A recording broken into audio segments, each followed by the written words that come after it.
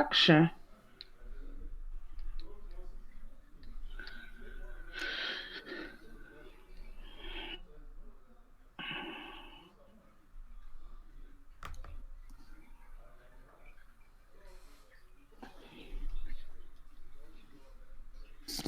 And let's see here. Let me pull us up. I'll pull it up on my gaming account.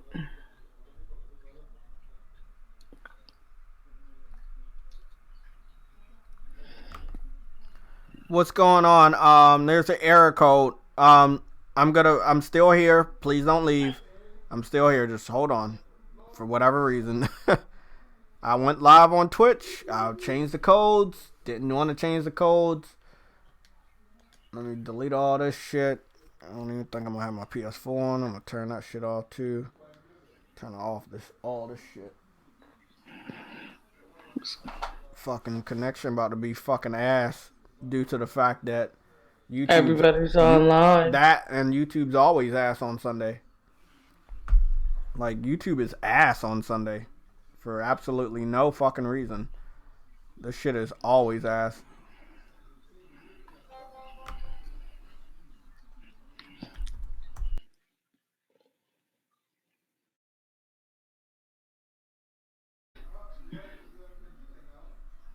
I'll see if it works. Might not fucking work. I see where it says coming soon Coming soon where? on the screen. I see the Sunday show and it says coming soon. I gotta go check that shit.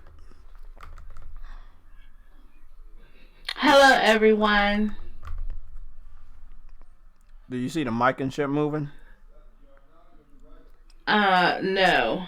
Okay, so it might be a frozen image. Yeah. I apologize, anybody, if you can hear me. Yeah, I don't know what they're doing. I'm probably about to just end this. I'm about to just probably end this and just start up a whole completely new stream. I've been copying the same code for fucking 2 weeks now because it fucked up my last way of streaming. So I don't know how this shit goes. I'm gonna go look at the stream myself and see if anything's working. Hello? Oh, it looks like it's working. Yeah, he said somebody says he saw your avatar light up. Yeah, it's lighting up now. Okay. I'm about to restart the YouTube studio that I was watching the stream in. And if it keeps fucking up over there, I don't know if that represents the live feed, because from the live feed, it seems like everything's still on. Because I got all the stuff.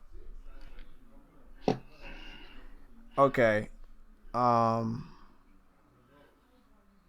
Okay, you see the avatar lighting up. Do you hear me talking?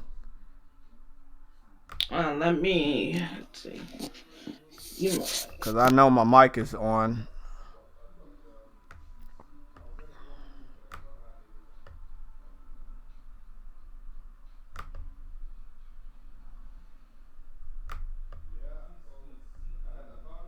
Okay. No, I hear it. Okay, you see the avatar lighting up. Do you? Or no, we're live. We're live.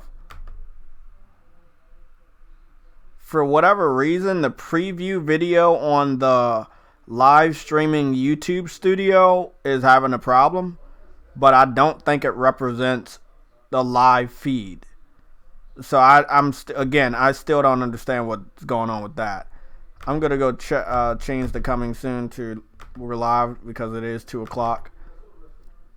I'm gonna go change this to some other fucking image.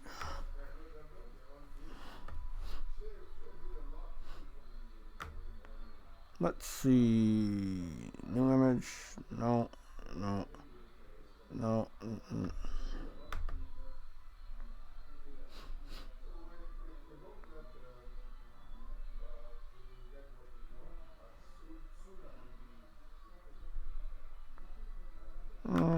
better than nothing.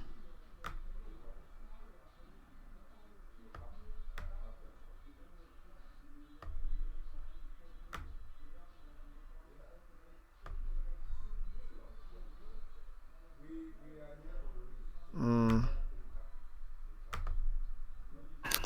that doesn't make sense. I'm not using that one. We're live, guys. We're live. Doesn't seem like anything's fucked up. No, it just took a moment to come into.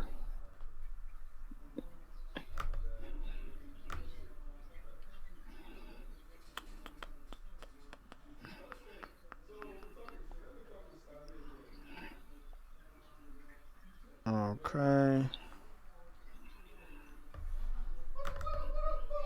I think I know what I want to do. I think I want to do that.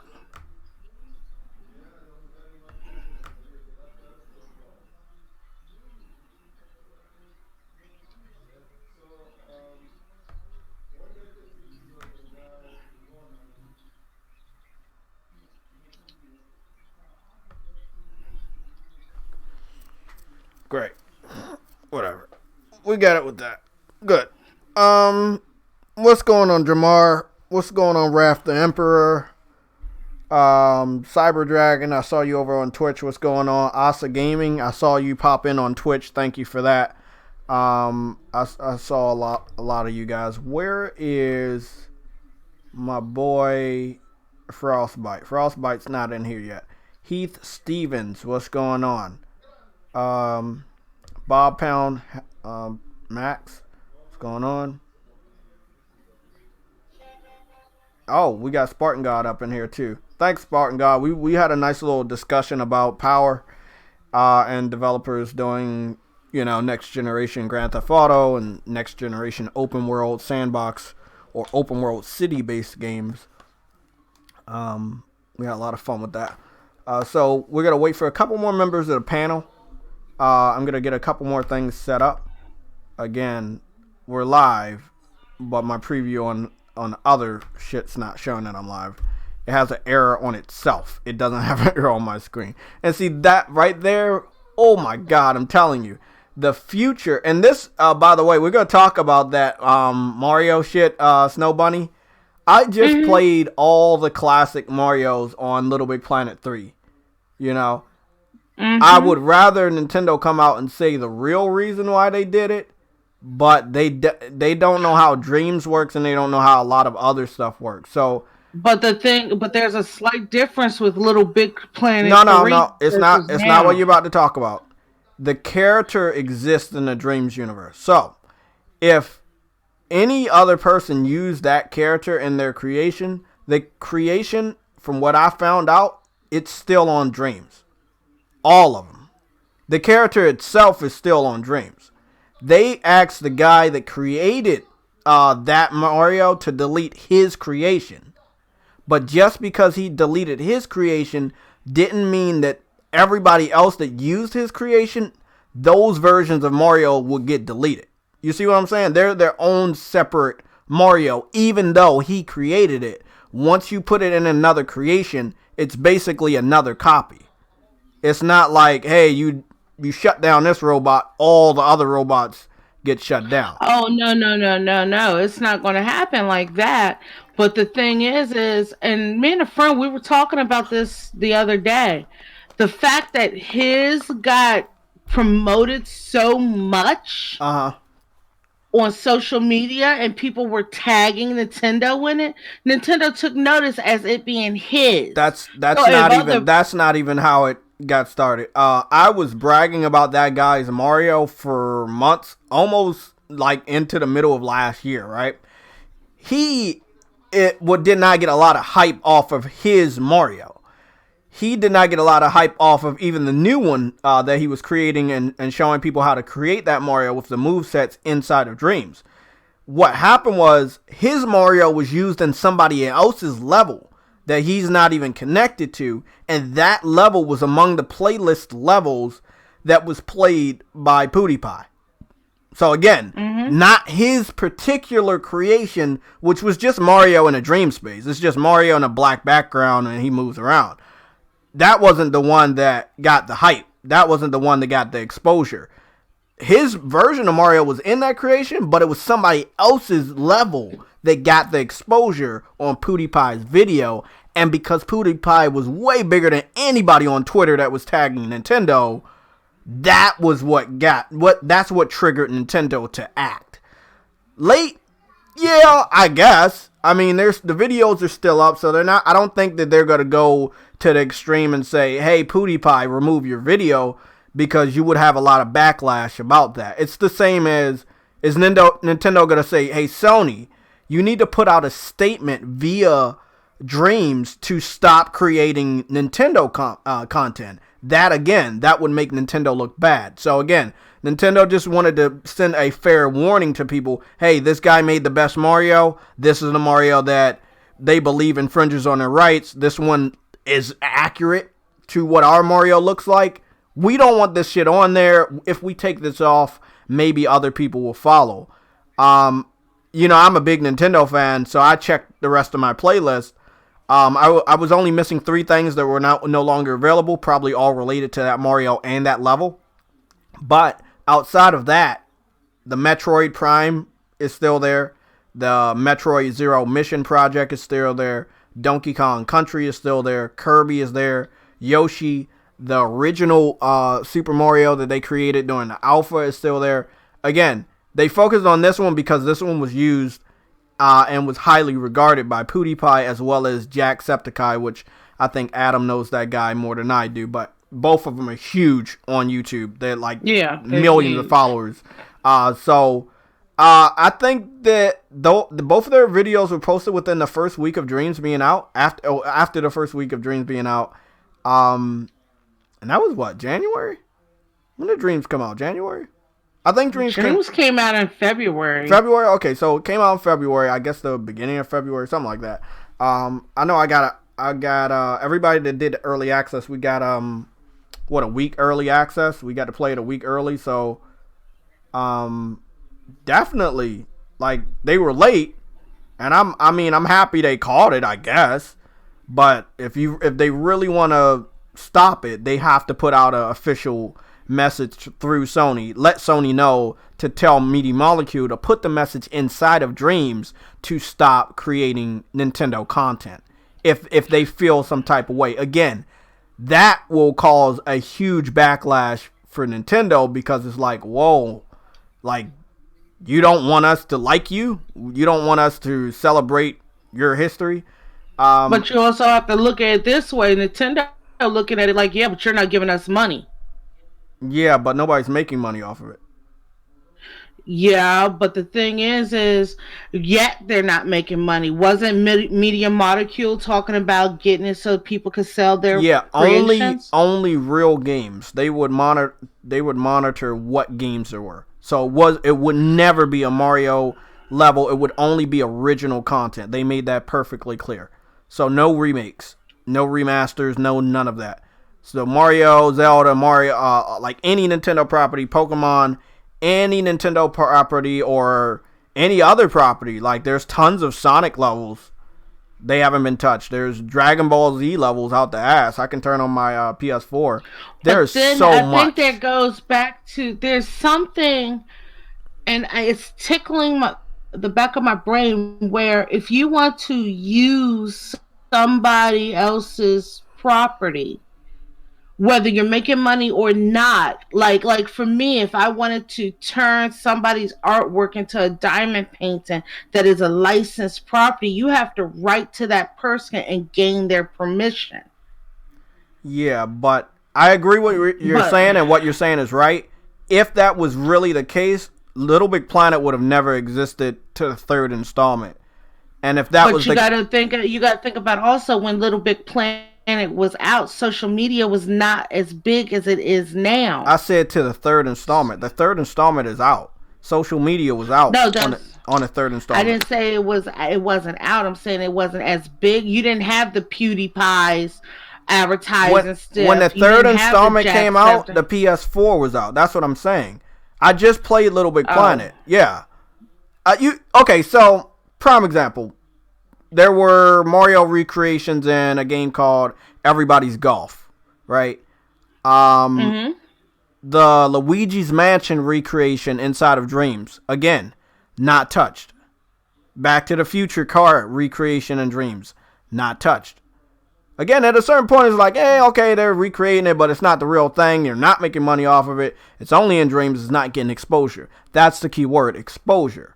Now, do I think Exactly. anybody's gonna buy a PS4 and say, "Hey, I don't need to buy a Nintendo Switch anymore because I have the ability to play Mario inside of Dreams"? I don't think so. Me, that's one person, but anybody else, not really. They might feel that, hey, I really need to buy a Nintendo system. This is the only way that I know that I can play with Mario or play with Yoshi or anybody else.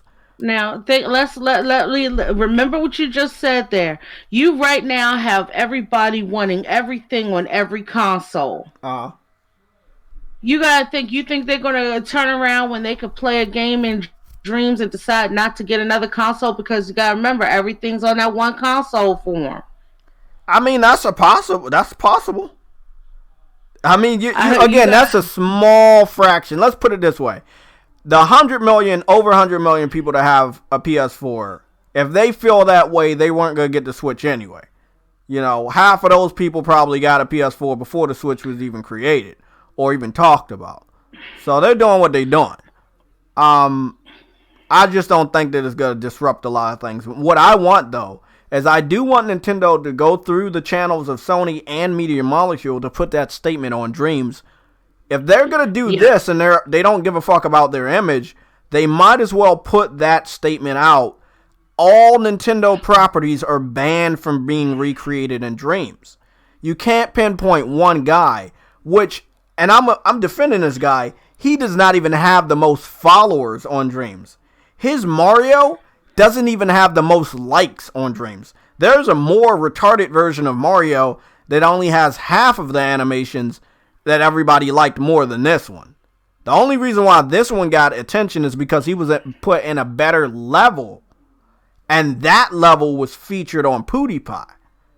And I did see But Nintendo fans say, hey, we don't like this. We're going to let Nintendo know about it. I mean, they did. But again, if Nintendo does feel some type of way about, and they do this with PC guys. They do this all the time. They have to go through the proper channel and make sure it's known. Again, the character still exists.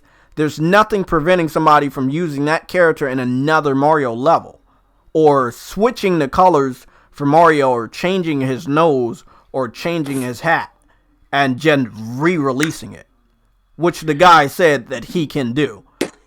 yeah, because then that's not looking like him. Exactly. But here's the thing, and this is where, like, you remember I was bringing up City of Heroes and City of Villains, what Yeah. happened with them years ago. It started just like this, with one company taking notice, and then a lot of other companies started taking notice. So Nintendo's taking notice now, but with all these other recreations in there from other gaming franchises, they're getting ready to have to start because they're getting ready to start taking a look to see what their properties are in there too. Very true. Very true. That's it takes one to start it. Like right now, you're saying that you wish Nintendo would do this, this, and this. Nintendo probably already is going to them, but the quickest method right now is to talk to this guy, and this guy then told everybody what happened. Yeah. So right now, we don't know. They may be going through the proper channels to put those things going through. And the only thing that'll happen is when it starts happening, because what happened with City of Heroes, when after they had this whole legal battle or whatever, because I don't even think they're going to go through all that with this. The court sided with the comic book industry. So they sat down and went through all the character creations in City of Heroes and was just deleting characters that infringed on their rights. And when the people who created those characters logged back into their games, their characters were gone with a message saying you cannot create this. Or the ones who only had to do name changes, they had to automatically change names. So it was a snowball effect. It And started with look, one. I'm gonna be honest. I want that. That's what I want. I agree with you, and I agree with what Nintendo's about to Yeah. do. You want to know why? Because that will look bad on them. You just said it. This is a completely different age. The internet is watching everything that is done. Right? I So, mean, okay, that's the Nintendo doesn't here understand how this now. game works, and that's all right. They don't understand, but I think that instead of going to one person that made not even the most popular Mario, right? If you really didn't like that his Mario was being shown off, you should have went to the guy that gave him the most exposure. But you knew that would look bad on you. So you went behind everybody's back. I know the whole story. I talked to the guy. You went behind everybody's back. You went to Sony to tell this guy to take away just this version of Mario. You didn't tell Sony, well, we would like if you would stop them making Mario games in here. All these other Mario levels, I need you to put that message out there. They could have did that without going to court. But what they did, they said, Sony, go reach out to that guy. Tell him to take away both of his versions of Mario. The existing one and the one he's about to publish. Tell him to delete those. Now, you can't prevent that guy from telling the internet what happened. He was reluctant to let people know. The person that told Sony to tell him to take away those Marios was Nintendo. So again, I would love for Nintendo to come out with a public statement and say, people in Dreams, you need to stop creating our shit. Or go through Sony and tell Media Molecule to put that message on the front page of Dreams. Again, the whole point of Dreams existing is for you to create whatever you want to create. Once anybody starts to be petty like that, the backlash is completely on them. It's not on the creators. It's not on anybody that respects or likes these properties. It's on the pettiness of the IP holders. And again, Mario has been in Dreams for over a year. This is not new. It's only new to Nintendo because PewDiePie's video got so many views to the point that they could not know about it. Or people that watched that video that were offended by that and did not want that, or did not want that to hurt Nintendo's profits by people not getting a Switch to play Mario, alerted Nintendo that this should happen. Because I saw 2 individuals in the comment section say that same thing, that they were going to alert Nintendo that these things were going to happen. There's Nintendo ninjas everywhere. Exactly. There's Nintendo ninjas everywhere. But I just hope Nintendo knows this, and they know this is a business. This won't look good on them. It's just like when they prevented people from capturing gameplay on their YouTube channels without flagging their videos down. That prevented me from getting a Wii U because I'm a content creator. And you can't tell me I can't post Smash Brothers gameplay or you're going to copyright it unless I sign a contract through YouTube with you. So Nintendo has done a lot of, I will say, and I hate using this word, anti-consumer practices. This one's wild for me. You know, they're winning. And I don't see this as a threat to their business because you cannot replicate the fun and joy of a real Mario game. You just can't. Maybe if they really saw the skill of this guy and they was like, well, this motherfucker did too fucking good, then yeah, I mean, I can say that. I was using his Mario and I said that was a pretty accurate version. One of the most accurate versions I ever played. I think what he should have done is not copied the sound for his jumping, not copied the sound for his snoring, and I think he probably would have been all right. Oh my God, Wall Talker's here. Adam. But we do got other topics. I'm gonna go through all of it. Actually, that's the top topic on N4G, by the way. Like that shit's the top, that Mario one. So everybody knows about the Mario and Dreams. And it's cool because this guy gets the exposure that I wanted him to have as a creator. He's made a lot of original creations, and he's a very good animator inside of Dreams. He's doing all animations by himself, ground up. So hats off to that guy for getting exposure, whether it's the right way or the wrong way. He definitely deserved it more than a lot of other people in Dreams. So fucking hats off. What's his name? Piece of Craft. Shout out to you. And don't worry, I'm not going to unfollow you because I like what you're doing. I think he's doing Buzz Lightyear next. Oh, then that's going to be Disney. And Disney's that's what I'm saying. There was Mickey Mouse with 2 Magnum or 2 pistols He was created last year. I mean, that's the thing. Dreams didn't get. It's gonna get a lot of exposure, and I mean, this is always a good thing. Whether you go through these avenues or be petty like this, it's always a good thing because now people know what is truly possible in dreams. And it literally is anything you can think of, anything you can create is possible in here. If you study these tutorials, you can do and make anything. There's Resident Evil levels in there. There's Dino Crisis levels in there. Mortal Kombat is all in there. I mean, anything you can think of. There's more possibilities because of the engine as being 3D instead of 2D, like it was in Little Big Planet. So you can really make everything. Racing games, all types of things. But he is getting, man, this shit is getting a lot of buzz on N4G, which is good. This is good. This is good shit. I mean, it's not a surprise to me. Nintendo's been taking down shit like emulator websites and shit like that. Left and right. So that's nothing new for them. Yeah, it's nothing new to me. I was just, like a lot of people, it's like a matter of time. When were they going to do it? Were they going to ignore the fact that Mario was created last year, or were they going to wait for a specific Mario? And they're not talking. The only way we know that Nintendo did this is because of that guy. If they would have signed something to tell that guy not to tell the internet to say that it was us, he would have had to honor that. But they did not put that in the statement, so he did let it slip that it was Nintendo that required him to remove his version of Mario. But other Marios didn't seem to be affected. Again, because they're more, no disrespect, they're Marios that don't look like Mario, but they're Mario, but they're not animated to look exactly or act just like Mario. So, again, they went after the best version that looks pretty much accurate to Mario. Like, he did such a good job on the visuals and movements. It's like they could not do this. I always had that thought in the back of my head about a week or two ago when I found out he was doing this new Mario project. I was like, oh yeah, man. Everybody's probably, once they see this shit, they're gonna go over the fucking moon and come after you.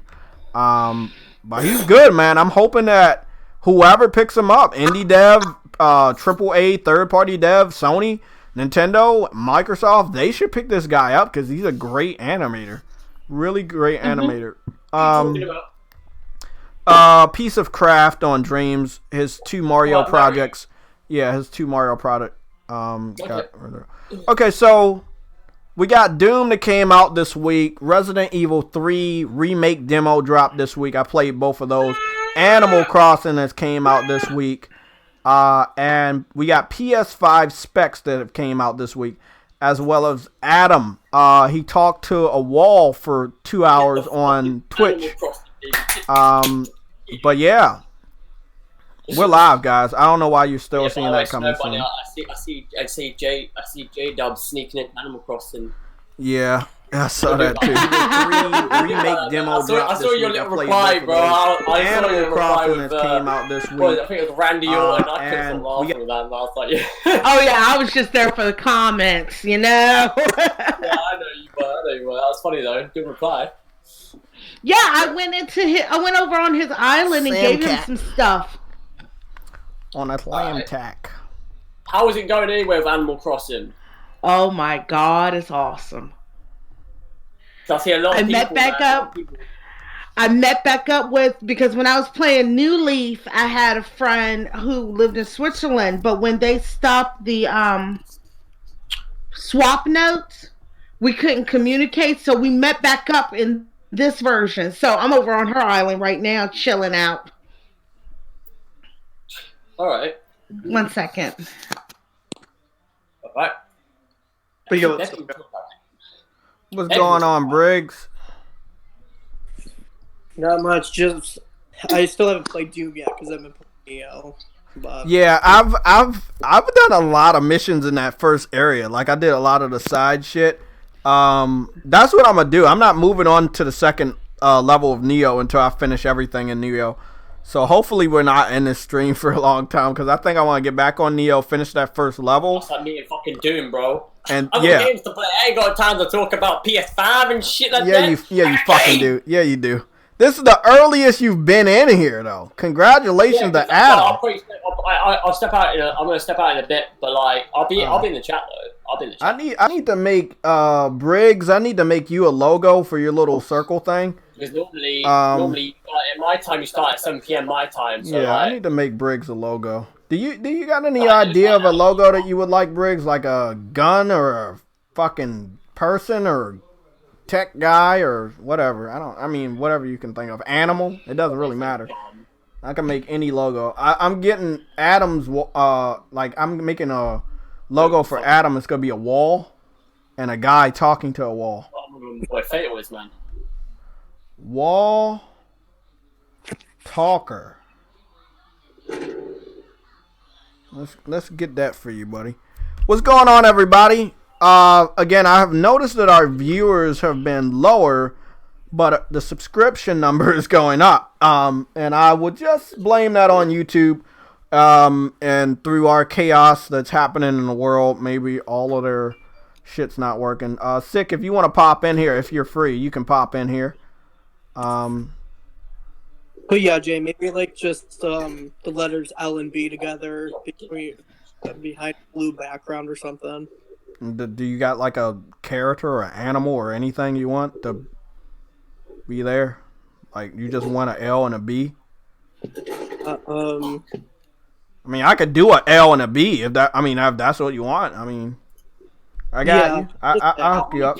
Chocolate motherfucker. Let me just look up a wall real quick for Adam and get the wall talker logo, and then I'll hit you up with your logo. Let me see. Adam, no. Wall. Let me see what we got. Oh my God, they really got some walls. Let's see what we got for Adam. They got some nice walls here, Adam. I'm not fucking taking your goddamn thing. I like this one. It's a brick wall. Let me see. Shit. Yeah, I think this one's good for you. This is good. Take that logo and shove it. This wall talker. I like that. I do my shit for free these days. Yeah, I wonder why. What? You say something, buddy? I did. I said. Okay. We're also going to be talking about backwards compatibility and if people give a fuck. Remember, PlayStation 4 and Nintendo Switch didn't do backwards compatibility, physical. I think Xbox is the only one that wanted to do that. They've done it, from what I understand, every generation, so it's not out of the realm for them. PlayStation did it for 3 generations back to back, but when they made their new hardware on the PS3, it prevented you from playing PS2, but it still allowed you to play PS1 games. So yeah, I don't know, bro. I'm trying my hardest to find this wall talker logo for Adam. I can't find it. The only thing I remember that had backwards compatibility with Nintendo was the 3DS with the DS. All the DS lines had backwards compatibility. Yeah, like, okay, so the DS, I remember the DS having backwards compatibility with Game Boy Advance, right? But then the next DS that they came out with didn't have backwards compatibility with the Game Boy Advance, but it still played DS games. And then, and then the it's like not everything, and it's not possible the way Nintendo does. Okay, NES, Super NES, N64, and GameCube, completely different ways to play cartridges and compact small mini disc. There was no way to do backwards compatibility. Now the Wii had backwards compatibility with the GameCube. Yeah, it did. Let me see. I want to figure out if didn't the Game Boy SP have like backwards compatibility with the the Game Boy cartridges and advanced cartridges? I think it was, wasn't it? I think it did. But I think that you don't know what you're talking about. Well, I ain't playing shit. I ain't playing Nintendo since GameCube. No, wait, sorry, Wii U. No, yeah, wait, yeah, Wii U. Hey, Adam, what's your favorite color? It's gonna be vindictive here. I like purple. I like Purple? purple. No, motherfucker, you like red. I can see it in your fucking name. Nah, man, I got you. I'm gonna hook you up, man. Oh, because I got a red hat. Yeah? Get out of here, bro. That's something I wear, man. You wear purple? I got a fucking red beanie, bro. That's my red beanie, man. So you like red? Okay, a red brick wall. I like red, I like pink, I like black, I like Nah. He's going crazy now. Don't listen to him. I like baby blue as well, baby. I love baby blue. Speaking of background colors, we're not gonna have one for Adam because he sucks. No, I just want to like get this logo so everybody can understand. If you're subscribed to me, if you're following me on Twitter, you guys understand. New followers, new subscribers, you guys get logos if you need one. If I see that you're in need of a logo, I will ask you if you need one. If you want one, you can get one. People like Andrew Wilkins, which it seems like we're looking at your legs and your feet for the longest time. If you feel that you want a logo, I can just make you one with some Adam's feet or some shit like that. You know, stuff like that. We do what we gotta do here. How do you guys feel about backwards compatibility? Do you think developers, a company like Sony that would go back all 4 generations to make sure they're available and playable, digital and physical, the complete library, because you don't want to leave any type of fans out. There are fans all over the place. You know, you got Fatal that likes Pigeon Feet, the video game. I hate Pigeon Feet, the video game, so I will never play that fucking game. But Fatal likes that game. So, with that being said, if you make a game like that and put that backwards compatible, I don't give a fuck about it. Fatal will, you know? What is this game called? Jade Cocoon, right? I used to play that on a PS2, I believe, a lot. Yo, that guy's cheating, bro. Jade Cocoon was a dope-ass game. That was like a Digimon/Pokemon game. And I played the fuck out of it. Again, not everybody knows about that game. Not everybody gives a fuck about that game. They might not even want that game remastered. So that's why I feel that like going all the way back all generations and make them available for newer generation of consoles is kind of pointless. I can see the previous generation we're leaving out of, but I can't see the justification of all the other generations in every game. Again, you don't want to leave any type of fans out. It was PS1. Thanks, Sick. Yeah, I played the fuck out of that. Hold on, man. How honest would you like for me to be? Well, be as honest as you want. Jade Cocoon. Even with like I went from PS1 to PS2 because it was you a could do the PS1 backwards. game, wasn't it? You could do the backwards compatibility because at the time I was in college and I didn't have money to buy new PS2 games. The older I've gotten, I've come to realize that I don't go back and play old games. So for me, making something completely backwards compatible is null and void for me because I buy a new console to play new games.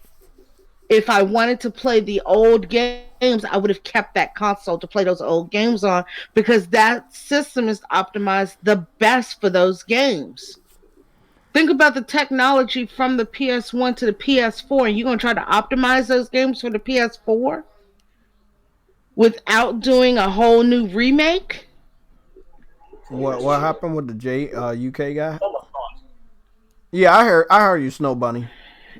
So, I mean, for me, it's null and void. It's whatever. Now, going forward, like with my Switch, if they come out with, because they went back to cartridges, if they did the same thing that they did with the DS line and the DSi and the 3DS line, where you could play all the DS games on any of the consoles, if they do that going forward with the Switch because they did cartridges, I would be happy, but I'm not expecting them to.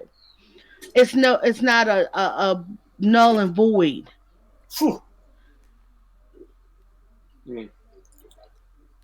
That's fucking dope.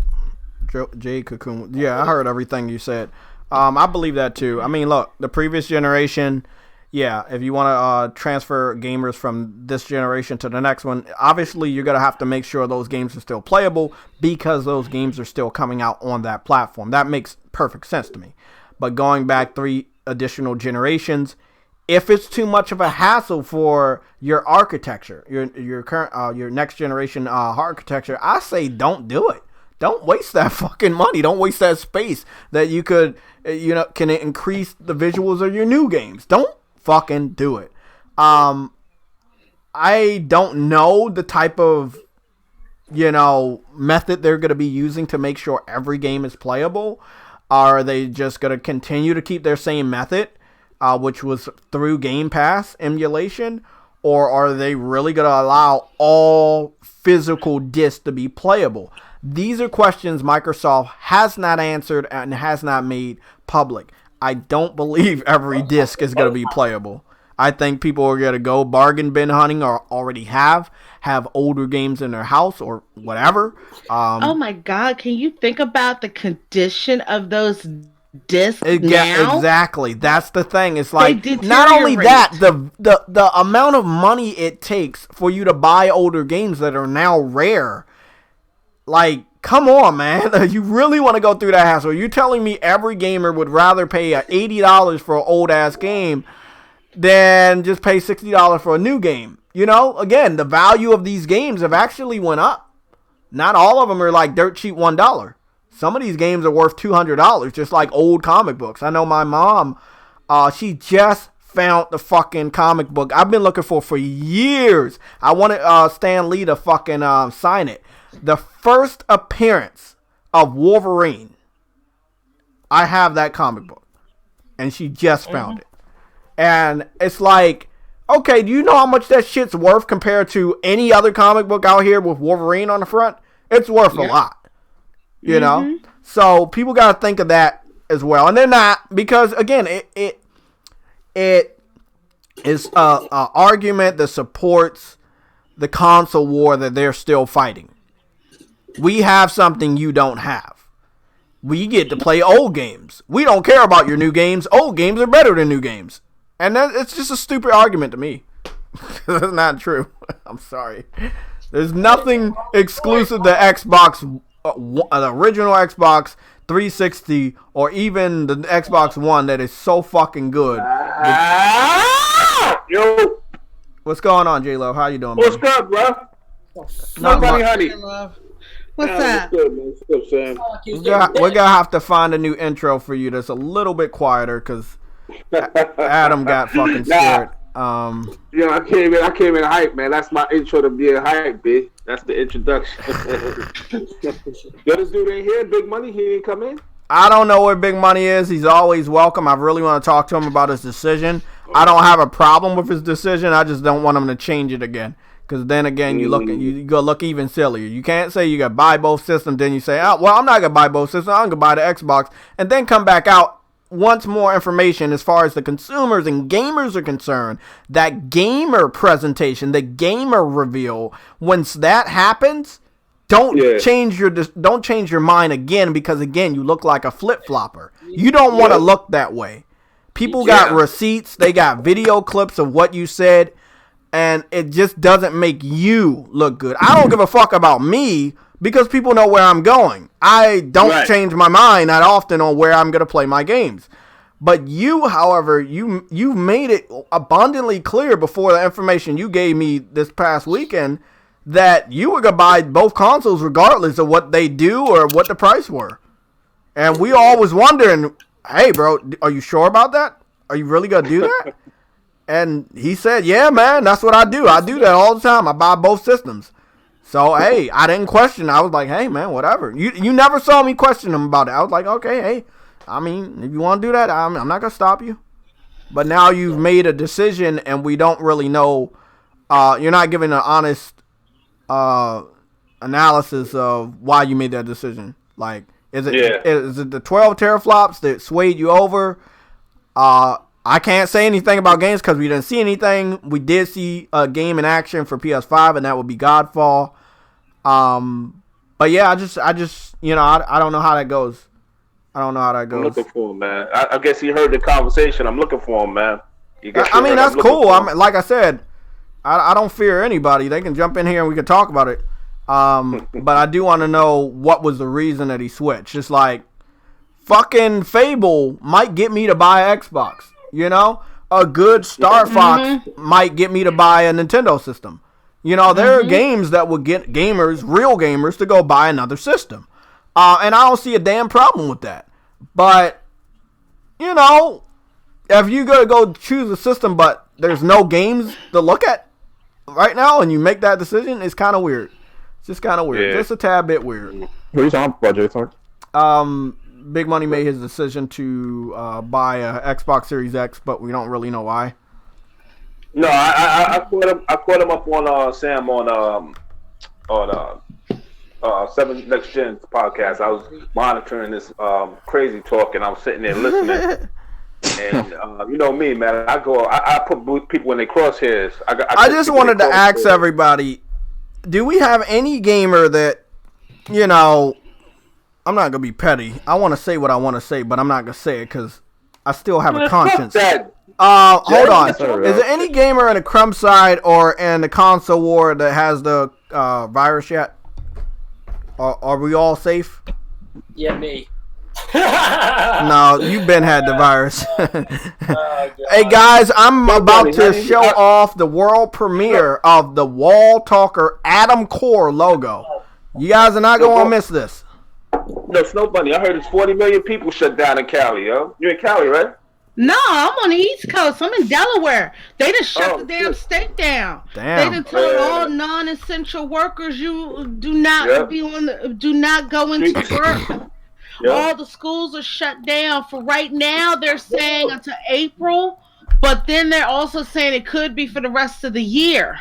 Yeah, man. Yeah. My job. Cali's 40 million people, bro.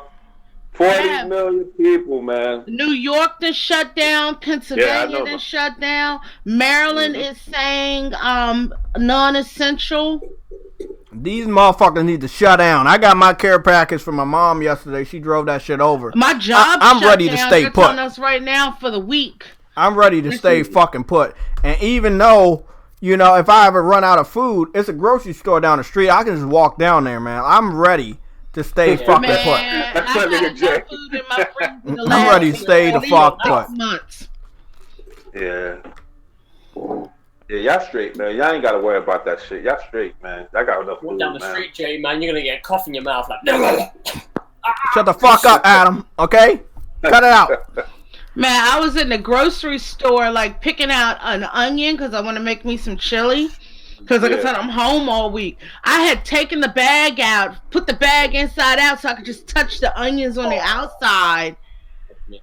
Hey, Adam, I got a question. Like, where do you live? I'm trying to get a wallpaper for this logo to finish it up.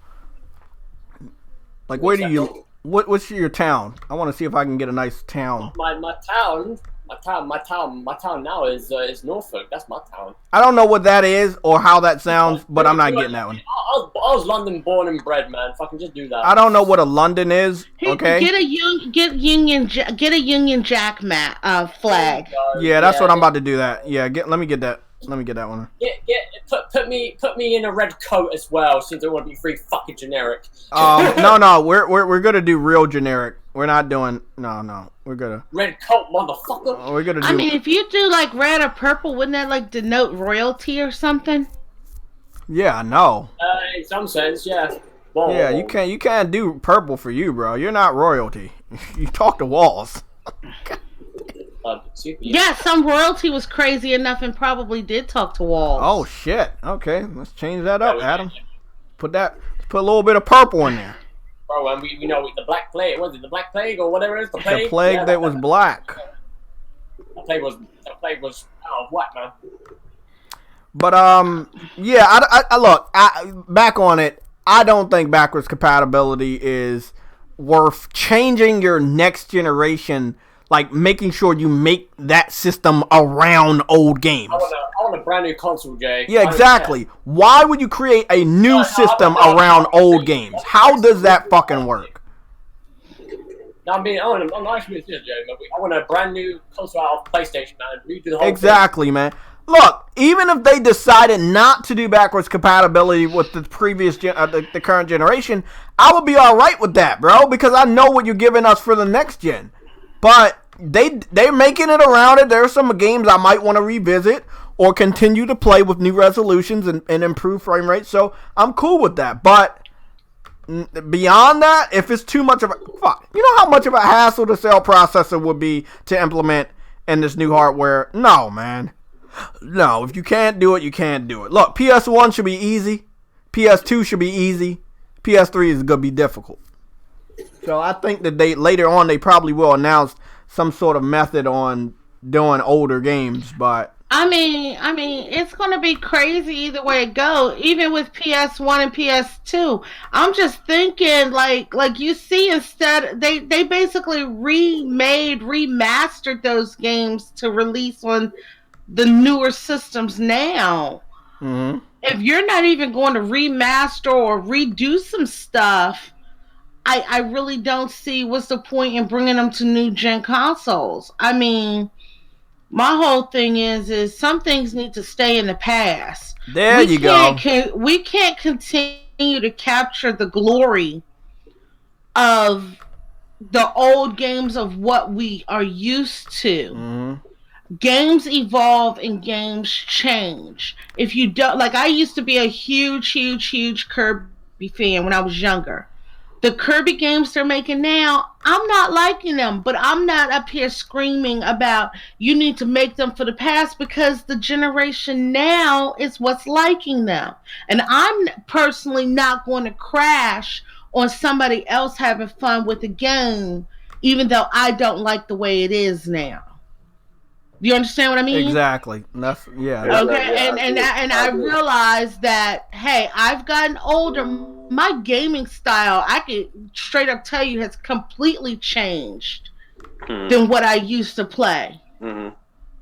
So I understand that time changes people. Yeah. And if you're changed, then go with the flow. We can't capture what we had in the past. Nobody. Like, people up here screaming up here about the virtual console on Nintendo. Like, oh, I can't get the virtual console. You want to buy an old 30-year-old game for the 30th umpteenth time? Exactly. I can't grasp that. Fake outrage. Okay, this is the world premiere of the Wall Talker logo. I want to know how you guys feel about it. I made it for my boy Adam fucking Core. Tell me what you guys think. Tell me what you think, man. That shit is fucking fire to me. That shit looks amazing. It's probably one of the best logos ever created in all of time. We can't see it. You're going to see it soon, don't worry. You're going to see the power. Please tell me how bad that. Oh, I see it. It looks good, doesn't it? Doesn't look good? It's more flamboyant than I thought it I really like the Union Jack flag. That's what I'm talking about, right? I would love to have dope. that in a diamond painting. That's what I'm talking about. That is dope. That's Wall Talker Adam Core right there. Talking to walls all day. You know what? I don't really want to go. Every fucking day. Look at that fucking logo, Adam. Look at it. I feel like I just don't want to look. I feel that you want to. No, I don't. Okay, everybody. Give me a rating. I'm rating that shit 10 myself, because that's a straight 10. Give me a rating for this logo for my boy Adam Core. How bad is that fucking thing? Yeah, but let's be honest. How bad is it? 1 out of 10. What is it? I actually would prefer that the wall wasn't there and the whole Union Jack was there. And we just have Wall Talker? Okay, I like that. Because the whole background, the way that Union Jack is, it looks like it's a graffiti image on a wall anyway. Yeah. Oh, yeah, because he's talking to walls. Yeah, that makes sense. Yeah.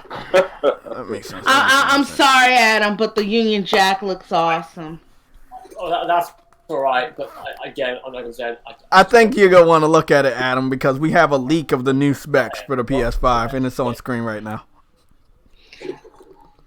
I am not looking at a fucking crap, man. We're going to keep that shit up there until he does. Hold on, let me send you a message with that shit real quick. Hold on, I got you. I'm gonna read that message. I'm gonna hook you up. Oh, wait a minute. That's not the pond. I think we all need to. I'm sorry. I might randomly say stuff. You're playing I'm over Animal here playing Crossing. Animal Crossing. Yeah, the crossing of animals. Sam, how is everything? Any topics you want to talk about? We do have topics, guy, but just want to run around and see. Want to talk about backwards compatibility, or do you got past it? I mean, just give me your thoughts on it. What are your thoughts on? Well, I wanted to ask you because you're talking about big money. Is that his reason for picking the Xbox now? Over the PS5? I think it's for me. I thought the J Love said it was 12 teraflops, but I could be wrong. Was that the reason that he made it, or that Microsoft came out first and did a full blown reveal of what their system and controller looks like? Like, Oh, you son of a bitch! That looks fucking disgusting, bro. there we go. We got a review. 10.2, Adam. That's a 10.8 out of 10. Good shit. I love how somebody just commented 10.2 yeah, put a teraflop on that. Nah, motherfucker. Nah. Don't put that. That's one of the best logos in the fucking world. Wall Talk. I'm putting that shit on Twitter, bro. I'm gonna shout Adam out. Like I said, I do love the Union Jack. That's a good shit. I just love the fact that you look at his Sunday PlayStation Legion Sunday show, and then you've got your J Love's one, you've got Jay's one, way better, and then he just literally puts Wall Talk Adam Core and a fucking yellow. Jeez. It's all right, Adam. We know you love it. I'm glad I make my own stuff. No, you don't. You haven't made your own stuff in 80 years. I'll charge. Make a JPEG one, Adam. Yeah, Adam, make a JTech one. Yeah, do that. Yeah. Oh, you want me to do that? Yeah, I would love. I want to see how good your skills are compared to my premature, cheap easy for me, fucking bro. skills. I'll just do like I'll get your one right, and then what I'll do is for additions, I'll have you pointing at something. It's fucking war. That's what I'll do. Oh, that sounds good. That sounds dope. As long as it's video game water, I'm cool with it, man. Yeah. So anybody else? Do you support or do you not give a fuck about backwards compatibility? Sorry. It's just such a small amount of people that actually utilize though. Yeah, bro. It's like I do think more people will play PS4 games over like PS3 or PS2. Hit the nail on the head, like when you talk about backwards compatibility, man. Because I was playing Gears of War.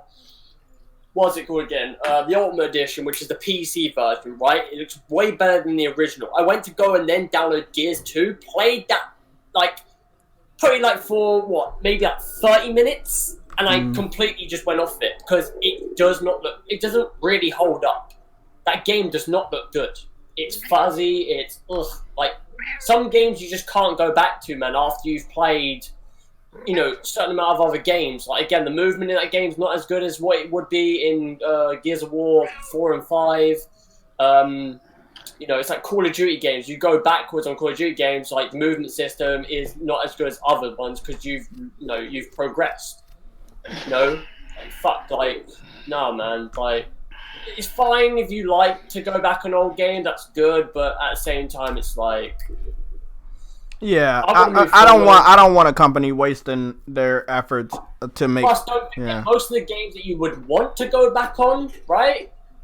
You've got in HDs, man, HD remasters and stuff like that. So why the fuck would you even care? Exactly. But look, Xbox fans, and I was getting to this, they like doing that because they don't have new games to play that are good. The only good games that they have are old games, so that's why they do what they do. Yeah, but... You gotta love it. You gotta love it, man. I mean, they petty like that. Need backwards compatibility. What happened? It feels like to me, man. Oh god. Let Wall Talker finish. No, just saying, man. Like, it just feels like to me, most of the Xbox fans are the ones that are. It's the sense of they got what they wanted, right? They got the specs, they got that advantage, right? For some reason, I'm just seeing more of them flapping their gums more than PlayStation. I'm just kind of surprised about it because you technically won that narrative, but you're still talking shit. Yeah, not J Dub. I think J Dub might have said it, but I know Sick Humor definitely been saying that. Like, okay, you got your 12 teraflops. We don't have that, or we don't have over that. You guys won. Why are you still crying? And they know it's still a threat. But first of all, they really did want 9 teraflops. Well, yeah, because like fucking. Bro, as soon as they saw it was 10, that same day, they said that no, it's not actually 10. It's boosted to 10. It's still actually 9. Yeah, they're doing that shit. It's like the Adobe. It's like the Tempest thing that they've got, and like Adobe Atmos. And now there's an article that came up about how Adobe Atmos can support something similar to what the Tempest is doing. Now they're claiming this narrative, saying, "Oh, Mark Cerny's lying" and shit like that, and it's like Jesus Christ! It's like, is this what it's going to be from now on? Yeah, if the truth comes out, it's still a lie, unless they say it's the truth. Not that, Jay. It's just a sense of like, is this what it's going to be? A dick measuring contest through from start until launch. Like that's what everyone wants to do. It's been that way for 3 generations now. I mean, it's sad, but this is what's going down on the going downs. I saw in the Fatal about this because we were discussing about Hellblade if it will look as good as what it did in that trailer. Theoretically speaking, it could, based on how short that game's going to be, right? The one thing that Xbox fans have to fucking understand when it comes to game design is what is going on the fucking screen, what they have on the screen, right? Like, I took the approach of like Destiny 2. If you played that game, you would know if you have loads of players like throwing off supers and you've got all this shit happening and players in front of you, that shit for frame purposes chugs majorly. So if you want to talk about your teraflops and this and that, bro, put that narrative into perspective when those games come out. And I guarantee you, these consoles, they will try to do their utmost to do certain things, but them going 120 frames and 4K. I guarantee you, some of those games won't be able to do that because they will chug under the pressure of the performance of the game. I can't wait, bro. I seriously can't, man. Because well, you know who we got as long as the old man stays alive from Digital Foundry, because that motherfucker old as dirt.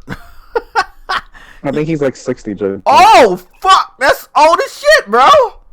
I hope they got this guy locked down in a vault somewhere so he doesn't get that virus, man. For real, like. Our elders are at risk. Huh? Yeah, of course. No. Speaking of performance, what do you think of the Resident Evil 3 breakdown with the Crown X? I didn't look at the breakdown. I played the game myself, and I think it's an amazing game. It runs better on the Pro. Illegal. Resolution's better on the X, but it runs a lot better. Whatever you say, tell the cat I said illegal and see if the cat scratches you, because that's what it is. You lying. So they got all of that power. It costs more than the Pro. Go to the website. No, I saw it, bro. I didn't watch the breakdown, but I did see the article. Listen, I like what thing he's talking about, right? I saw the image too, the comparison. Even though Resident Evil demo is like it's a demo, right? So theoretically, it could be improved on their console. But when I saw Doom Eternal, obviously it was running at 1800p, which okay, another one. But and obviously R1's 1400p, I think it was like that. Yeah. Obviously, yeah, you've got the resolution basis, right? But for a first-person shooter that should be running at 60 frames, especially Doom, do you not think that maybe you should like dwindle the resolution and keep to 60 at solid? And it's funny because that shit, like they've in their rundown of the of Doom Eternal, he's come out and said Pro is better than the X on the performance. And funny enough, everyone says it, right? What would you rather have, resolution or performance? Performance. Because no one, obviously, yeah, you want a pretty game here and then. If it's story-driven, okay, cool, whatever. But you want performance. I just have a question, because the power disparity is much bigger than what we're getting with the next-gen console. So is it developers just focusing on PlayStation because that's where the money is? Or is it just that much easier to develop on the PlayStation consoles? Yeah, somebody did say that, by the way, about how they're prioritizing PlayStation over fucking them. I'm like, that okay? See that right there is not good for Xbox. See, you can win the console war, but you might not win the game developer war, and the game developer war is the only thing that really matters in the end. If developers enjoy creating games on that hardware, compared to the rivals' hardware, they might make that the game system that's the lead platform. We all know what that fucking word means, right? Well, I mean, we got that whole perspective that we were talking about. was exactly like that was pretty much the whole 360 PS3 era, where again they prioritized 360 over PlayStation because it was more easier to design for. And funny enough, right, when, like, this is what I mean about Xbox fans, and again, I don't want to bash these motherfuckers, but they are really starting to piss me off in the sense where they want to talk about, you know, when it's not with, like, it's against them sort of thing, they want to talk shit. When it's but when it's with them, they want to praise it. In the 360 era, that's what they kept on saying. Oh, but developers like our console and all that shit. Like, oh, it's better to develop for.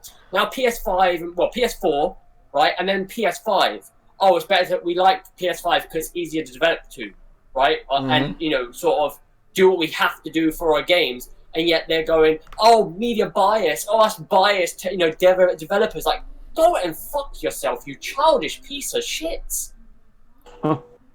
Like, seriously, man, you got your flops, you got your fucking specs, and they're still running their fucking mouths. Dude, you just can't win with them. They're like fucking, like, over freaking privileged fucking children at this point, man. JPEG, weren't you complaining about Digital Foundry? I don't. What's that? I see. I didn't look at their fucking shit. I'm not capping for them. I know that we can look for them. Huh? No, hold on, Sam. Sam, what are you doing? Because I'm gonna come over there and smack your fucking cat. I with remember some... you saying they were biased towards Xbox. Now they're praising all the PlayStation stuff. I just wanted to know what you thought. Okay, my thoughts are they love specs. They love all of this type of stuff, right? This is more interesting than the next phase for PlayStation, which would be to show off games, the controller, camera, if they're gonna launch one this year, the system itself, and what it looks like inside. They love this shit. The on paper shit, they love it. Yo, like, here's the thing, bro. 4.2 teraflops, 6 teraflops. It's running better on the PS4 Pro. You're talking about 10 teraflops against 12 teraflops, right? Do the fucking math, you idiots, man. Dude. Dickheads, bro. Like, low-key dickheads. If Xbox fans want to talk about this shit, I told this to Fatal, right? And he agrees with me in the sense, right? I cannot wait for third-party games to drop, right? And you see that narrative bullshit dwindle, because it did the exact same thing this generation with the 720p and the 1080p narrative, right? Where PlayStation fans, like, we're joking around because we knew, right, it was easy to piss off the Xbox fanboy. It was easy. They were easily geared up, and they allowed that to happen. But how long did that last, Jay? Like what? Like 4 or 5 months before we started going, oh, but now we're going to focus on the games that we have in front of us. And then all of a sudden, right, that went away. So that same narrative that I'm talking about will be the exact same thing with the Xbox Series X and the PS5. You'll talk about it at first, but when those games start to drop out, right, that's going to be a completely different format. You know? And we just saw it right now with Resident Evil and Doom. Like, these are two prime time games for this year. Exactly. And they're running better on the Pro. Okay, and see, look. That's where it gets crazy. If it's running better on the Pro, this late in the gen, right? Yeah. You know exactly what to expect. Do you want to know why Xbox fans are still talking shit even though they got more teraflops? They know it doesn't matter. Deep down inside, they know. Not even that the third-party developers are saying something. They know what the first-party developers are capable of on PlayStation. And as long as they're still there, as long as they're still making great games, they know it doesn't matter. The 12 teraflops won't matter. If Naughty Dog gets more power than they ever had, Sony Santa Monica gets more power than they ever had, Insomniac, Sucker Punch, it's over. And they know it's over. Again, what you're talking about, right, is what I've been seeing from Xbox fans, right, where some of them are getting sick and tired of this as well, right, where they're like, listen, everyone, can we just relax and just enjoy the fact that, this generation to next generation is going to be a massive leap for both consoles. I'm like, yeah, that's fucking true. And it's the sense of what you just said there, right?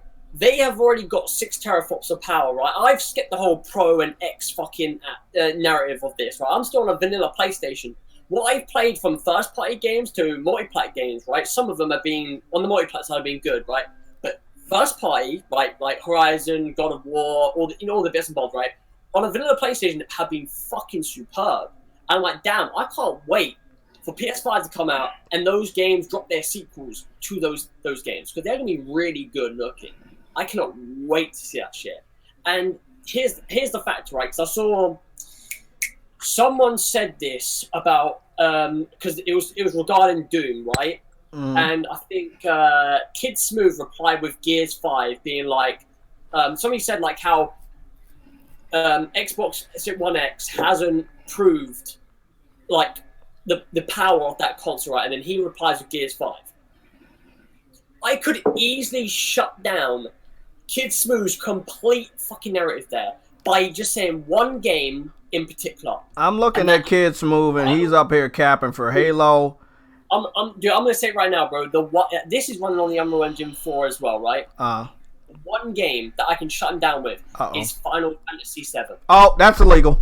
I don't like it. No, JJ. Go ahead, look at Gears 5 on a PC and a fucking Xbox One X, right? Then go ahead and look at Final Fantasy 7. That completely demotes. Final Fantasy 7 is a PS1 game. It looks worse, bro. No, I'm talking about the new one. That's running. Oh, okay. You got to be specific because Xbox fans are stupid. It's running on the Unreal Engine 4 because since obviously the new takeover of that game, right? When it was in shambles, right? The first party team came in, right? They renewed the aspects. They changed the engine. They went with Unreal because it's more easier, they were able to develop the game quicker, right? And I've seen numerous games that look better than Gears 5 on the Unreal Engine 4, right? Some of them don't even exist. They've been just basic projects. Some of them have been like Final Fantasy 7, Days Gone. And some people are like, Days Gone, that wasn't visually stunning. But here's the thing. Engines are not defined by fucking visuals. They're defined... bro. You gotta be a dumbass if you don't think Days Gone was visually stunning. All the shit that they did in that game, oh my god, Xbox fans are weird. Again, like Jay, maybe that might be the case for you, but when you have like hundreds of freakers on the screen, the frames dipping very rarely, and then you've got all the other factors of like maybe you put down like a proximity bomb, right? That setting off with those freakers in front of you on screen. All this shit going on, all the processing that's going on in that game, and it only dips to like, obviously it's that set at 30 frames, it only dips to maybe like 25, 24 frames. Obviously, yes, it dips, but you can imagine, and that's only on a vanilla PlayStation, right? Imagine that being on fucking PS5. That would be easily able to do 60 and whatever it may ever be. But like, I'm going off topic here. The fact of the matter is, him saying Gears 5, because again, when Gears 5 came out, a lot of Xbox fans were praising how good that game looked. Yes, it looks good, but for an Unreal Engine 4 game, it does not. Like, that game, remotely to me, there are other games that run on Unreal Engine that are way better than that. And Final Fantasy VII is a prime example. Just look at the first cutscene of that game. Needless to say, the actual gameplay. Just get that whole narrative away from any person, bro. Like, what the fuck? Like, Jesus. That's the thing about Xbox fans, you see. Oh, you fucking tagged me, you dick. Yeah, man, but like, it's fine. Again, like, I go back to the point of, when it comes to third-party games, there will not be a big difference because they will not prioritize, like, the narrative of making one other version better than the other, because the fact of the matter is, right, they would want to get paid for that. If they're going to do that sort of work, the devs are expecting to get paid for that. Because right now, they are making two versions of the games, right? So, like, for Cyberpunk, they're making PS4 and Xbox One version, right? And then the PC version. They're not going... They are obviously going to have the up-res versions of... what's it called again? Series X and thingy, but it is that case of a lot of the developers have asked, are they getting paid for that additional work? We don't know. That's the question. And again, devs expect to get paid for that work. And this is like, yeah. Xbox fan want to talk about flops, they want to talk about backwards compatibility, they want to talk about X, Y, and Z. But when it comes to the developers, right? They don't want to talk about that. They don't want to talk about devs and how this is going to help them. I mean, regardless to say that, have we heard any devs come out and say Xbox Series X is going to be really great to develop for? Because I've only seen maybe like 2 or 3 people over the countless others that I've seen on PlayStation's end talking about it. So, like, you know, it kind of goes back to that conversation we had numerous months ago about dev kits. Where's the dev kit for Xbox? We've now got it, but it's like just now. Why We were just they not just now. Why were they not? Yeah, exactly. But why were they not talking about it? If it's more powerful, right? You expect the devs to be talking about Series X over PS5, right? Where's the talk? There is no talk because it's clear that they are preferring the PS5, you know, architecture over that architecture. I don't know why, but I would love to find out, and we will. So, if I'm not mistaken, they have a more powerful console, but it's easier to get the juice out of the PS5. Yeah, theoretically, yes. So then why did these idiots make it so powerful without being able to like easily access it? This is what I mean. There you go. There you go. It comes down to raw power, right? Their whole narrative is brute force, right? It's like Sony did, right? Sony came up on stage. The first thing he says was, we went to developers again, like the PS4 architecture, and we asked them, what's the number one thing you guys want? SSD. They didn't just go for a typical SSD. They're going for their own custom-made SSD from the ground up sort of thing, right? Whereas Xbox are going in for a pre-installed one, right? One that's already on the market, which theoretically could be a bad thing for PlayStation, or it could be a good thing for PlayStation. You do not know. But you have to wait and see on that notion. Like, again, like I'm saying, it's brute force against, you know, what PS5 are trying to do. And it's also the sense, like, I've mentioned this numerous fucking times, and if you're an Xbox fan, you want to say that's incorrect, fine with me, but I've been saying this for a long time. Xbox are leaning towards their services and their ecosystem and infrastructure. And from that point, after Series X, I don't see them making... I maybe one more generation out of it after Series X, but they are definitely going to be pivoting towards a PC aspect with their services and xCloud, because that's what they're going to do. What's the point of making consoles? You know, when they can just save the money, they will do it. Guarantee you, man. But Xbox fans don't understand that, do they? No, they don't. But they're capping for it all day, every day. They're like, oh yeah, it's all right, it's all right, because you know and I'm gonna quote this guy. He says, I have a Windows 10 PC, as if it's a Microsoft PC. Yeah. Yeah, they know, they have told us ever since they started putting games on PC that it's still a Microsoft entity. It doesn't matter. It's not multiplat. But here's the thing as well, Jay. Right, with what I just said. Right, what do you think Microsoft would rather do? Would you think they would rather sell software as well as their own sort of hardware within PC, or do you think they would rather just sell a console that doesn't also sell their software?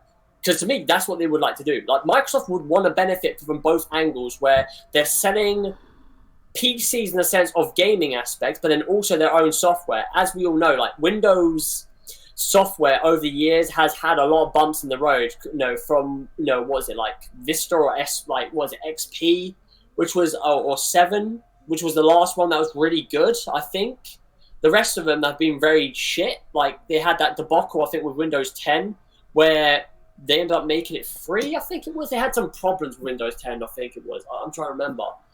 If anyone's in the chat, you know, but yeah, like, they would rather do that, man. Like, you know, I've muted a shit ton of people on Twitter, man. Like, I've muted D-Lard, I've muted Colt, I've muted Kid Smooth, I've muted pretty much a lot of Xbox fans, some even PlayStation. You muted all of them. I blocked all of them. I don't got time for the bullshit. Because the thing is, it's a sense of they're just using the same shit, like the rebutted shit, like Kid Smooth saying, oh, but God of War could run better on the Series X. Yeah, it could, but do you own it? Do you have it? No. So shut the fuck up. You're not going to get that game, not unless you get a PC, and maybe that game does get ported to PC, but from what I'm seeing, it don't look like it for the time being. Like, just... And that's the Kid Smooth's used that narrative so many fucking times, and it's getting old, man. It's so old. It's crusty as hell. It's a crusty motherfucker, man. Tell it. I would love to meet these guys in person, man. Just give them a one-to-one talk, face to face, because I would just love to, man. Like, I thought these are the sort of guys that like to So talk. I just noticed something, bro. You know I don't fuck with the dude K Mega. So K Mega sees that. Oh God. Hear me out. K Mega defends a guy and says he's not an Xbox guy. Your post failed miserably, right? So I go to the guy in question that called PlayStation Games Jap crap. And what do I see on his banner? I see the new Xbox Series X as his banner. It says he is assistant. Oh, is that the guy that looks like he looks Hispanic, like a beanie? I guess his name is Caleb. Is his name called Xbox Series X in capital letters? No. That's the banner he has. That's not the guy. Oh, okay. Okay, so long story short, K Mega tries to defend the guy by saying, okay, he's not racist for calling PlayStation games Jap crap. He doesn't even own an Xbox. So if he doesn't own an Xbox, then why does his banner have Xbox Series X on it? I mean, I love Xbox fans, their way that how they defend each other or try to like alienate. Like, bro, that's your dude, man. That's your dude. But some of these people out here who even making comments, like I said once before, Dirt had somebody who was making all these comments, and he was like, "Yo, why are you doing all this?" And the guy's like, "I don't even play video games. I just want to get in on fuckery." Yeah. That's a moth. I mean, somebody watching TV. There's another moth right oh, I'm sorry. It's like I mean the amount of people like Jason Schreier said this shit, and I like to bring this guy like I know a lot of people don't like this Jason man, but like the one thing I agree with him on is the fact that a lot of these guys on Twitter are using fucking those Scorpio fucking emoji things. Like they look stupid. With the the air the like sort of pink box with the M with the arrow. And it's like, you do understand that you're already comping yourself out that you're a fucking Xbox fan. Why the fuck should we believe you? Needless to say, like, we are literally getting Xbox fans saying, you shouldn't believe the architect of these consoles, you should believe us. A person that hasn't got a fucking degree in this shit. Like, it's funny to me that, like, since, I'd say the end of last year, how many people have somehow developed a PhD in computer science? Like, where the fuck do these guys come from? Like, oh, I know what this is about. I know CPU, GPU. I've learned this stuff for ages ago. Like, I know everything. No, you fucking You're telling me Kid Smooth isn't a genius, Adam? No, he isn't a genius. He's just an idiot with a piece of fucking paper glass with him all the time. Like, let's be, like, that guy used that degree on people saying, and so, what's your job? You know what I mean? Come the fuck on, bro. A piece of paper don't mean shit in this world now. You go to uni, you come out of uni, you get that piece of paper, that don't mean you're guaranteed a future job that you want to fucking do. I've seen loads of my friends come out with a degree with, again, with a first, which is the highest honor in a fucking degree form, right? And they haven't got a job within, like, they haven't been able to get a job through, like, fucking maybe a year and a half, maybe 2, maybe 3, because they get the whole bullshit thing of, quote-unquote, you need experience. Degrees in university and college don't mean shit. Like, the thing that backs it up, really, is a sense of, again, how the people you know, right? It's who you know, right? And it's obviously your talent as well, wherever you may be. Obviously, yes, there are certain things you need to go to school for like veterinary, doctoring, and shit like that. But, fuck this. It's just stupid, man. Like, and even the people with the degrees who are working in the fields, that doesn't necessarily mean they were the brightest fucking cookie in school. Exactly. Yeah, I know a lot of people say, hey, you got to make sure you have your education, and I do. I agree with that, and it's awesome for who you are, but sometimes people are not lucky to put all that effort and money into their education and then come out. But we don't know what degree he got his shit in. Like, it could be just. He got his degree in toilet paper wrapping. That's what I heard. Toilet. So TP in houses. Basically. No, look, him, K Mega, none of them guys, they don't know shit. Call Eastwood, he don't know shit. Just because you have a white or, let me say, quote-unquote proper voice doesn't mean that you know everything. You just tell you sound right now, nice saying it, you know? I cannot wait for when these consoles actually do get released and you start to see third-party games like come out. They start to see the narratives of why is this game not running better on the Xbox Series X? Because developers are not going to fucking take priorities over you piece of shit.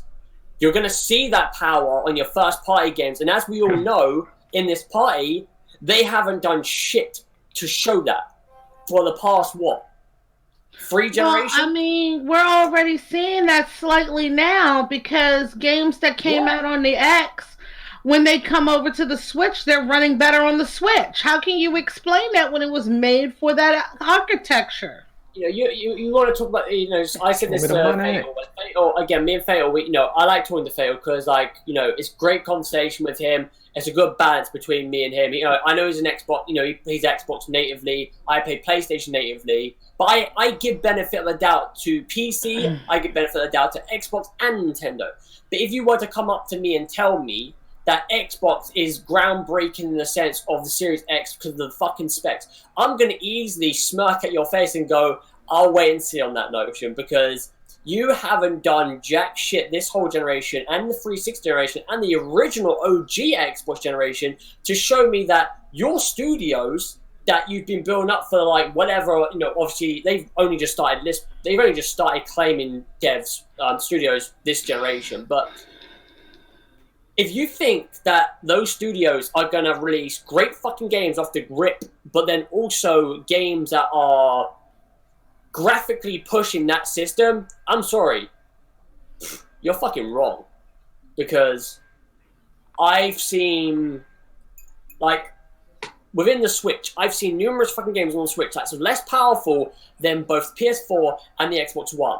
But here's the thing. When the Switch came out, I remember people laughing at the fact that Skyrim, Witcher, all these games, right, including Doom Eternal, whenever that comes out, and Doom, right, wasn't going to be able to run the Switch. There's no way. Look what fucking happens. Yes, it doesn't look pretty. No, you want to play that fucking game. But the fact of the matter is, you can play those games. And people bought those games and are enjoying those games literally handheld for. And you don't see Nintendo fans bitching and crying about this shit. No, they're playing the games. They're loving the games. I mean, Animal Crossing, right? That game, graphically, don't look great. But then that's not the whole point of it.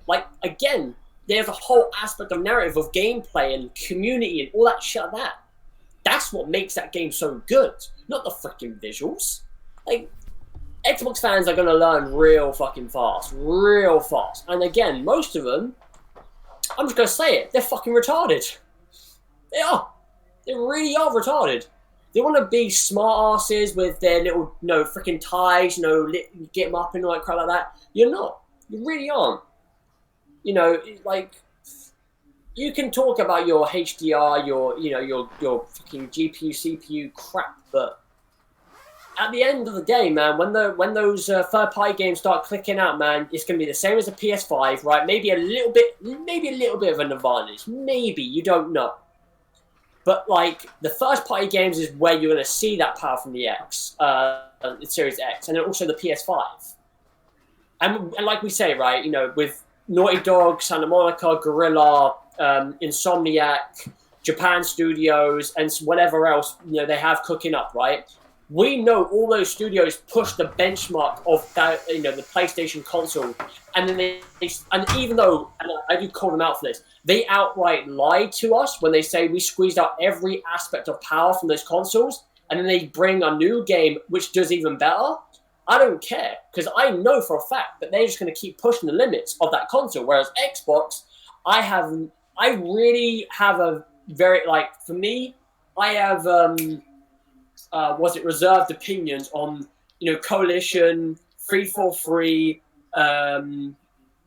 what's that fucking studio called? Ninja Theory, Initiative, that's the company. I have very, very bits of doubts that those studios are going to be able to push the tech of the Series X. They're going to be, again, they're scared. I'm sorry, those studios are scared to push the tech. They shouldn't be, but they are.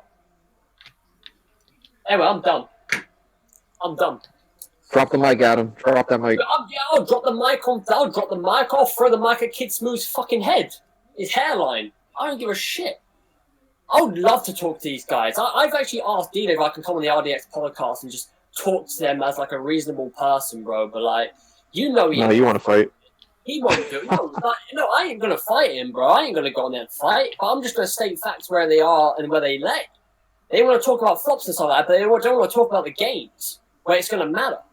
You know, they talk about Game Pass, shit like that. You know, you got Xbox fanboys outright lying to people saying how they're loving Ori, enjoying Ori, right? But the thing is, you didn't buy Ori, did you? No, you Game Pass that shit. Like, you know what I mean? Like, I don't care, like, you know, whether you want to change the narrative of that. But the fact is, if I'm expecting someone, if they like that game, right? Like Animal Crossing, they're gonna buy that game full on price. Not go, oh, this game's game of the year. Oh, it's amazing. Oh, it's gonna be so good. And then next thing you know, they go, oh, but how did you get it? Oh, I just put $1 on Game Pass. Really? Wow. It's a $30 game too. That shit. The baffles me that they don't really support it. Exactly, man. Exactly. The Animal Crossing's #1 on everything, from what I'm saying. Yeah, man.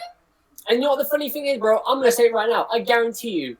And I know this is a guarantee. Animal Crossing probably sold more copies of physical and digital than fucking Ori did. Because you know everyone comped that on Game Pass.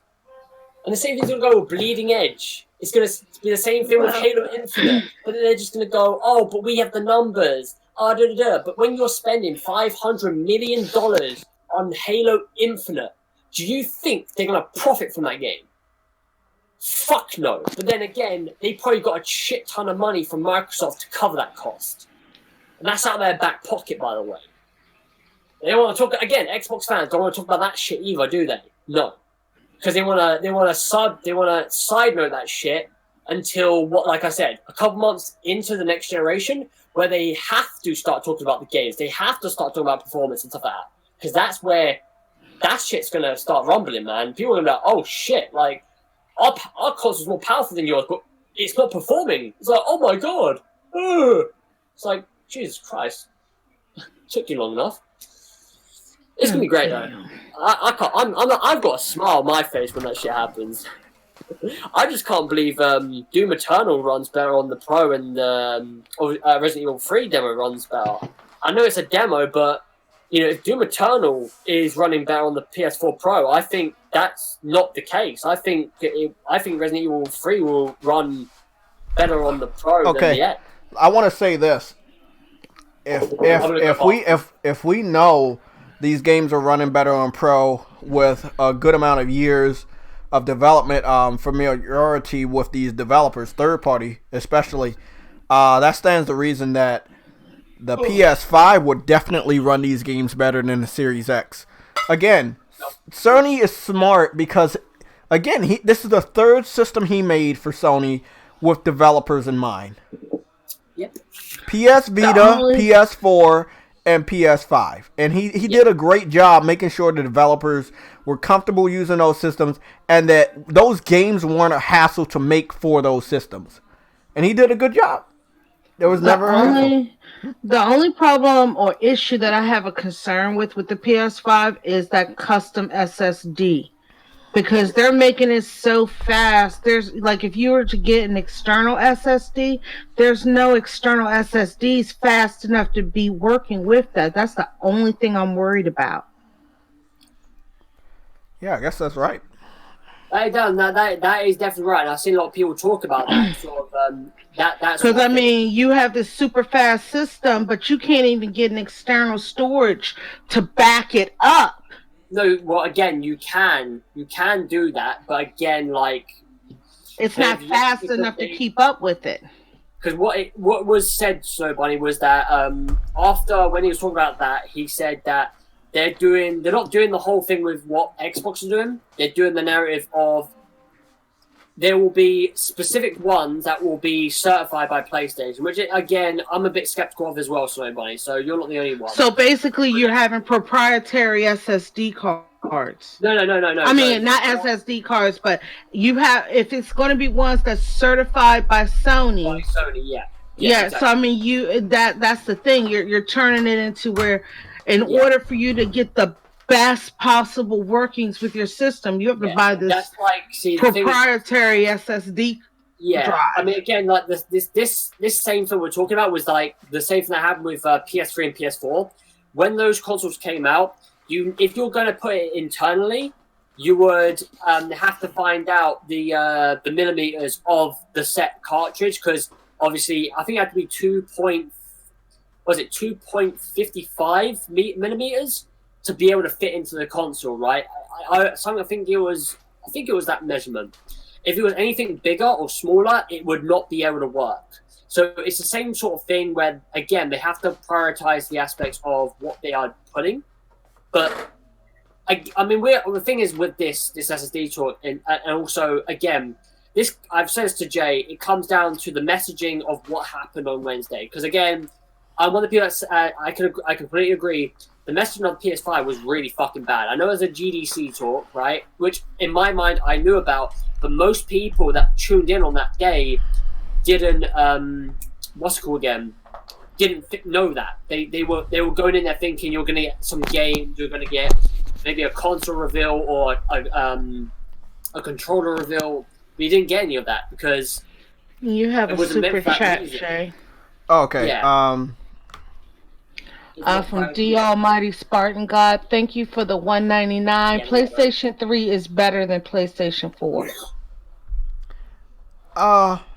Thank you for the $199, Spartan. I mean, I won't. Okay, I enjoyed playing a lot of games on PS3, and that's when I basically made my comeback to PlayStation officially, as far as consoles are concerned, and I can't deny that. Of course, the power and the graphics, but they did have a lot of great games. Yeah, and a lot of games that people would say shit or that didn't get a chance or didn't sell well. But there were so many PS3 titles. They're good. I had a lengthy discussion with somebody yesterday. I forgot who it was now. Fatal. I was like, I was fighting with PlayStation All-Stars. It was like, hey, it had its problems, lots of problems. But if you would have re-released that game, ported it or remastered it, it could have found a whole new audience with this amazing install base that they have. And that could be said for any PS3 title. And that's, I agree with you in those respects. I definitely believe if the games are not going to be remastered, backwards compatible, which it's a tall order for games made using the cell processor.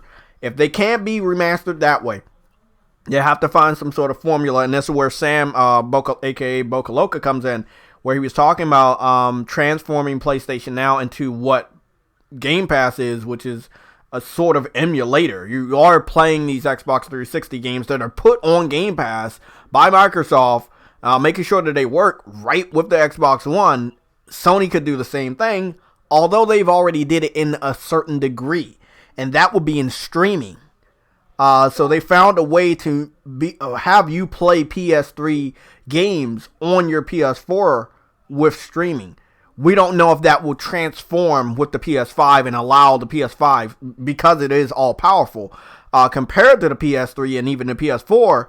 Would those games be able to be played natively, digitally only right now on the PS5? These are questions I hope that can be answered. I'm all right if there's a no to those questions, but I would definitely love to know if this is all possible.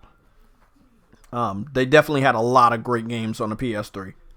There's a lot of great games on the PS4. Trust me, I know. I played a lot of them, platinum a lot of them, but there was tons of games on the PS3 that I think that a lot of people didn't like, but I loved them. There was tons. It's a fun debate, because I actually talked about this with somebody the other day, like what games would you prefer? And it's like their first party last gen was more diverse compared to this gen, but as a whole overall, this gen was by far more diverse, because you got horror games coming back. Capcom, went back to the root. A lot of definitely, yeah. Japan games are stronger than ever too. Exactly. Japan made a strong comeback, but they were there last gen. They just didn't get the respect they deserved. They had great games last gen. It's just they did not get that fucking respect. And remember, compared to Battle Royale And open world games, or sandbox games this gen, a lot of people were making first person shooters because Call of Duty got popular. And everybody changed their shit to shooting games. And I hated that shit. I ruined a lot. Yeah. I'd rather a game be open world than first person shooter any day. Like that's why people hated Final Fantasy 13, man. A lot of these devs tried to sell out, cater to the Western audience, let's be honest. And it didn't work. All games are non-existent, basically, except for Dead Space. It didn't work because Xbox fans did not fucking fall for it. They did not want those games. But from a first-party standpoint, Sony took way more risks. It's just a shame it didn't work out. Yes, they fucking did, man. They made so many different types of games last year. Fucking Warhawk, man. Fucking Warhawk. There's never been a game like that, bro. So smooth. Air combat, ground combat, getting out the fucking vehicles and just, man, it was crazy, bro. It was really, really crazy. It was a great game. Yeah, it's a lot of smash hits, man. Like Resistance, yes, Mag, those games. 1 and 2, yes, smash hits. Mm-hmm. Yeah. What up, everybody? What's going on? Hello.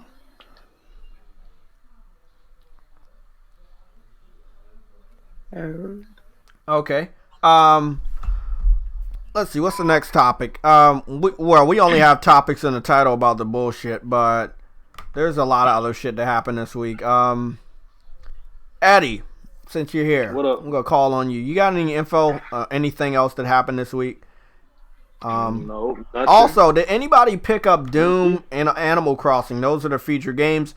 Half-Life, I believe, comes out tomorrow for the PC. I picked up Animal Crossing. Okay. J-Tech, I got something for y'all. They IGN comparing Animal Crossing to Bloodborne. Really? I've seen that. I saw the comparison where they were saying that that State of Decay was Xbox version of Animal Crossing. Okay. Man, they're looking for those flicks. Okay. Explain. I mean, I know all about Animal Crossing because I played the shit out of Harvest Moon when I was younger, so I know. Go on IGN. Go on IGN. No, I don't have to see it. I just want to know what. They were saying all type of crazy 40 things about 40 things. I mean, that's cool, but let's talk about it with everybody here. We got 38 people here. What are your thoughts? You said Animal Crossing versus Bloodborne? No, they comparing Animal Crossing to Bloodborne. But you're not fighting monsters on Animal. What are you doing? Explain to me what this one is doing. Snow Bunny, you're the professional here when it comes to Animal Crossing. It's basically the same game that you remember. You have cute animals that you're trying to convince to move into your island.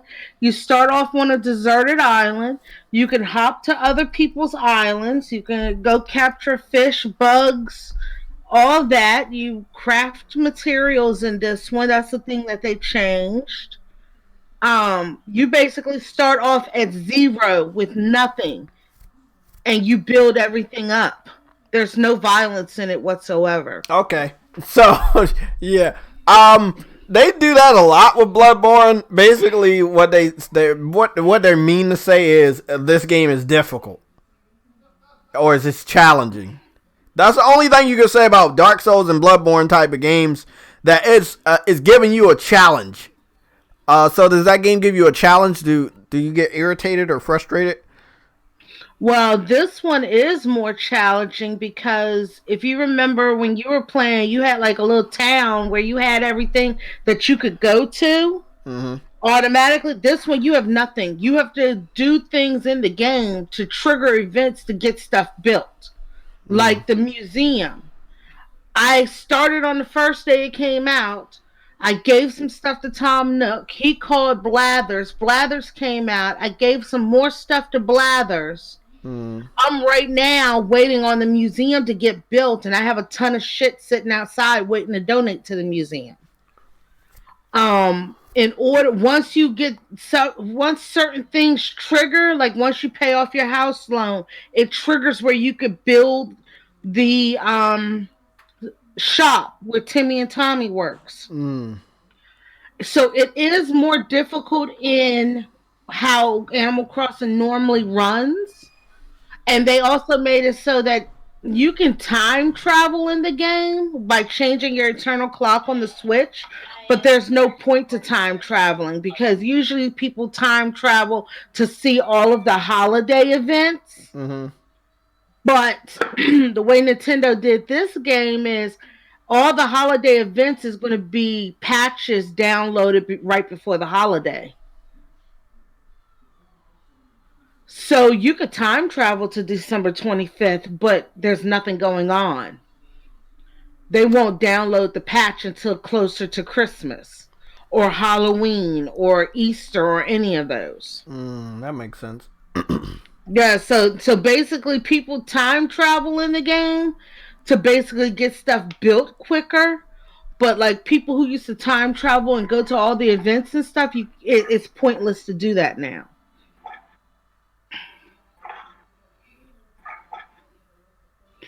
Oh, I see the article Eddie's talking about. They have an article saying 45 things that are similar in Bloodborne and Animal Crossing. What, collecting blood? Beating monsters? 45, sure. Leveling up?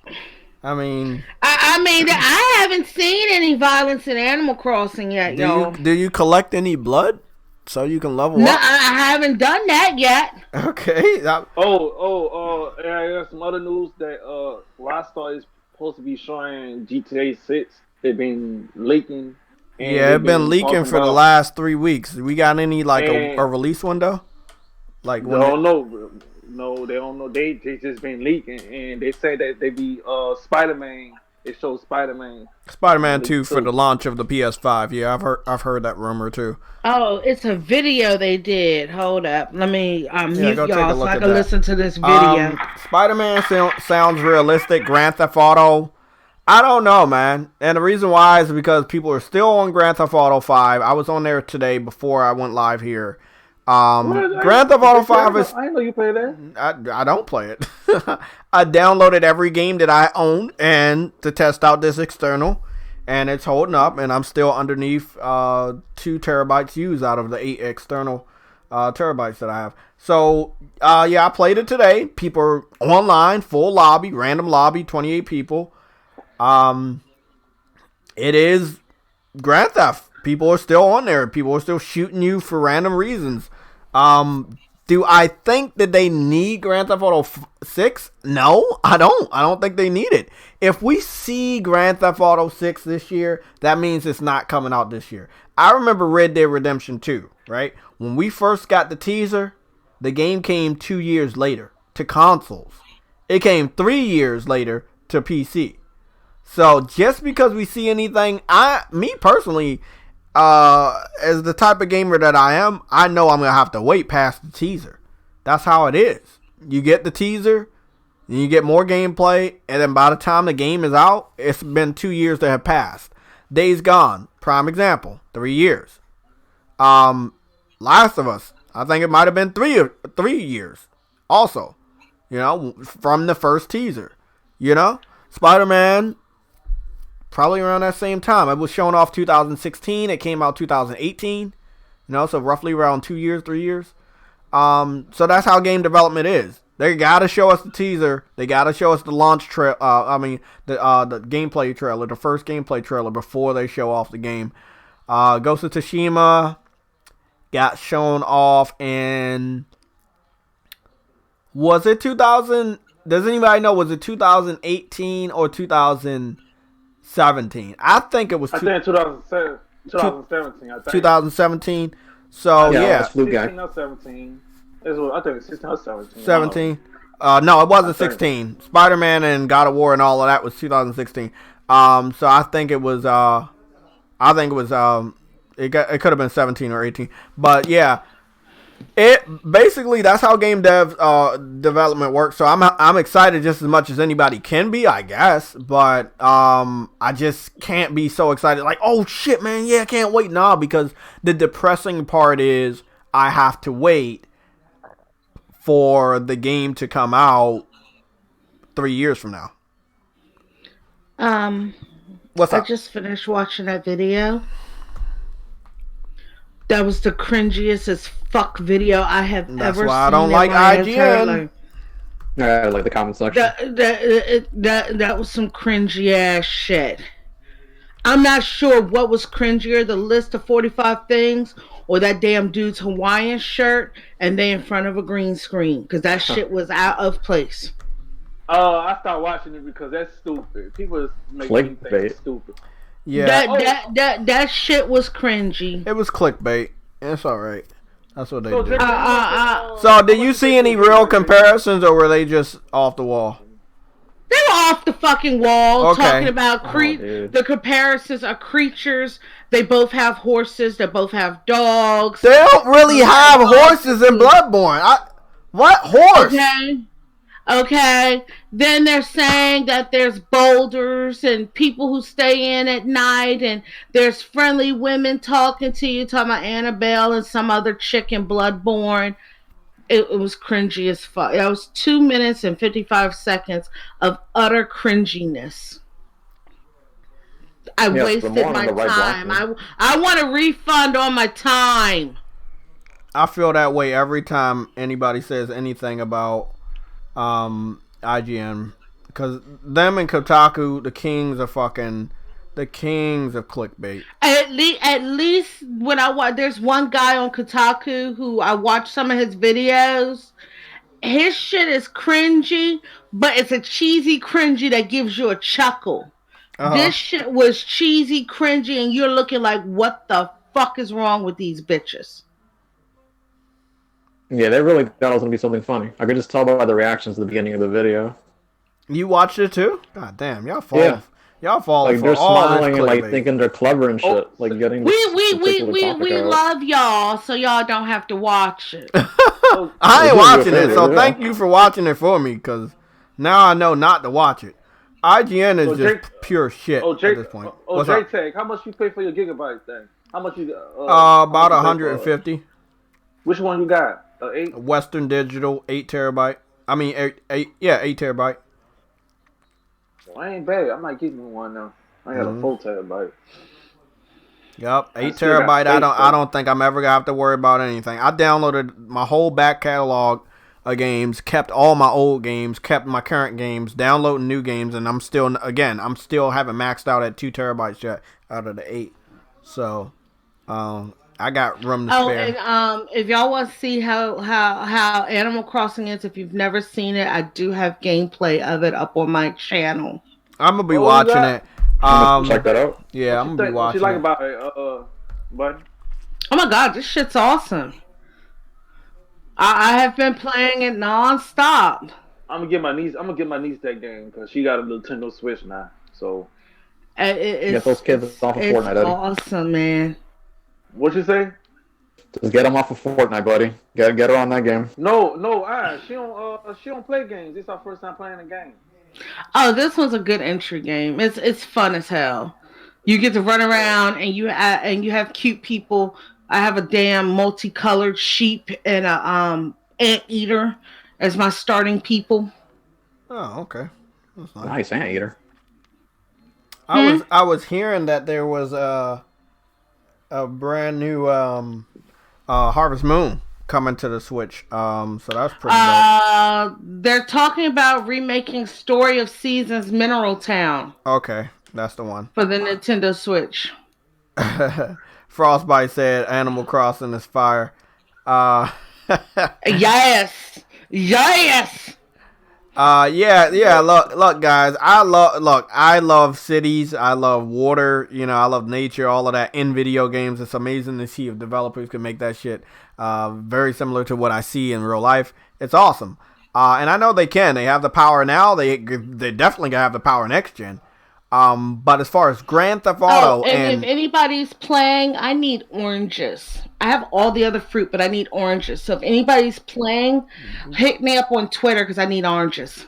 Yeah. For what? Oh, I think I could live without Grand Theft. I'll really be honest. The reason why is I'm not as casual as some other people, right? And Rockstar cuts corners with development. I was talking about this with Spartan God on Twitch while showing him examples of this on Grand Theft Auto 5 versus Spider-Man and versus Infamous Second Son. They cut so many corners, like flat textures on buildings, flat fucking doorknobs and shit. I don't think I could trust Rockstar to make a honest to God good next generation Grand Theft. I think that they would definitely use assets from either Red Dead Redemption or Grand Theft Auto 5 when they make a next generation Grand Theft. Right? I just don't trust Rockstar. They're the best of the best if that's what you think. But you gotta admit, when it comes to the detail, which they don't have to cut corners anymore. They're gonna have so much powers. No developer, no third-party developer has to feel that they have to cut corners to make sure that they have everything in these games. I just don't trust Rockstar. Jay said, you know they working on a game for PlayStation 5. I don't think it's gonna be exclusive, but I already know that. It's coming to all platforms. The way that Rockstar operates now, it would be weird. They would be alien. They would have to be acquired by Sony if they ever put out an exclusive for a PlayStation system. They will never put out a PlayStation 5 exclusive. Never. Could it be a timed exclusive? Possibly. There's a lot of third-party devs still doing that. But I do not think it would be an exclusive. No. No Agent reboot. What about that game they supposed to make for the PlayStation 3? Agent? Yeah, we talked about it. We have no real proof that it ever existed. There was no tech demos or gameplay. We just got... Jack Tran talked about it. You didn't hear him? Because they asked him about it, I think, even towards the end of the generation. He was just like, it was all on Rockstar. They were expecting a game to be made, and it was Rockstar who pulled out at the last second or whatever. Mm-hmm. Oh. So they technically owe him something. Maybe they gave back to him, remember, with that GTA 5 timed console, edition for this gen, but they were upset about it, bro. You could look at those videos of Jack Tran. He was upset about that. Neil Druckmann seems to like Animal Crossing. Somebody seemed to made an Ellie inside of Animal Crossing. Yep. Oh, yeah. Jay, everybody talking about Dreams dominate this gen this year, boy. Dreams doing their shit this year. Who? A lot of people talking about, a lot of people on Twitter was talking about Dreams. Yeah, because Nintendo came after it, so Nintendo gave the game more exposure than it ever was going to have. I think Nintendo could have allowed that game to die if they never did that. And like every new time that they file a copyright complaint, that will bring the game into the spotlight more and more. So, I mean, I really want them to. I just want people to understand the game exists and you can do anything you want. And that's what they have proven. I don't care what the copyright shit is. You're basically proving that somebody can replicate a Mario so identical to the one that you've created. And once people know that's possible, they might get on Dreams and start making their own real game that might not have Mario in it. Okay, Frost. Have a super chat. Yeah, that's for you. That's for you. They should put Dreams. They should put Dreams on a Nintendo. Hold on, Eddie. We're gonna talk about that later. Yeah, Frostbite. Thank you for the £5. Follow me on Twitter. I wrote my Twitter link down, and I will message you so I can get in game with you because that's the only fruit I need left. Thank you so much, and thank you for the £5. Yeah. So yeah, I mean, again, that would be up to PlayStation, but why would PlayStation allow Dreams to be over there if Nintendo is telling you to stop putting Nintendo content in Dreams? Like, obviously, yeah, Nintendo. That's why you heard about Dreams on the internet this week, because Nintendo issued a cease and desist of the person that was creating a Mario project. So Nintendo. Say that at first. It wasn't saying that at first. No, that's the reason why everybody was talking about it. That was the main reason why people were talking about Dreams. Period. For whatever reason, Nintendo brought that game back to life on the internet by their actions. So if you was wondering why you was hearing or seeing anything related to Dreams, that is why. Doobity doop doop doop doop doop. I don't know where fucking Adam is. Sam, you got any more topics? Because other than that, I mean, we got the Corona shit, and I think that people should understand I feel sorry for the people that are doing physical. If this shit continues on through July, a lot of people that did physical, if these stores are not open, you might not be able to get your physical if you don't have it through Amazon. And again, if UPS and FedEx...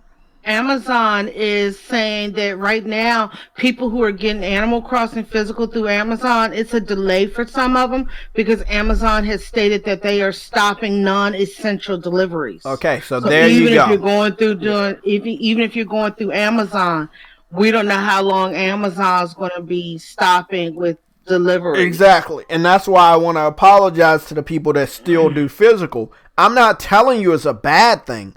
All I'm telling you is I'm happy that I'm not doing it because I got all the next 3 games digital, including Doom. I picked that up at the last minute this week. I don't have to worry about this chaos, right? The only thing I have to worry is that all our internets are still on and I can download these games when the games come out. But I just want everybody to understand, I don't know if other podcasts are going to break this shit down to you, but it's a very low chance that you're going to get any of your physical collections, standard editions, special editions for Final Fantasy VII, The Last of Us, Ghost of Tsushima, and I don't know how your finances are, and depending if you feel that you want to double dip, even though you're not really double dipping because you're not getting your purchase, but you should really think about getting the game digital before it's too late. Also, if you have no faith that these games are going to get to you ever this year, you probably should see if you can get a refund, or you should cancel your pre-order. Because remember, Amazon only takes the money out, right, if you still have that shit pre-ordered before it's about to ship. So I think that if you guys have money on Amazon, I don't know how you're going to get it back or whatever, depending on how you pre-ordered it. If you just did a placement pre-order and you pre-ordered but the money hasn't been taken out, you might want to think about canceling your pre-order and putting that money on a digital version. Again, I apologize if you're not a digital person, but that's probably the best way for you to get the games that you really want to get. Okay, so this is something everybody should think about. Huh? GameStop changed their decision. They're closing all those stores after, the... Yes, we gotta dive into that shit too. GameStop, kind of like my fucking company and my job, they don't seem to give a fuck. There's a lot of companies that don't give a fuck and people are working and they're non-essential. They're not actually essential workers. You could say I'm essential, right? You could really say that. But then again, shit's so crazy out here, it doesn't really even matter if you're essential. And that's what some people are not understanding. It doesn't really fucking matter if you're essential if this virus does not give a fuck if you're essential. Like, it can attack you whether you're fucking white, black, small, fucking tall, fat, skinny. It doesn't really matter. This virus will attack you. And blue and red. Yeah, nobody cares about any of the colors that you might be. It's going to fucking attack you. It doesn't matter what your status is. Republican senators have been tested positive for this virus. Okay? Yeah. So think about that. From the Saints. But like the Saints. That's I want to talk to you guys about this, right? We got 44 people. That's a healthy number. Let's go down the list. Everybody answer. Physical or digital for the next 3 games? That's Final Fantasy. That's Last of Us Part 2. And that's Ghost of Tsushima. I'm going to start out. I'm going to put... There you go. I'm going to put digital for me. Jamar Bates says, I can't get my copies of Persona 5 Royal and Final Fantasy 7 Remake and Ghost of Tsushima now. Yes, that's a yes. Excuse me. Tell them to go to Bless Target. you. Thank you. Tell them to go to Target. Target's still open. Okay, you said Target's still open. But no, we don't know if Target's still going to be open April 10th. If they classified as a grocery, because some Targets are food and if they're classified as a grocery store, that's classified as an essential, so they will be open. Yeah, they'll get all their. Well, I want to give people hope like you guys, but you got to think of the negative side. How long will UPS, how long will FedEx, how long will the Postal Service still be up?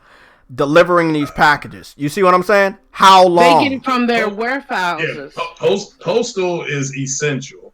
Yeah, I mean that's the oath you take. So I mean, again, I think I work in the medical field. This thing has actually been around since November. It's just people didn't know what it was. But at the end of the day, yeah, physical. I mean, the people that ordered those steel books and stuff like that. The GameStop has a problem. Yeah, their employees walked off the job in California. They Good quit. shit. They didn't show up. I like that. Yeah. So they quit. So they had to close. But yeah, and they needed to, and they're still doing curbside service. You just have to go up there and knock on their door, and you have to call them and let them know you're coming, and they'll bring it out to your vehicle. Yeah, they'll just bring it out to the curb. So it's not that they won't get their stuff, but I do think this weekend they had a bunch of games come out. You had MLB, I think, came out. You had the Doom game came out. There's a lot that came out that was in their store physically. So I don't know about Animal Crossing. Animal Crossing. Well, actually, Nintendo released it so that they could start delivering it a day early. So I picked up mine actually on the 19th. Oh, well, congrats! So that was Thursday then. Yeah. So because they didn't want as many people in the stores, so they actually released Doom Eternal and Animal Crossing on the 19th, and they because they had canceled the midnight release. Yeah. But they had staggered the news so that people wasn't flooding in the stores where it'd be huge crowds of people. Yeah, so my point is that if you pre-ordered Amazon, if you pre-ordered not Amazon, I'm sorry, if you went to Walmart or you got it at Target, those stores will be open. But yeah, GameStop is going to be I think a phone call, and somebody will be in store just to give you the games. Only on the days that those games are coming out. But yeah, it's crazy. It's effed up. Yeah, I hope everybody can get their games, but again, this what Spartan got, is that who you are? I'm fucking up on the names. I'm fucking up on the names, man. Hold on, let me go check that name. Yeah, Spartan got in the chat. Okay, because I should have the names up, but I got the wallpaper of Adam Wall Talker Core. So what Spartan got and Snow Bunny said, I mean, take that with a grain of salt. We don't know how the situations will evolve. It could get completely better by April because that's the month that everybody's hoping that this shit dies down. Or it could still, get worse because motherfuckers are not listening and staying in their houses. I know around this area, I see people walking around with their fucking dogs, kids on a bike and shit like it's just fucking normal. They told you to stay in the fucking house. That's because people will go stir crazy. You have governors coming out telling people to go outside and walk around. And if you're not symptomatic, you're not symptomatic. Another thing people got to realize is that flu season, it's ending. It's starting to get warmer. What happened was this winter, it didn't get cold enough. It just didn't. It did not get cold enough to kill this virus. So But other people, I mean, in my state, we have allergies and stuff like that. That's what I'm saying. Not only you talking about flu season, it's allergy season. It's spring. Yeah. My state's always one of the worst in the country. So it's like, bro, you don't know who gonna have this virus or not unless you got some futuristic scanning device, No, I mean, you're right about that. But they literally are saying to people that they need to go out. Yeah, you have to go outside. I mean, that actually helps you develop immunity to different things. So even if you're outside walking around because Louisiana had to pass a law that people could go walk their dogs and stuff like that. So did New York. I mean, Cuomo was on this afternoon saying that you need to go outside and walk your dogs. It's a change. It's just people are gonna have to get over it because it's just you're gonna have to and just stay away from other people when you're out there. Don't congregate in like a group of 10 people standing around talking. Just walk your dog, be by yourself, be out there by your lonesome with your dog, and you'll be okay. And we grilled out on Friday night. I mean, you can't change who you are as a person and lock yourself in the house. Even though it is a lot easier to get around at this point. There's no traffic. So, but this game's hopefully will come in. It won't shock me though if they push them. They push them and say, we gotta You know. Well, the thing is, if they're being depending on where they're being printed and stuff, it might be an issue. I agree. Yeah, I don't disagree. So we know Jay is doing digital. Who's next? Ugh. Yeah, who's doing digital? I will tell you, even though I'm not doing those games that you guys are doing, I have one game coming out next week, and I'm still debating about getting a game in April. I'm scrolling up. Spartan God, you said digital. Vedger, you said digital. Dom P, you said digital. True Witty said all digital. Frostbite says I've got all physical special editions pre-ordered for each. Okay, Yella, thank you, Yella, for coming in here. Yella said he got all of them digital, and Yella normally does physical, but he does double dip, so he'll be all right. Umar, I might get digital for those 3, but I would rather get physical. I understand that. Boca Loca 320 said Digitax. I don't know what that means, but we're gonna go with that, Digitax. Stardust, you said I'm doing both digital and physical, so again you'll be all right whether you can get the physical or not. If it's I mean, come on, people. We know we're gonna get these stories from certain gamers that say that we can't get this game physical. So in advance, we're talking about this because there will be stories about people not being able to get their games because enough didn't come over here or was able to get shipped over here. So, I mean, Square Enix has talked about this with Final Fantasy VII Remake. We also, I haven't heard from anybody else actually.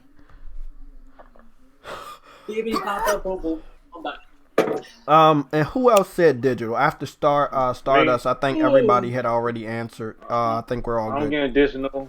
Yeah, I mean, Eddie said digital. Did you do physical, Snow Bunny, for Animal Crossing? No, yeah, I did physical, but my store, like I said, they did the shutdown after I got mine. Okay. But even my games that I have coming, I have another game coming out next Friday, and I have a game coming out in April if I decide to get that one. I'm still debating about that one. But I'm okay with waiting on the game because I got Animal Crossing. I got something now. I already said as long as I have food and Animal Crossing, I'm okay with waiting on everything else. Yeah, and I got an MLB The Show. I just haven't opened it yet. They did have Assassin's Creed. I got that digital. Odyssey. They did have that on PS Now or PlayStation thing. I mean, I think the people who are going to be stressing out the most are people who, like, where all these games got delayed to later in the year. Your beginning of your year was pretty slow. I think those are the people who are right now really trying to figure out, okay, are they going to do physical? Are they going to do digital? How are they going to get their games? Well, I made my choice a long time ago, and then I doubled down on it by getting that 8 terabyte external. And I've already made took steps to download every game in my back catalog that I probably, I played in the past if the servers are still up. So I'm ready. I'm ready to be locked in this house with my game system, with Netflix, with Funimation, with everything. I'm ready. I just want my job to close down and let me do that. Cause you know what I'm saying? But they're not closing down. My bro, job, I've been off for 5 days. Yeah. I know, my but job closed down, and I'm sitting here like, yes. There are tons of people at my job that are working from home, but I'm a government contractor for this government agency, and they're like, okay, well, you still gotta be here. You gotta do this, this, and this, and nobody else is gonna do it. So we're now ordaining you to be essential, even though you're really not essential. Yeah. It's like, we want you guys to be here because we feel that our contract might be in danger if you're not here. And it's like, well, they're not here either, so I don't give a fuck. I don't think that they're gonna terminate the contract because they're also not here. But they're gonna have to learn the hard way, sadly. But I got gloves, I got sanitizer, I got wipes, I got water, oranges. A lot of people need to understand oranges are very key. You got to make sure your immune system is up. People. You gotta suck you gotta make sure. Stuff in your lungs and stuff. Yep. Eddie, right. You're right, Eddie. I saw that video too. Put the oranges in boiling hot water and allow that citrus to go through your nostrils into your windpipes. And he say heat will kill that virus. Heat. Yeah, they say heat will kill it. Heat kills all viruses. Mm-hmm. But yeah, he's right about that. So viruses don't like heat at all. So this stuff might be going away pretty soon. So yeah, I mean, but the thing is, nobody is talking about the steps once you're isolating yourself on how to get better. They're basically saying, hey, just stay at home. That's it. No one on the news is saying what you should do to get better from it. Okay, if you don't have symptoms, you're not sick. That's the problem is people are like, well, how do I know that I'm not sick? You're not sick if you don't have symptoms. But you can still be a carrier of it and infect somebody else. Right, okay. But they get the shit though. I don't understand how it's airborne. It's a flu virus. So it can live on surfaces for at least 20 hours. So so that's how it's a flu. That's all this is. It's a different version of the bird flu. One of the dudes I know, he died. I went to school with. He died of it. Oh damn, bro! For real? Yup. Because it becomes like pneumonia for people. Yeah, that's the thing. If your immune system is so weak that if let's say you did catch pneumonia and you would be one of those individuals that are unlucky and die from pneumonia, or an individual that could get the flu, and again the unlucky individuals that would die from the flu, like you said, Snow Bunny, you can't fucking handle it. Your immune system is not up to handle it, and you yourself, even if you don't have it, you need to stay home. Oh, I am. What you? Only thing I'm doing is. Oh no, I'm not talking about you. I'm talking about anybody like that has a weak immune system. Yeah. Oh no. Yeah. Like I said, for me, I have one, and I'm prone to it. So guess what? You're talking to the person who can tell you before I can go to the doctor, I have strep throat or bronchitis. Mm-hmm. I'm already sticking my ass in the house. Mm-hmm. Yeah, all you need is Robitussin and orange juice, because that's all we got when we were kids. So, and that still works. Robitussin. Oh no! I almost failed a grade because I was out of school for a couple of months due to pneumonia. Oh yeah, it's terrible, and that's what's going on with people is that they didn't know what it was. They're like, well, if you have pneumonia, these other symptoms, you should not have these. These other symptoms aren't comorbidity with pneumonia. So a lot of people died because they treated them for pneumonia. But we think a lot of people have already had it, but they didn't know what it was. I know we had some nurses out where I worked, and they were literally saying, and if they felt like death, they literally couldn't breathe. And we think that's what it was, but there's no way to know. And but yeah, it's yeah, I mean, you still have to go outside. I mean, I can't. I mean, you have a better chance of getting sick if you stay inside because your germs are there in the house with you. They're just chilling. Mm-hmm. Wasn't it like people in like Florida? It wasn't like spring break in like Florida where like you had all the people on the beach. I mean, yeah, that shouldn't have happened. That should not have fucking happened. That's like a cesspool. Yeah, but when you're in 2021, you're bulletproof. Yeah, I mean, everybody's been there. You're bulletproof when you're 21. You can drink all night long to get 2 hours. Yeah, but that's the thing. Like, there are some people in their 20s that are getting this and they're not doing very well. You know? Oh no, you're right. I'm not denying it. You have to consider like the people around you, bro. Because like if you're that age, right, and you've got a mum and dad that like are maybe in their 60s, 50s, right, that sort of age. You got to consider them, man, as well. So if you give it to them, then they might not be in the same sort of band, the same sort of boat as you. I don't disagree. This virus is different for everyone. Like some people get like a really mild symptom of it. Some people might not. They might get a very fucking severe one, which again affects their breathing. If they get up, if they move, like really like wins them. Like it's not good, man. Yeah, I mean again, because people were at the grocery store. And they're pushing their grocery carts. Well, I mean, the grocery store isn't going around, using, sanitizing them. They're not. You know? I don't know what you're talking about. I went into Walmart the other day. They had one of the greeters right there with gloves on it. Every person who grabbed a cart, they wiped them down with hand sanitizer. Well, not here. I mean, that doesn't mean they didn't start doing it. But when I went at 7 a.m. To get some bread, that they were just people just ran in there. It looked like a zombie apocalypse, because everybody was running in there. And they finally had to say, "Look, slow down. Everything is we got enough here for everybody," and they did. They did. So are they not telling people to wait outside, like in a yeah, line? they were waiting outside. It looked scary. I mean, because the sun was coming up and it was partly cloudy, and you had these people just standing outside of the grocery store. I mean, it looked like it was 4 o'clock. Yeah, it was. They were waiting on it to open because they wanted to rush in and get food.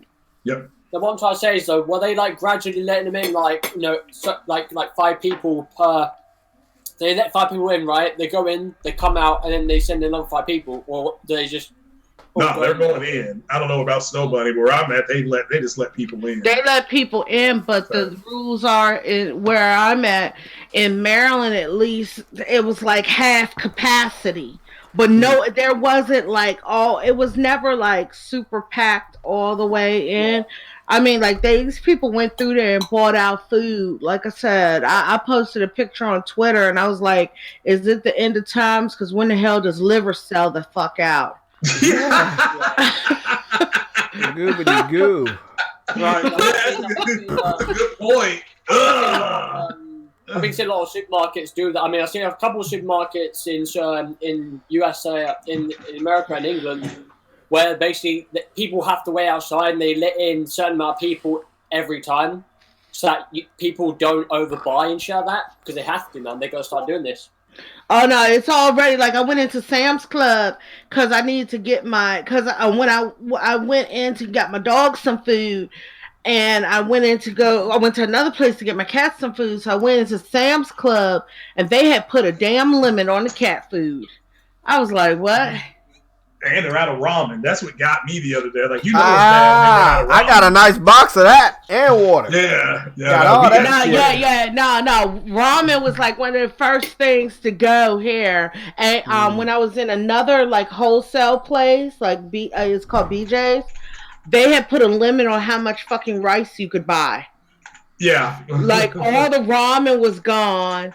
All those expensive bags of frozen chicken were gone. Yeah. They had a limit on ramen, like you could, not ramen, but rice, where you could only buy 2 packs of rice. See, I think it's because the schools are out. Oh. That's where it's going to get bad. Is if they say school's out for the rest of the year, it will get bad. I mean, it'll start getting bad because you already have people like bitching and moaning, so because there's nothing for the kids to do, because they don't go outside. Nothing to go, like canned food, I think they're going back to school in August, in May, back in April. Back in April. Bonkers, man. It's crazy, man.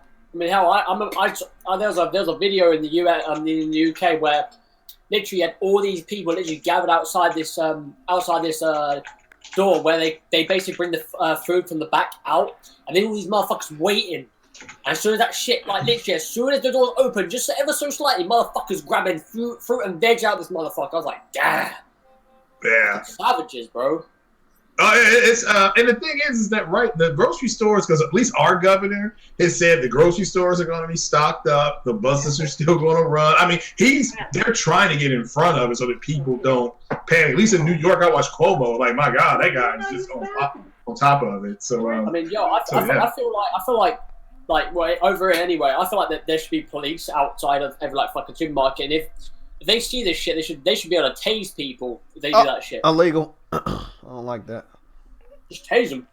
Yeah, no, I agree. I think that's what's going to happen. There needs to be some sort of reinforcement on this sort of thing, because like the thing is, this isn't like 28 days later, bro. Like some zombie fucking epidemic, man. You can go outside, man. You can get your shit. It's just a sense of look. We don't know if people will turn into zombies. We don't know that yet. You have to stay free. Don't cough in people's mouths. It's simple as, man. I don't know, man. It will be weird if you were friends or ever lived near an individual that didn't have manners enough to cough in their elbow or somewhere outside of your direction. I just don't understand how people are like, oh, okay, people stop coughing on other individuals, stop sneezing on. Who does that? I want to know. More people than you think. Wow, man. Well, I already have a 6 or 5 foot rule, so I should be all right. Hopefully. Like, damn. I go to lunch with somebody at my job, and my mom always taught me if you have to cough, either get up and leave the table, or if you have to blow your nose, get up, leave the table, or ask permission to do it. Mm-hmm. This one person, she just started coughing and hacking. She was coughing in her hand and everything, and then blowing her nose. And my mom was like, that's really fucking rude. Like, anytime I'm with my mom, if I cough, and I cover myself, but if I start having like a coughing fit, I get up and leave. And when I have to blow my nose, I'll either get up and leave, or if I can't because I just saw somebody go into this one single solitary bathroom, I'll be like, Mom, was it okay? My mom has no problems as long as you ask. But you just start doing that shit, that's like her pressure point. She goes off on that shit. And she'll tell you you're being very fucking rude. Really? And she'll put it just like that. So, getting back on the topic of games, even though the virus the virus will affect games. You can't escape it. I don't think that any of the next big 3 games will be affected. Those next 3 are exclusive so far. I know.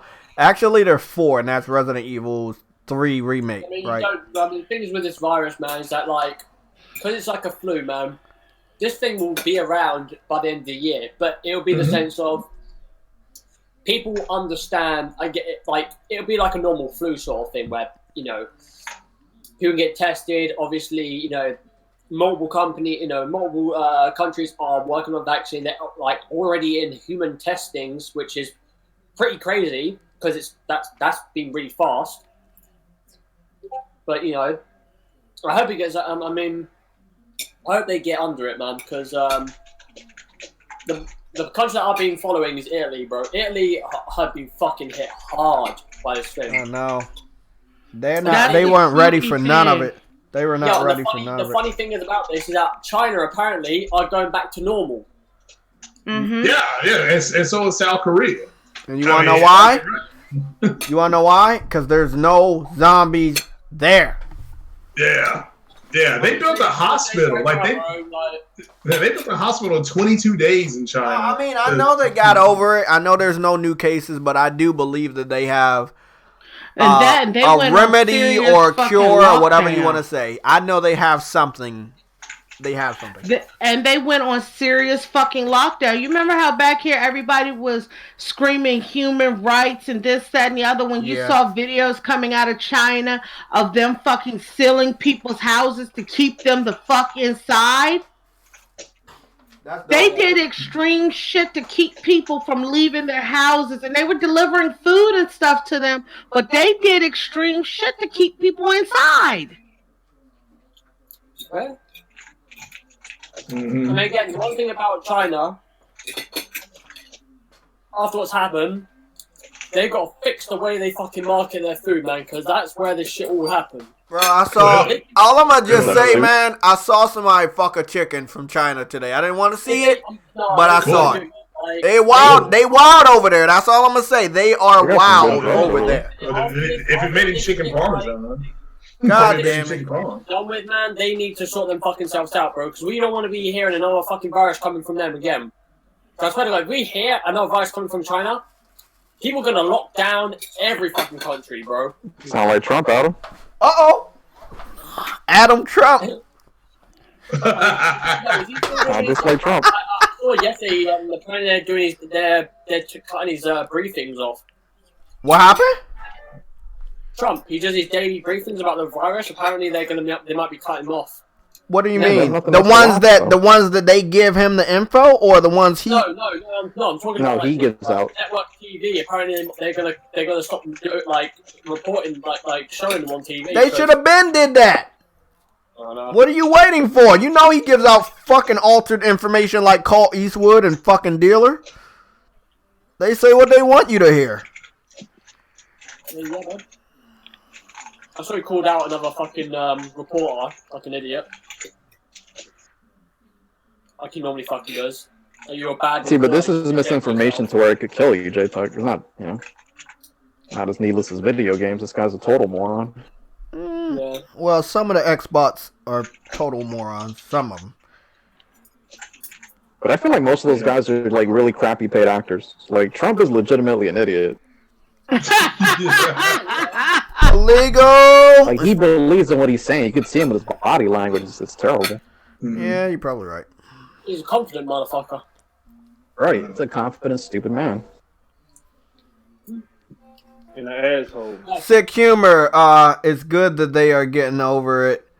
Because we need these products to be produced and shipped on time. God damn, Sick. Oh my God. Hey, Sick. Go watch. You should watch Moore's Law. Moore's Law is dead. Everybody should watch that. He's got like a 20-minute video on everything with AMD. How AMD in November is going to got the video running scared because of their new Big Navi. It could be 80 CUs and 23 T-flops. So I mean, it's a possibility. I wanted to ask you a question. I deal with PC port begging trolls. It's a new species of PC fans. Well, that's your own fault. Okay. But they exist, and we all know they exist now. Yeah. These motherfuckers, just give me a yes or no. You think they're going to be able to afford an upgrade that will surpass the next generation of consoles? Yeah. That's already happening. The next generation. No, I'm not talking about PC real gamers or PC elitists. I'm talking about the port beggars. These are younger. They're on the younger side. I made a name so people would understand. Don't get them confused with real PC fans. It depends on where they're playing at. Like if you're playing at 1080p ultra settings and some of these like guys 60, 70 some of these seconds. guys don't even have that shit, bro. I've talked to a lot of them. They don't even have. Well, they should minimum. They should be at 1080p 60. I think, if I'm not mistaken, I saw it on Thursday, I think it was. PC fans got a bit pissed off because of what they might not be getting with Horizon. Oh yeah, trash. What happened? What happened?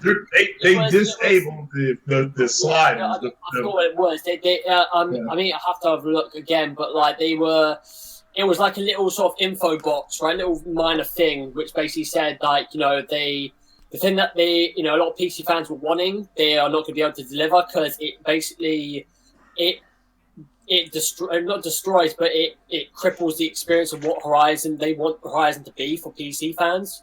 Or just in general, like the Horizon experience sort of thing. And they got a bit pissed off and flustered because they're not doing it. And it's like, so what is it that they're not doing? I don't, unless I'm trying to have a look right now. They disabled their either their sliders or their field of view sliders or something like that's going to be off. It's going to be trash. Is it like the ultra wide thing? It's something weird that they disable. And Guerrilla Games is. I keep telling people. So here it is. FOV. Yeah, so FOV. Field of view. Field of view. On PC. And if Horizon is in that 100 game bundle that's going to get patched and get a boost, it's going to be the same on PC than it is on these. And see, that's the thing they don't want to admit, bro. That will be one of the games that get increased in resolution and frame rates for the PS5. That will be one of those games. I wonder if it's because the reason why they slowed down the field of view, like they're not allowed to do that, is because with Horizon, the way they've done it, what's it called again? When you're playing Aloy, right? You look one direction. Everything behind Aloy is not rendered or like is kind of soft rendered, right? Whereas the things that are in front of you are fully done, right? But if you turn around, it's basically like a sort of field of view thing where if you don't see it, like it renders it out. So I wonder if that might be the case where again they allowed them to do the whole field of view thing. It would be like you can see some sort of patchy shit going on. And it's a sense that they don't want to do additional work in that sort of way. I mean, they're doing additional work for PC the PC version, but they don't want to do as much. So it makes and we have to wait and see what they're able to do. I mean, are they going to be able to? Because I know that game, I think, had at least on the Pro, it had a resolution mode and it had a performance mode. So will they take the performance mode and get it to 60 frames a second and it still be locked at 1080p? We'll have to wait and see. Yeah. But, or will they take the checkerboarding 4K and say, oh, now we can get it to native, but we're going to keep it locked at 30. That's what everybody is waiting to see. Now we have to wait and see. But that's months down the road. So because I'm playing Doom Eternal right now, and like I tested this out because I remember in the original Doom they didn't have this off the rip. Both Doom games now have field of view, right? And again, the customization with Doom Eternal is really good. Like you can customize the UI to what you want. You can customize, obviously, your own controls in the game, which is pretty cool, as well as you've got film grain, you've got the softness of aim, and also the field of view. And I kind of, sort of played around with it yesterday, kind of seeing if the frames would drop because of how much I'm seeing. And the only times where, the frames would technically dip on Doom Eternal on my PS4, not a Pro, would be when I have probably, maybe 10 to 11 enemies on screen with other things going on, where it would dip to maybe I would say low 50s, but that's if that happens, and that's very rare for it to happen. But I think they're going to fix it. I think they said, but I wanted to see what Sony would do with a side-by-side comparison. And hear me out, people. How can you do a side-by-side comparison for one of your exclusives if it's not on a superior platform that's playing those resolutions you're either trying to surpass or achieve, right? Are we talking about Horizon Zero Dawn? Yeah, well, that is the game in question, because if they didn't do that game, or let's say they didn't do it in another game, how would they show it? Why would they go on stage and show a game that they don't own, knowing that the third-party studios would already do their comparisons, right? We know that Digital Foundry would do their comparisons, but now, and even though I don't like the decision they made, they now have a game on PC where they own it, and they can do their own PC versus PS5 comparison. And this is what... You've got to take into question as well. I think the reason why they're pissed off about the FOV situation is because... oh, no, I'm not talking about that. I think I'm just going to add to this. I think the other reason is because of Death Stranding. Again, that's going to PC. It's got ultra-wide monitor support and some other things here and there. I think they have field of view as well, and that's run on Disma engine. I think a lot of people are kind of thinking, why is that game doing it, but Horizon isn't? And I think people will just find now that, it's just a case that I said earlier on, right? Devs will not do additional work unless they get paid for it, and I feel like they just want to they just want to do what they got to do for the PC version and not do anything additional, man. It's exactly, and that's one thing they need to understand. They're not gonna do additional shit if you guys don't pay for it. But I do think this is that test. This will be the one game that you could definitely use as an example that PS5 is achieving what you're doing currently on PC, or surpassing what most PCs can do. And I do believe that the PS4 achieves a lot of shit that most PC gamers just can't achieve on their PC rigs. But it's a lot of shit on PS4 and PS4 Pro that the PCs just surpass. I don't think that's going to be the case next gen. And that's why I think a lot of developers are happy. So I can't wait to see a Horizon Zero Dawn comparison. And I know if I was Sony, whether you think that's a taboo name right now, I don't give a fuck. Show us what Horizon Zero Dawn looks like on the PC versus how that shit runs on the PS5. And yes, it better be completely enhanced. Bloodborne. When are they giving us the price for that? After they show it. Yeah. Oh, you talking about Horizon Zero Dawn? The PC version, yeah. Oh, I don't know. It'd be 49 or 59. Probably. It may even be I want that shit to be 60. Fuck it. Put that shit at 60. It could be $9.99 if they do the same thing like they did with the Switch. You giving them the whole collection, bro. Give them that shit. Charge them $60. Fuck it. You really want to test that market? That's a douchebag price. I don't give a fuck. If you really want to test that market, do it. I mean, Octopath Traveler went to PC, and Square Enix put that bitch right on Steam for $59.99. Exactly. And People do it all the time. You look, I don't give a fuck. Sony shouldn't give a fuck if they be called anti-consumer or whatever, bro. The fact of the matter is, you want the game, it's new to you. You didn't play it, it's new to you. You play top price. It's simple as that. You're not cutting no favors for a fan base that don't support your fucking shit. Fuck out of here. I don't understand that. Well, they need to be friendly to us so we can like them. Well, if you don't fucking support them, like they said, they never fucking do that shit again. Devs, man, they do enough fucking crunch, man. You know, could you imagine, like... I just want to know how much effort is being put into the port, and are those developers putting all their effort on that? It won't be a lot. It will not be a lot. And the thing is, right, like, we've seen this sort of thing in the past, right, where I think the last one was Batman Arkham Knight, where that game came out for the PS4, the Xbox One, and the PC.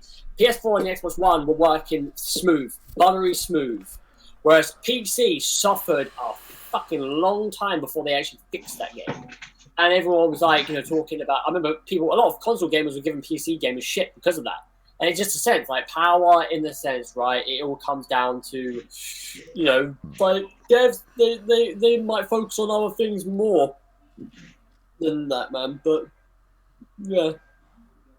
Like I said earlier on, man, they're gonna do the console versions and the PC versions, that's it. They're not gonna be like, oh, Xbox Series X is got, you know, 12 teraflops, we're gonna make that better than the fucking PlayStation. It might be a little bit better, but not to a massive margin where you would see that sort of power from a first-party studio of theirs. You know, yeah, man. I think, yeah, a lot of Xbox fans, I feel like, you know, to me, it's funny. I want to go back onto this shit, man, because it's funny because I see a lot of Xbox fans, like, being, like, the caretaker to PlayStation fans, going, you know, like, for some reason, they're coming to us saying, oh, do you need help? And we're just like, no, we fucking don't need help. Like, go away. You know, we're good. But apparently they want to come in. It's like that random kid that wants to jump in the conversation. Like, oh, hi, guy. Can I? It's like, well, you can, but, you know, don't be weird. Like, seriously. I was going to say, that kid is the biggest weirdo that's trying to help you. That's the thing. It's not just a random nice kid. What kid you talking about? The weirdo kid that is an Xbox. Adam's talking about. You got a bunch of Xbox. You got basically Wait, Adam, who are you talking about? I'm talking about a hypothetical thing, right? So basically, you have like a bunch of people, right, talking to one another, and you got Xbox coming over, going, "Oh, hey guys, can I join in the chat?" And they're like, "Yeah, sure, but don't be weird." And it's like they jump in, they talk weird, it's like, "Get the fuck away from us." We don't want that shit, man. Seriously, like. No offense to them, but that's how it is on Twitter right now. It's like if PlayStation fans are opening their mouths in some degree and they talk about like PS5 or Xbox Series X, Xbox fans will jump into that thread and be like, "Oh, you're wrong. Fuck you." It's like, do you like? They're like, but that's look. I'm gonna say this, and I'm gonna say this tonight. I made podcast tonight. That's on the PlayStation people because what they do not understand, and I'm guilty of this too, is to them, power is everything because they don't have exclusive content. So why would they care about what a first-party developer is going to do? Talk about Xbox. Yeah, they don't care. And what has happened is and I've done it too. Let me make that clear. The first person who's going to take the L is me. Is that since they don't care, they believe that they have to have the best version of the multiplayer games, and the way they see that is through power. It doesn't matter that Zaddy has said the T-flops don't matter. He said it, and Gamer said it. Well, it doesn't matter. I mean, the people have got to really understand it. The person that buys a Nintendo Switch wants to play the exclusive games. They don't care about the multiplayer. The people who buy the PlayStation wants to play exclusive games. That's the funny thing. When Switch came out, no one was expecting like, you know, Witcher and Doom Eternal to actually like come out right to the Switch. Well, and they didn't care because they didn't launch with They launched with none of that third-party support. No, they were reliant on their own IP, and it sold, and it was weaker hardware, and it's outsold the Xbox. Again, they don't collate that. It's to them, it's we have to have the best version of the multi-plat. That's why they pissed their pants. When Red Dead lost when they lost the Game of the Year, they were all ready for Red Dead to win Game of the Year. They got beat by God of War. They died. They died. I mean, they died right in front of everybody. It's like this is crazy. Exactly. Yeah, I mean, so, I said this earlier on, Messiah. Like the 360 and the PS3 era, right? Devs preferred 360 because, again, the architecture of, what was going on with the cell processor and whatever the Xbox had, right? They prioritized that, and again, not saying they didn't prioritize that, they just had more of a strong opinion on that console over PS3. Whereas, with PS4 and the Xbox One, pardon me, it was a whole 720 1080p situation, which was like just a gimmick to people. Yeah, but again, it's on the PlayStation fans. They've got to walk away from this whole spec talk. Because it's just it's a self-fulfilling prophecy. The Xbox X has more T-flops, but the PlayStation is faster. So many fucking Xbox. The vast majority of them have been Xbox people because they are every day. They are. Again, but they're talking specs because they got no games to talk about. So ever since PlayStation came out with those specs, nobody has been talking games. And again, they've dropped the price of the Xbox X to $200. The Xbox X is getting outperformed on Resident Evil. It runs like shit. Ori runs like shit. So it's just they don't want, and they got Grounded coming out. They're not talking about it. They've got that other game, Bleeding Gums. It's coming out next week. They're not talking about it. They want this generation to be over. So they're going to constantly put things up about specs for as long as they can.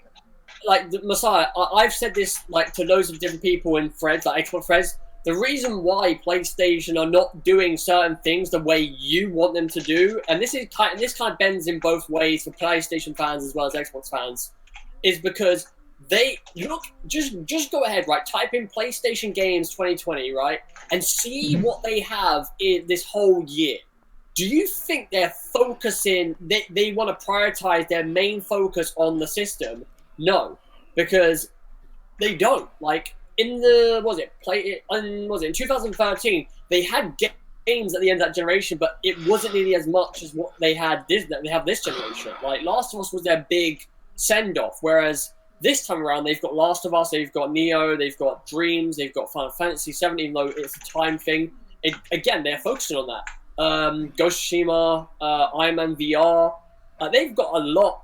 I mean, you're preaching to the choir, but that's what the PlayStation, I guess you want to look at it, community needs to be talking about. They need to be talking about the Final Fantasy. They need to be talking about the Predator game. They need to be talking about MLB The Show. They're not talking. They're caught up in this self-fulfilling spec war against a group of people that have been talking specs for half a decade. Children have been born and are walking and talking and about to go to friggin' preschool, and they're still talking specs. So I just man, y'all got this. People got to quit, and I'm guilty of it too. And people need to just say, you know what? The specs are the specs. PlayStation 4 is going to do 4K, 60 frames a second, native. You can watch Blu-ray movies if you want to, and go and leave it there. They will have a much faster SSD. When the first-party developers start building games off that SSD, you're going to they will end crossplay. Because the games will literally not work off of the Xbox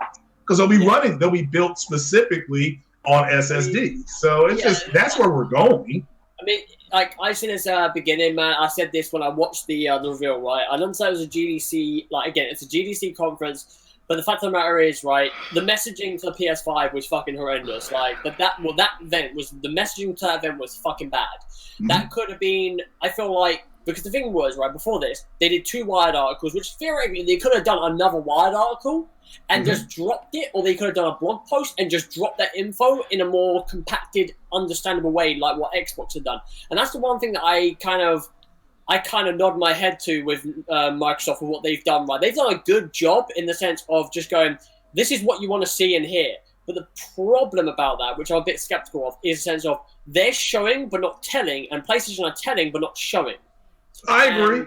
No, I agree. Yeah, and that's why I like that video by Moore's Law is Dead. He came out and he rang Sony a new one. He's like, Sony is not really ready to market the PS5 because, like you just said about the games they have coming out, they're going to market that first, and then they'll get to the console. I mean, I've said this numerous times. If PlayStation wanted to, they don't have to release the PS5 this year. They could do it the following year because, again, the PS4. Obviously, they wouldn't have anything for next year, but like, I'm not saying like the end of next year, maybe like, I don't know, June or something like that, like mid-year, but they could last up until that point. Whereas Xbox, even if like they bring their thing out this year, they've got what, Halo, and apparently Hellblade's going to be a launch title.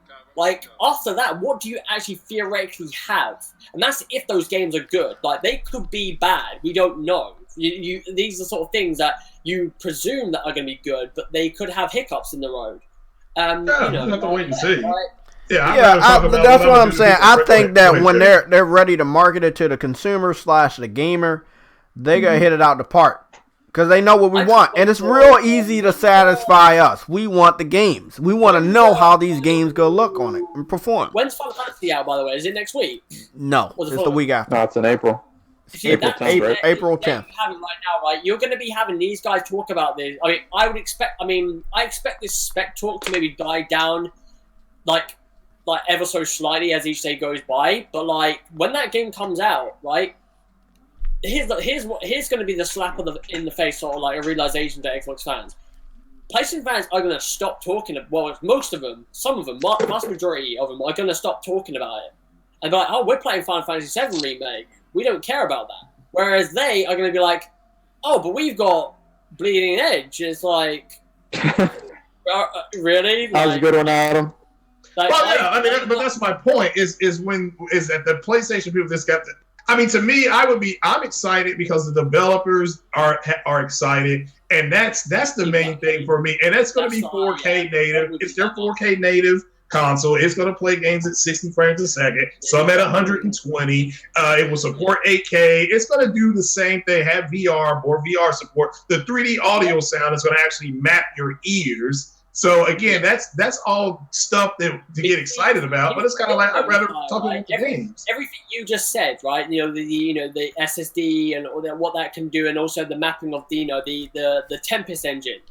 I find again like this is the sort of thing that I've been seeing where people are questioning all that shit from Xbox's side because someone on YouTube is saying otherwise, or someone that isn't the architect of these things is saying otherwise, and you're believing them over the people that are making this thing.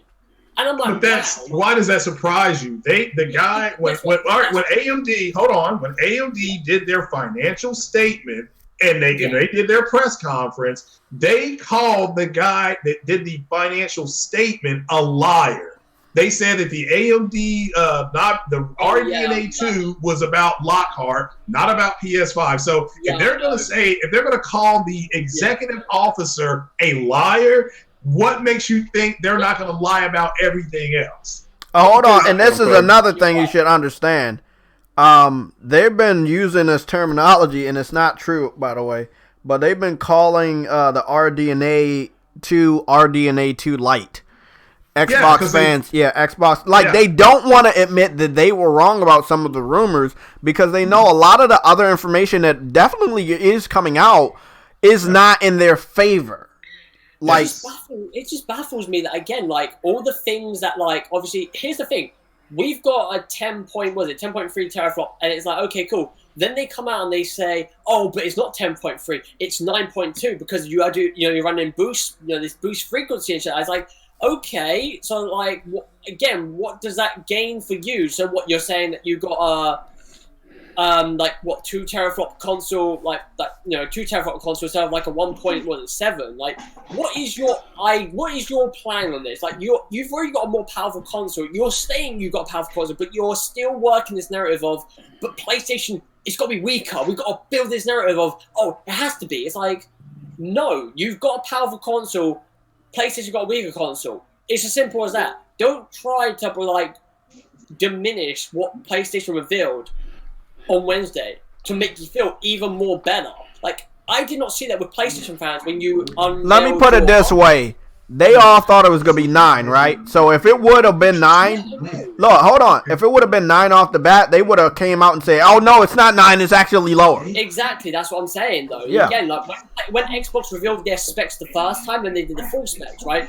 Did you see PlayStation fans, because I fucking didn't, saying, oh, that's not true. Oh, that's a lie. No one was saying Phil Spencer or people within Xbox architects were fucking liars. No one said that shit, whereas Xbox fans are coming out the fucking woodworks, apparently with PhDs in fucking computer saying how they know everything and that the architects on PlayStation don't know fuck all. I said this earlier on, and I feel like a fucking broken record at this point. You are not fucking smart. You motherfuckers say that you know this shit. You do not. You go, oh, but Digital Foundry said this. Okay, cool. That's one aspect. But did they develop these consoles? Did they design these consoles? No. They just look at these consoles. They have an understanding around this software, of course, and I give them the praise that they deserve because they are very good at what they do. But if you were to tell me, do they work for those companies? No, they do not. They do not know everything about these consoles, and they've even stated this in both their videos. So, again, bring up digital... Again, these guys... Okay, here we go. Shout out to your best friend from high school, K-Mega405. He says, before the launch of the Xbox One, it was a mess in 2013, and I'm seeing the same thing with Sony 2020. Not a good look. So he takes a article from notebookcheck.net. Anybody know that? Who are they? Who are these people? Like, you don't know. Well, see, but Jay, it doesn't matter he said that. What that should show everybody is they have already given up on this generation. Yeah, exactly. But this is the funny thing. This generation has not given up on them. I said this weeks ago. Right. You can try your hardest to escape this gen, but you're capping for backwards compatibility, right? So that must mean you want this gen to still linger in the minds of all gamers. Also, Microsoft has made it abundantly clear you're not getting any new games for the next 2 years. 2 years. You're not out of this gen at all. Yeah, but they want it over. They want this gen and they're over. They're the same ones bragging about backwards compatibility, but they want it over. Yeah, they want it over, and that's what this is about. We're already going to start talking about the next generation, and that's why I agree with this gentleman here. When Final Fantasy VII comes out, when Predator Hunting Grounds comes out, when The Last of Us comes out, when Ghost of Tsushima comes out, it'll all go away. Don't go away. I'm gonna do some fuck shit. I'm gonna tweet out when Predator Hunting Grounds comes out. I'm gonna say that game is way better than fucking Bleeding Edge, just to piss off fanboys. It probably will be, but but again, my whole point is they're going to continue. They've been talking specs since 2015.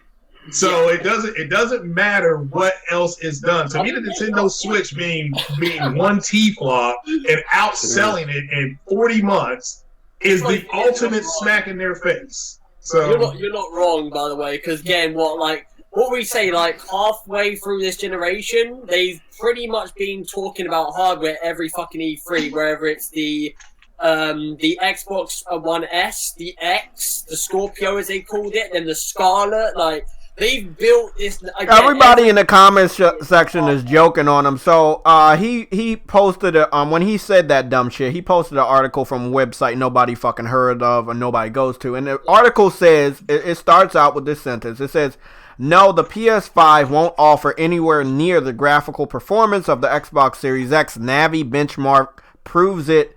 Sony, yeah, that's what it says, and then it goes into some other stuff that Sony quoted. What was the tweet again, by the way? Just asking, what did you say? Oh, he says, before the launch of the Xbox One, it was a mess in 2013. I'm confused. It was a mess after the launch. Like, before the launch, their messaging was he underestimates the yeah, that's what. But see, I hate that they blame Dom Matcher and then they act like the Xbox launch lasted for 7 years. No, it continued to be bad the first 3 years, and they never fixed it. Like, they had the whole generation. Like, why are you making excuses for a failure? Again, the whole of this generation is been a patch job for them. Like Messiah is saying, right? They want this generation to end. They've been patching holes for fucking years now, hoping this shit will finish to get to this point where, again, unlike PlayStation, right? They've had this shit they've had this shit all planned out for probably fucking years compared to Sony, right? Where they've got all this shit laid out ready, whereas Sony, they're like, yo, we are like nearly at 110 million units sold on our console. Why should we, like, again, you've got that many consoles, right?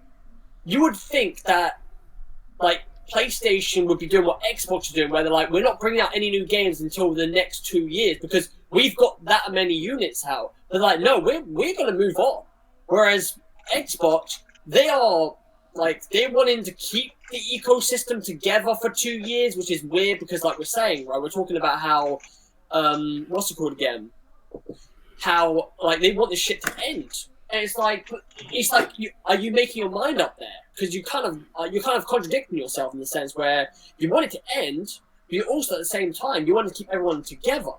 And it's like, I don't know. And with what K Mega said, right? Him saying 2013 was a mess is an understatement. That was a fucking nuke that went off. That was not just a mess. That was a nuke. That was worse than fucking PS3. I would say that much. Because with PS3, the only thing bad about that was theoretically the price. That's gonna piss off a few people. And then the presentation was pretty bad. Yeah, and them telling me I had to go get a second job because it was so good. I'm like, fuck that aligns with what they brutal, that aligns with what the price, right? But then again, didn't Don Matrix say the same thing? Yeah, he basically said if you can't afford it, there's a cheaper option, the 360. But that was in a side interview, wasn't it? Wasn't on stage. Yeah, but it's still, but bro, it was it was, but people knew about it, like. He was saying that if you have to be online at all times and you can't, we have the perfect system for you.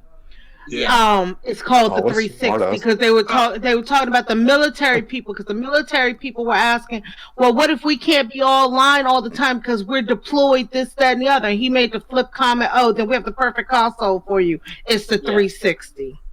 Yeah.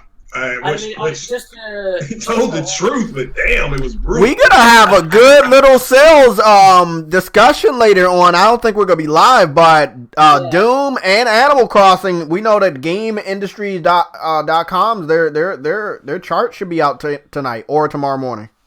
I can't wait to see. I can't wait. I know that Animal Crossing probably gonna be number one. But I can't wait to see how many more people got Doom on PS4 over Xbox. Or if it's... But you also got to think about this way. Like, my GameStop alone had anywhere from 50 to 100 pre-orders for physical Animal Crossing. Wow. Yeah, that's amazing. For one game? I already know Animal Crossing gonna be top on and the reason why is because if the other half of the spectrum doesn't buy Doom, Animal Crossing is overwhelmingly is gonna win. And that would be PC fans not supporting it, which we know they don't. They're out there pirating it right now. I already heard of 2 instances that's been cracked already. And then the Xbox fans, they're so spoiled by Game Pass, they don't like spending money anymore for games. Well, just the last thing I was going to say about what we were talking about. The other thing as well is that with Xbox One, they had a bad start, right? It took them fucking years to start to understand what the fuck they needed to do, right? Where they prioritized Game Pass and the service aspect, and also backwards compatibility over studios, right? Whereas PlayStation, when they were behind, when they were, their backs against the wall, what did they do? They went, fuck it, balls to the wall, and they started making games that theoretically you wouldn't think PlayStation would do. I think Sam brought up earlier on how, with the PS3, comparing the PS3 generation to the PS4, they were not scared to do different things on the PS3 generation, where they had Mod Nation Racer, they had, Little Big Planet, they had even Resistance, Mag, they had all these, interesting, cool ideas that they didn't care if they took a knock to. Whereas this generation, they're being very specific of what they want to release on their console, which obviously there's an understanding to that. But again, I would like to see PlayStation like sort of explore their sort of like their space next generation with, you know, give us those wacky games like Patapon and, you know, like Unfinished Swan and shit like that, man. I would love to see them go back to that narrative because, like, you know, if anything, if this power narrative is as big of a deal and PlayStation are like slow off the gate, then I'm going to say right now, Xbox should be more. I think Xbox fans should be more, like, not worried, but like a bit more. I don't know, like they should concentrate on that aspect where, like, you know, if you're going to do that to PlayStation, just understand they're going to bite back. They don't sit down and wait. They'll bite back. They will react. So, hey, man, if you want to play that narrative, man, I can't wait for PlayStation to just go, fuck it, we're reacting. We're going to do something about it. And they're going to get help. That's what I'm saying. I think Xbox did a great job, okay? Their specs messaging was simple. They showed off the controller. They showed off the system. They showed off. Yeah, they went first. They wanted to be first. You got to give them props. Yes, you give them props. However, you did show your hand already. That's the key. Yeah, I understand that, but like the thing is, what I'm just going to say is, right, I give them props to the extent what they did with they invited a few tech people out, right? The main two was Austin Evans and Digital Foundry to look at this console, to demonstrate this console, because people watch their videos, right? That was a smart move by them, because again, we talk about this. We talk about the aspects of marketing, right, and how you market things nowadays, right? Obviously, you've got billboards, advertisement, and TV. But you've got streaming now, you've got YouTube, you've got, again, social medias, right, where you can do that stuff. And that's how, again, that's a smart move from them. Obviously, I'm not saying that PlayStation won't do the same thing, because they definitely will. And when they do, like, it's going to be interesting that, you know, to actually finally see, you know, these people sort of like, you know, say, oh, we play on the PlayStation 5, we've got hands on it, and it is something special. Like, there's something about this console that we can't put our finger on, but we know people are going to love this console. And the games that are going to be made on this, you know, console, you already know are going to be at a great standard because of what PlayStation Studios have fundamentally been able to do for the past 25 years. You know, or not even, well, maybe a little bit shorter than that, but you know what I mean. Yeah. Interesting times, man. It is. Guys, I think we're kind of winded on topics, but I'm going to look at the comment section over the next 2 minutes. Does anybody have anything you think we should talk about or discuss?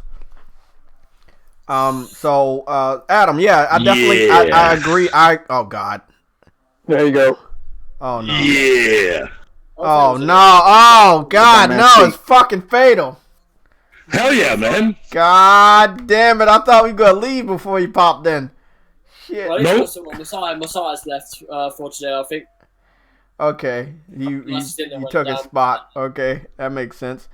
But yeah, I definitely want Sony to take more chances with the types of games they release.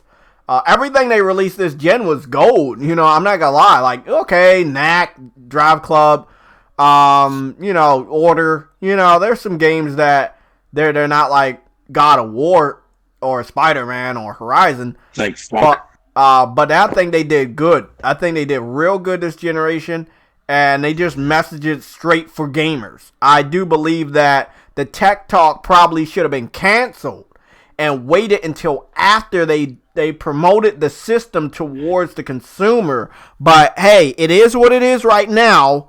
They still can recover. And even if the fans on the other side don't think that they recover, I do believe the PS5 will definitely be successful. Pricing is going to be... We already know the PS5 is going to be successful, man, even regardless of when they fucking reveal shit and when they show shit. This is Sony we're talking about. Exactly, but the Xbox fanboys, they, for whatever reason, they're saying they dropped the ball, and they're dead. They're dead right now. They dropped the ball. K-Mega... Okay to take K Since when Mega's is it been okay to saying sit that there over and the actually fucking listen to last people, couple though? hours, and I'm like, oh, okay, K Mega, you get everything wrong all the fucking time, and you like I gotta. said earlier, man, like the fact of the matter is that when Sony dropped the ball the first time was technically on the PS3. Yes, again, like that was a lot another time where again the messaging was a bit off in some degrees, not like a big degree, but a small degree. And look what happened that generation. They slowly got back into a certain form where, I think it was in the last 2 years on that they actually outsold the 360 or something. And again, they bounced back basically, theoretically speaking. And then if I'm going to go off of anything, I'm going off of that. PlayStation have been able to bounce back from certain things, right? And if you're going to say that this is a bigger hit than that, you're fucking wrong. They've come out and they've done this talk. Yes, it's bad messaging. I agree with loads of people that say that, but at the same time, it's like, can they bounce back off of that? Of course they fucking can. It's very simple and it's very easy. They've got the studios, the games, and there are other aspects which I've mentioned as well Loyalty. that I'm more interested in. So, services, right? We're talking about backwards compatibility with the PS4. I've mentioned how PS Now I feel like might be completely reformed to the extent where they will introduce PS1, PS2, PS3 games through that business. And I think Fatal mentioned this idea of which if they were to do this, I wonder if PlayStation would do this, and that is Xbox allowing online to be free, and they scrap. Yeah. They basically scrap the whole games for gold. They do Game Pass with xCloud, and again, people will get that because of what it is. And then when you look at PlayStation, right, you have PlayStation Plus and PlayStation Now. But if you were to clamp that together and be like, hey, you can play online for free, but if you buy PS Plus, right, you've got discounts, 2 free games every month. But then also on PS Now, we are adding PS1, 2, and 3 games every so often, right? Yeah. That's a fucking win. That will make you want to buy that service. So you know what I mean? It's an interesting way that, again, I don't see this happening straight off the rip, but I can gradually see both companies doing certain things in that narrative. And again, thanks Fatal for mentioning that. I don't know when it was, but it was interesting. 2 days ago.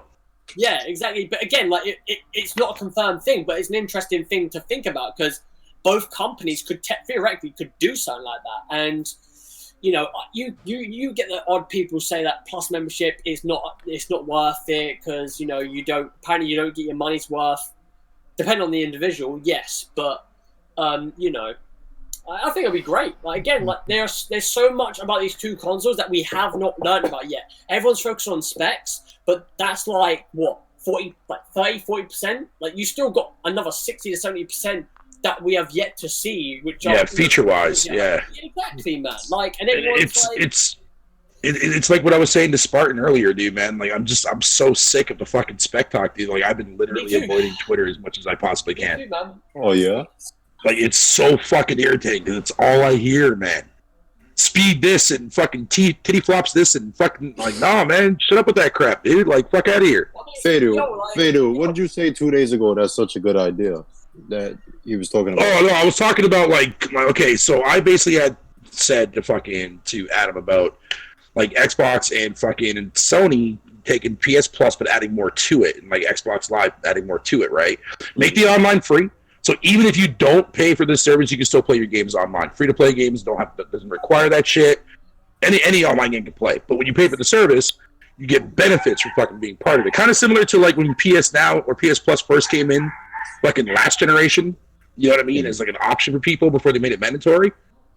And add some incentive, but this time include PS Now into that package. But at the same time, they can add PS2 and PS1 games and some of that to give more people value for that service. Oh, so shit me, I've been saying on your channel since 2018, right? Same shit we was talking about. Okay, yeah. That's what I thought. Yeah, PS Now should have been. I'm gonna be honest with y'all. Part of that service, man. I think that would be a great incentive, man, to be an owner of that. Yeah, I don't think people realize. I said it earlier on JTech, Twitch. PS Now is a licensed DRM checker. It is a full-blown cloud software emulator that Sony has built for PS3 games. Now they've able to add PS4 and PS2 to it. They can easily add PS Plus, and then every month they add games to it. Like you can even add Vita shit to that crap too if they wanted to. Yeah, man. like, and plus, because like the touchscreen that the DualShock got, the game Uncharted Golden Abyss would work perfect with that. Because the reason why the DualShock 4 has a touchscreen is because of the Vita. Even looking at you, if you see the analog sticks, you could see the inspiration for the Vita analog sticks on the DualShock 4. Definitely. And look, So bro, that would be the announcement that blows the roof off of everything. They might do that. Just to go off of that, by the way, like, 'cause again, by the way, what's up, Adam? When they talked about backwards compatibility, You could call him Wall Talker if you want.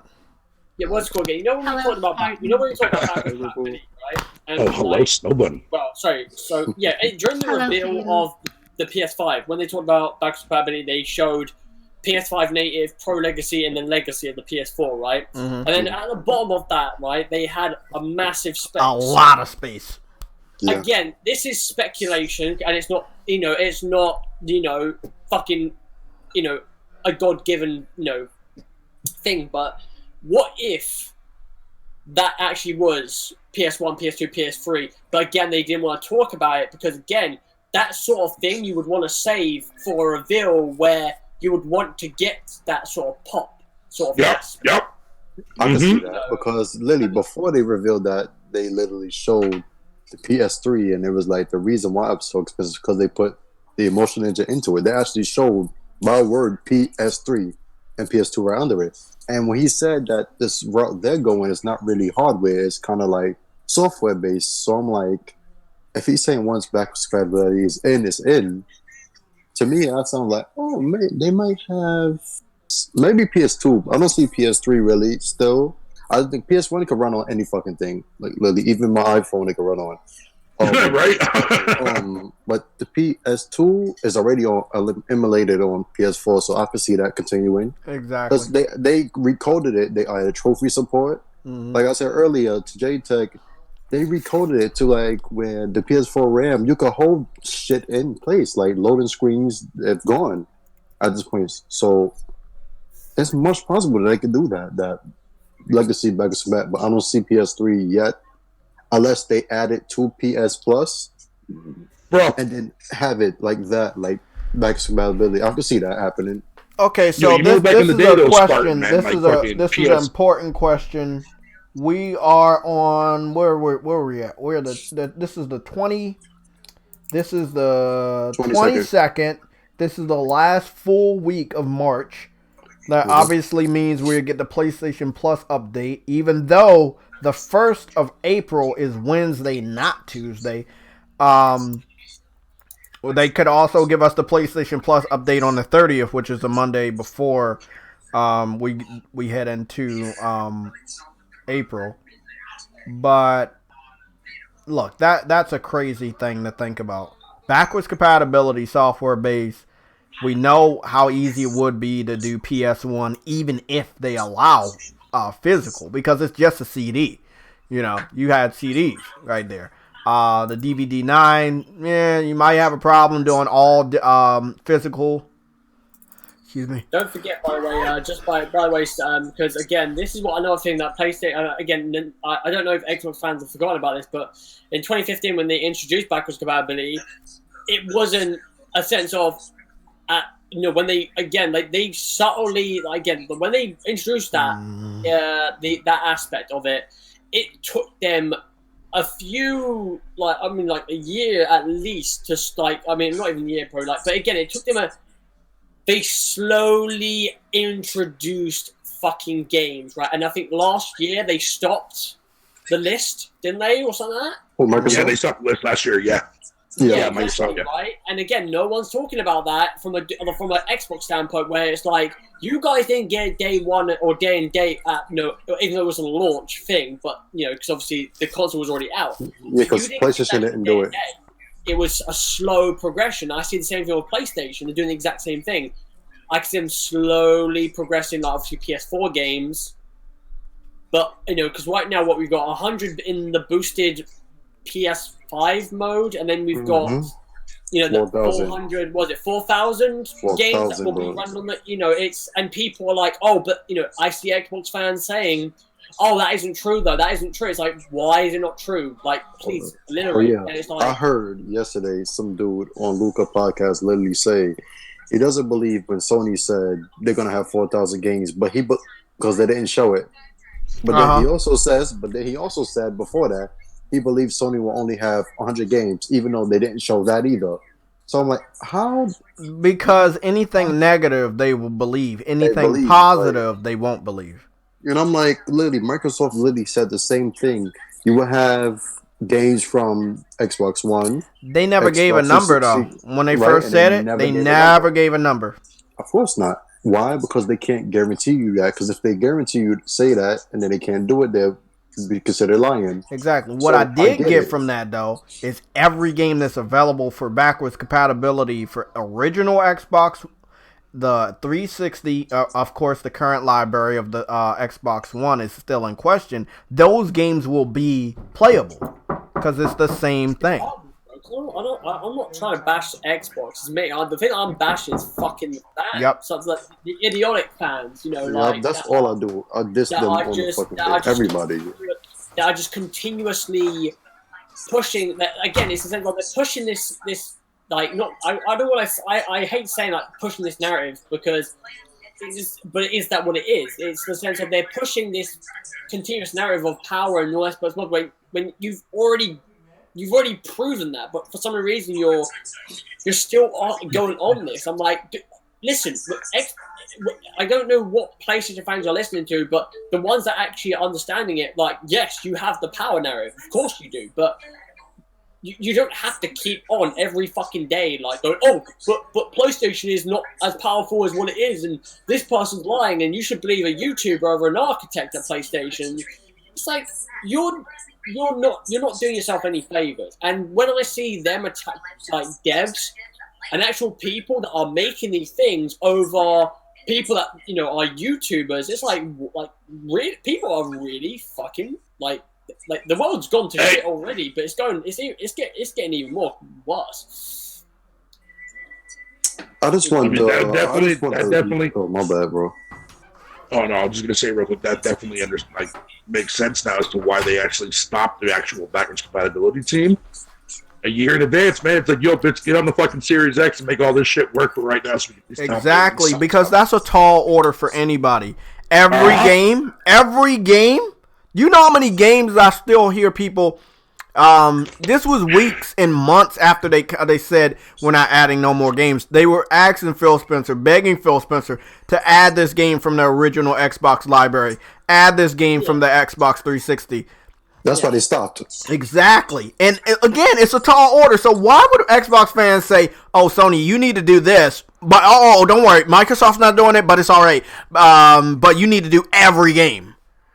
Because they want to see if they can do it, and if Sony can do it, they can say, Microsoft has better engineers like they've been doing. That's what they want, JTech. But that's what I'm saying. It's over stupid fucking shit, man. And I'm like, how y'all, like, dudes be 50 years old, 45, 50, right? And be proud to be fanboys. Like this guy, Elite Gaming Guru, like, dude is 50. And we got a super chat from Vedger, SEK 119.00. Let me see. Xbox saying Cerny downplayed a optional feature known as ray tracing, but Xbox downplaying him that's what I'm talking about. Reintroducing us to such a mandatory feature. They're downplaying the Tempest engine, which is to do with the audio. They're downplaying the aspects of ray tracing. They're downplaying a lot of things where they don't have to. You've fucking got the power narrative, but apparently you need to do more. They basically want every aspect to not be superior. Exactly. They want everything to be, again, a positive to them. It's like, Jesus. But wasn't it with the Xbox One X? Is that for games? Like, wasn't exactly? But look, this is like a handicap match, right?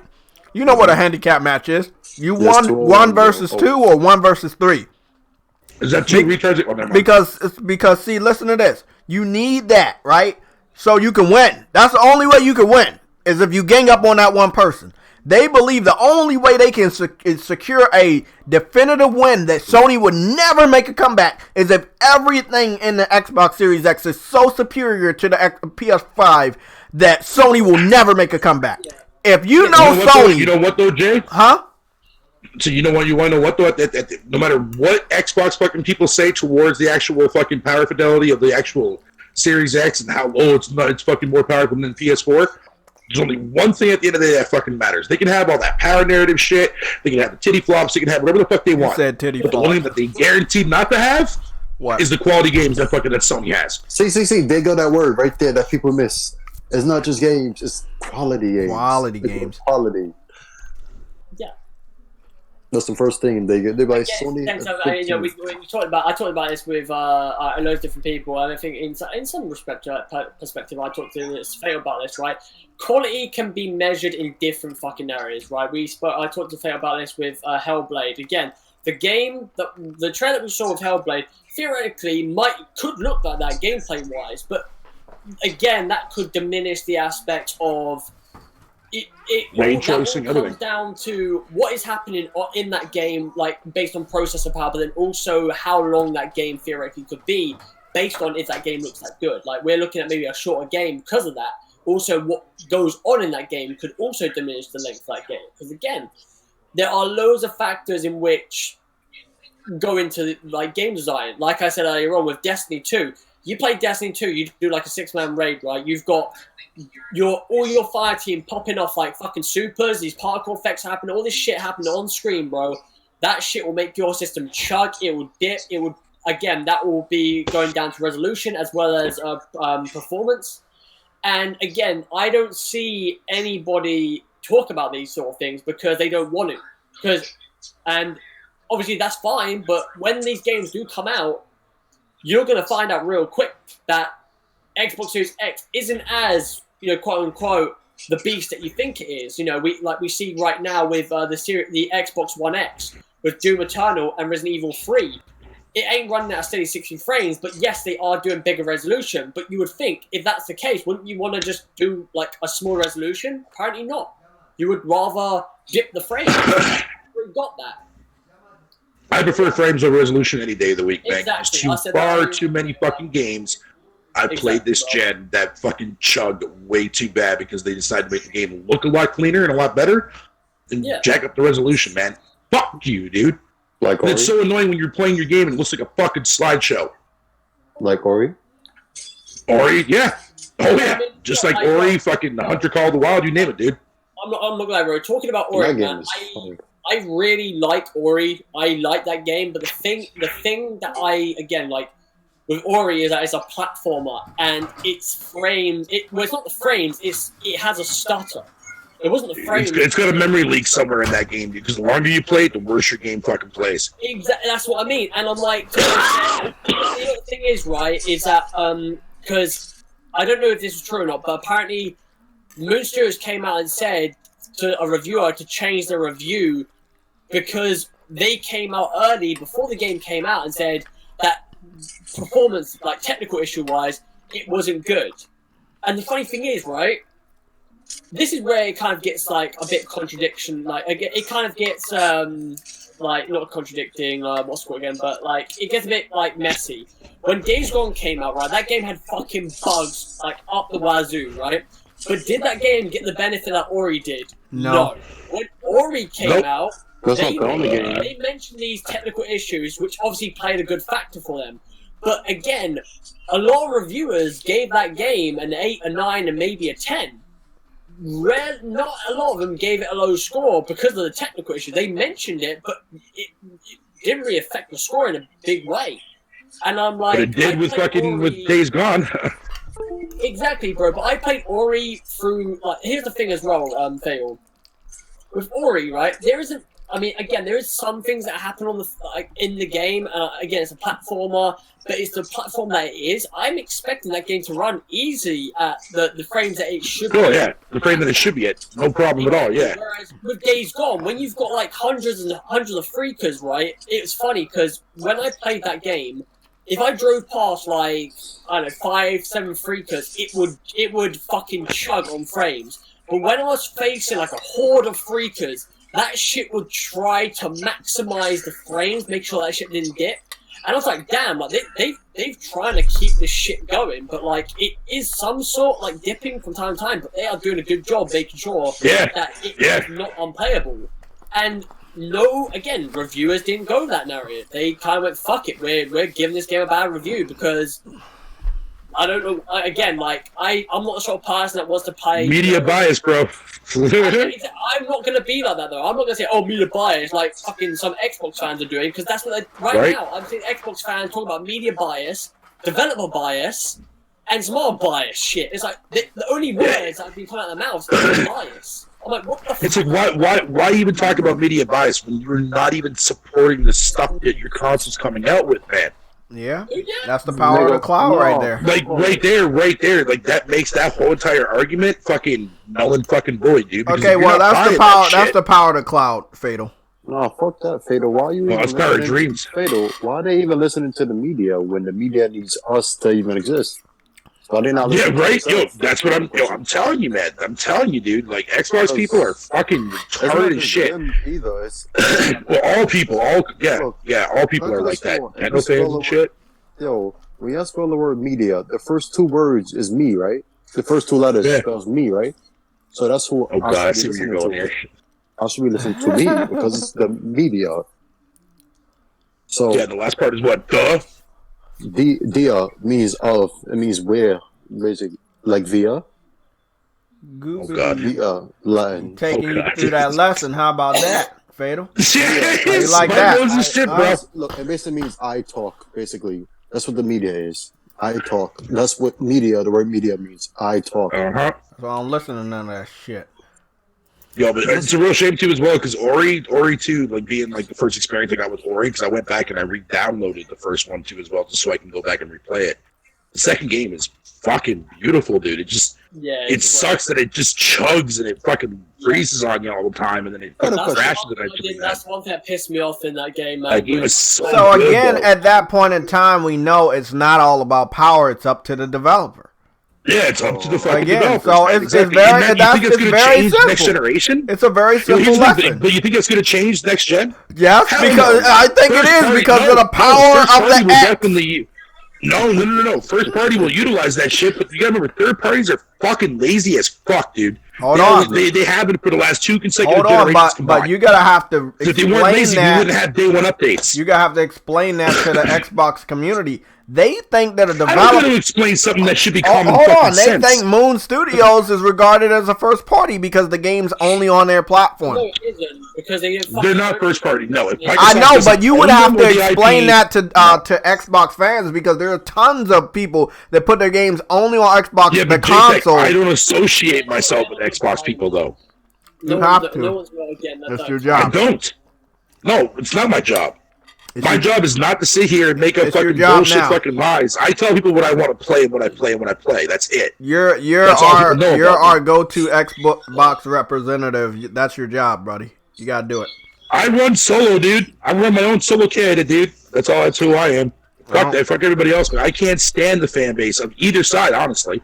Yeah, but I never understood how grown-ass men, older than me, they probably got grandchildren and shit. Why are they doing this to themselves, man? Like, really? Because they're fucking bored, dude. They want to feel some type of way. But this was funny. They were bored before the lockdown, before the quarantine, before the virus. They were doing this shit. You know what I'm saying? It has nothing to do with that, J-Tech. It's like I'm just saying they have been doing this before there was an excuse to be bored. Oh, okay. Yeah. Okay. You know, you had games. You could go outside. There was no social media out there. Do y'all really want to know the answer to that question, though? Yeah, I want that answer. Okay. I'm ready for it. There's something, I've said it, and Sekuma has said it. Sekuma said it specifically, they want to be part of something. What I said is, people tend to live their life through inanimate objects, so when they feel like something has value, it makes them feel more important. For example, $1,000 phones, high luxury cars, bigger house, TVs, bragging about PCs. So like, if they feel like that stuff has value, they have value because they own it. So people are insecure nowadays. So they need some type of what's the word? Vindication of why they matter. And when they have something, they feel like I could brag. Mine is better than yours. They feel they're better than you. So that's basically the answer. Literally, people just are insecure nowadays. Well, they're gonna be bragging about playing Bleeding Edge in 4K soon, and fucking. Hey, I'm actually I'm looking for. And what's that game called? Honey, I Shrunk the Kids. They're gonna brag about. Mm-hmm. Grounded. Don't talk shit about my game. Why don't they? I'm not talking shit. I'm just saying they're gonna brag about playing those games in 4K when you know they. Yeah, I'm gonna be the only person legitimately fucking playing it. Yeah, but I'm not talking bad about it. I'm just saying I expect those games to run that resolution. I don't expect those games to have any problem running, and that's what I think we should start taking a look at. Not shitting on these games as PlayStation fans. If you want to have an argument strong enough to smack these idiots in the face, you look at their weaker games on their most powerful hardware right now and see how they run. Again, you guys saw Chuck. I don't think. Okay, so Adam had a standard Xbox. Fatal, what do you got? Yes. You have the. Okay, that's basically a standard. Did anybody else have problems with Ori that had the more powerful Xbox, the X? I think that's the console that had it. Huh? The PC and the X chugged as well. Okay, well, I stand corrected. It wasn't frame basis. It was stuttering. It would stutter. It wasn't to do with frames. I mean, frames kind of get sometimes, but the main thing was it was stuttering. That was their problem. It was stuttering, and sometimes there'll be times where the levels will clip in and out. Where like if you're moving too fast, which that's happened to me. I got stuck several times because of that. Like you would have to like load in, like you have to wait a bit for it to like load in the map at some points, but that's rarely happens. Well, that was like Contra in Super Mario back in the days. That's how that used to work sometimes. If you went too fast, like over the map, if you try to run, the camera can catch up. And then you had to catch up. Wait, it's like stutter. See, but most people wouldn't know about that because a lot of people wasn't around or played those games back in the day, so they can't. Ding, ding, ding. Well, do you remember Capcom Glory days, man? There were so many games that played like a fucking slideshow, dude, but we still played the fuck out of them, dude, because there was Mega Man, it was fucking whatever, right? Mm-hmm. Hell yeah. Nowadays, there's no fucking excuse, period, man, that either the Xbox, the S, or the X, or even on PC, Ori should be running like that. There's no fucking excuse for that whatsoever. Yeah, and see, that's what I'm going to be looking at. These games that obviously don't look like they would demand a lot of power. Grounded, Bleeding Edge, and what's the next one? Apart from what is it? There's one more game for Xbox, right? I'd probably say apart from Hellblade and Halo, I'll probably say the vast majority of their games will not utilize that fucking. Wait up, there's a new Cuphead coming out? No. Oh, there's DLC coming out though. There's DLC dropping this year. I guess. And that's when you're going to see Cuphead appear on fucking Game Pass, Spartan. Mark my words. I think based on the games that are going to utilize the Series X power. I don't care. I already own it anyway, so I don't care. Halo and no. It would be Halo and Hellblade. Apart from that, all the other games are very like Halo Infinite. I don't see it utilizing shit because of the fact that it's still coming out this Gen 2 as well for the S and for the X. I think Hellblade 2 is the game Playground Games is working on due to the fact that apart from those two games, right, which theoretically are the bigger titles, right? Like Grounded, like again that you have Project Mara, which is their Ninja Theory's other thing. Then they've got the developer and tech and developer like fucking research project, which I don't know if that's a game or not. It's a VR thing. Oh, the VR thing. Wait, they're doing VR now? Mm-hmm. What, Ninja Theory? Yeah, that was their second project that they announced. Well, before Project Mara. There was a lot of confusion and people thinking that Project Mara was a VR thing. No, Project Mara is its own fucking thing, separate of VR. So, yeah, that's what I'm trying to wrap my head around, because I remember Phil Spencer saying that he isn't doing VR. Like, he isn't... Wait, what? You believe that, nigga?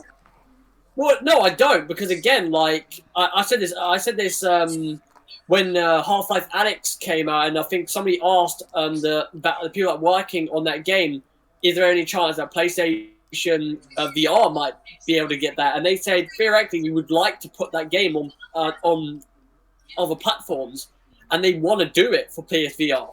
And if that game, because that game comes out on Monday, I think that's going to be a very fucking strong game, and I hope it does. I hope it reviews well, because if it does, it'll be one of the strongest VR titles to date. Oh, I just realized something, y'all. And that'll push the button for Phil to fucking do something, because he ain't gonna walk away from that game. He's not gonna be like, oh, we're not gonna make a VR, or try and get VR on that system.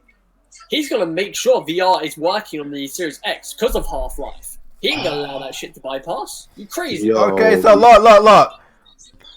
Okay, I'm gonna set a time. Adam, you still got May. It looks like Adam might be right, because we're about to head out of March, right? And we already got past this area where it would have been GDC, and we did get the information for the week that would have been GDC, right? So the next main event would have been E3 in June. So we will get information from individuals, I believe, in June. You don't need E3 to drop information in June. That means if Adam is going to be right about May, the month where they're going to talk about the PS5, in a way that consumers and gamers will understand, you got 1 month, Adam. You got 1 month. You got April. I think he might be right. Yeah, I think Adam might be right on this one. I think he might be right. He was right on a lot of the other stuff. But again, I'm going to say right now, the only thing that I'm a bit skeptical of is the factor of the pricing aspect. Because didn't PlayStation say they want to? Well, I don't think they came out and said, but they said that they wanted to see what Xbox's pricing is. But that was a rumor, but I don't know if it's not true or not. I believe it. I mean, the thing is, if they wanted to, they don't now. They could announce the day and then be like, hold off on the price, and then let Xbox go. And then when they announce their price, literally, Microsoft has been a step ahead of Sony, and I'm not saying in the worst way. They've been doing good with their messaging and all, but we know this is what Microsoft want. They want to be in a driver's seat of who dives into next gen first. And I got to give them credit. They have dived into next gen first. We know what the system looks like before the month of E3. We know what the controller looks like before the month of E3. We know about the specs. To be honest, for Microsoft, the only other thing they have to drop would be the price. Unless you have some surprise first-party games ready for launch, but I think they might. Oh, Halo! Forgot about Halo. Halo and Forza. Breakdown Games supposed to be working on something, and the Forza is supposed to come out because I think it was an anniversary, I believe. So you're gonna have 2 classics and maybe 2 other games that are different. Say, by the way, I'm still on the ropes about the whole Halo thing. Do we think that game's gonna be releasing on launch? The way they made it seem that it would be on target, but I don't know. I mean, I'm not saying that they aren't, but I still feel like that game, it might not. I mean, I think it'll release near launch, but I feel like they might be delayed a couple of weeks or maybe a month after. No, y'all know this year is Forza's 15th anniversary, right? Yeah. Really? So I think they're gonna have on May 3rd. It'll be 15 years. So I think we're gonna get a Forza game this year, of course. But they say they have a game that's 4K and over 100 frames. That's not Gears of War. So I'm sure Forza Motorsport can hit that, and this year would be Forza Horizon. But since Forza Motorsport is the head series, I think we're gonna have that 4K and probably 120. I can see that because Forza Motorsport is really demanding.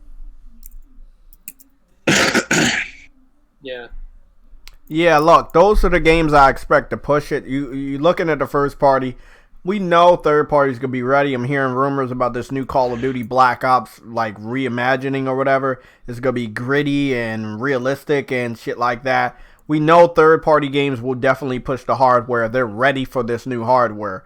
But I do want them to have at least 3 to 4 flagship games in the beginning that they could sell this shit. This is for Sony too, but Microsoft, that's all we have.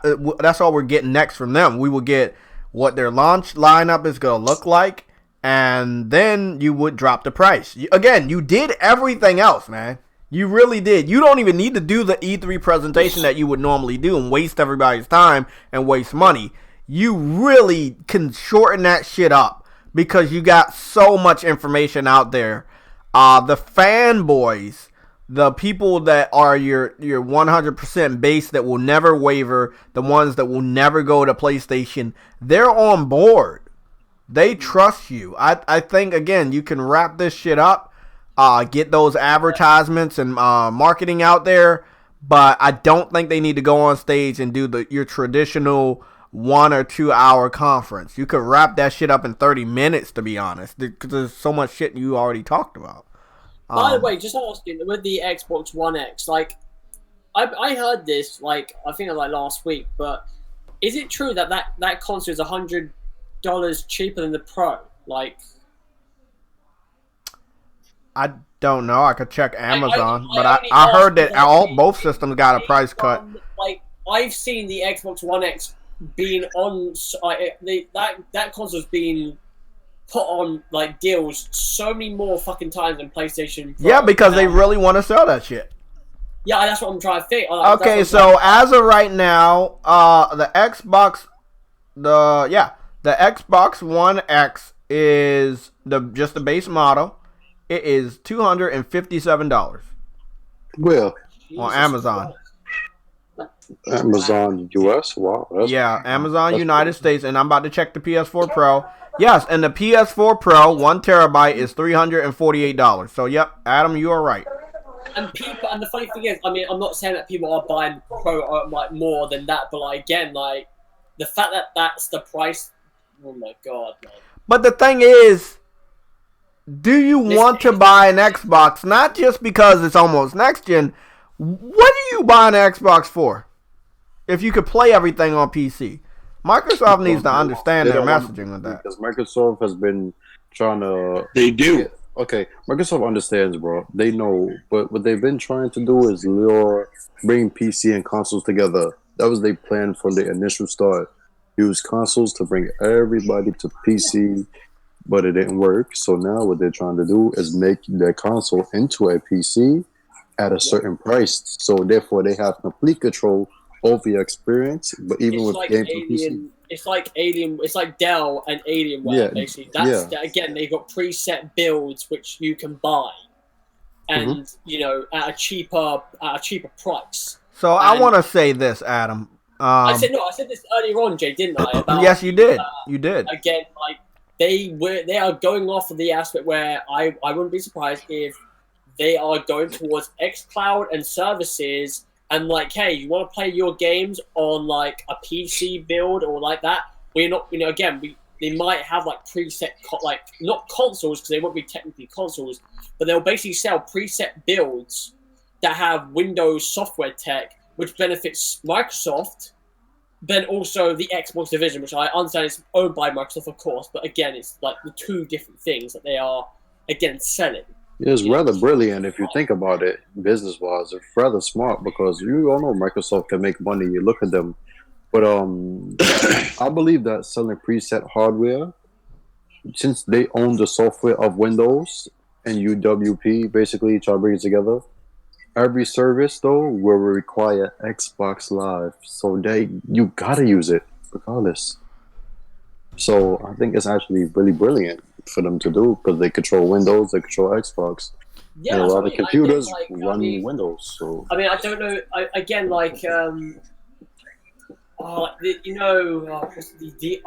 UI of the Xbox, right? That UI has gone through so many different updates where they are consistently trying to perfect that UI, because there have been times where fans haven't liked it and some fans that have, and they've recently updated it again, and it's like you get to the point where like if you give them like a Windows sort of like aspect where like you would get on a PC, people would just like that instead, where you just basically have. Well, we got a news update. Kid Smooth said that the Xbox Series X will run better than a 2080 Ti. And what?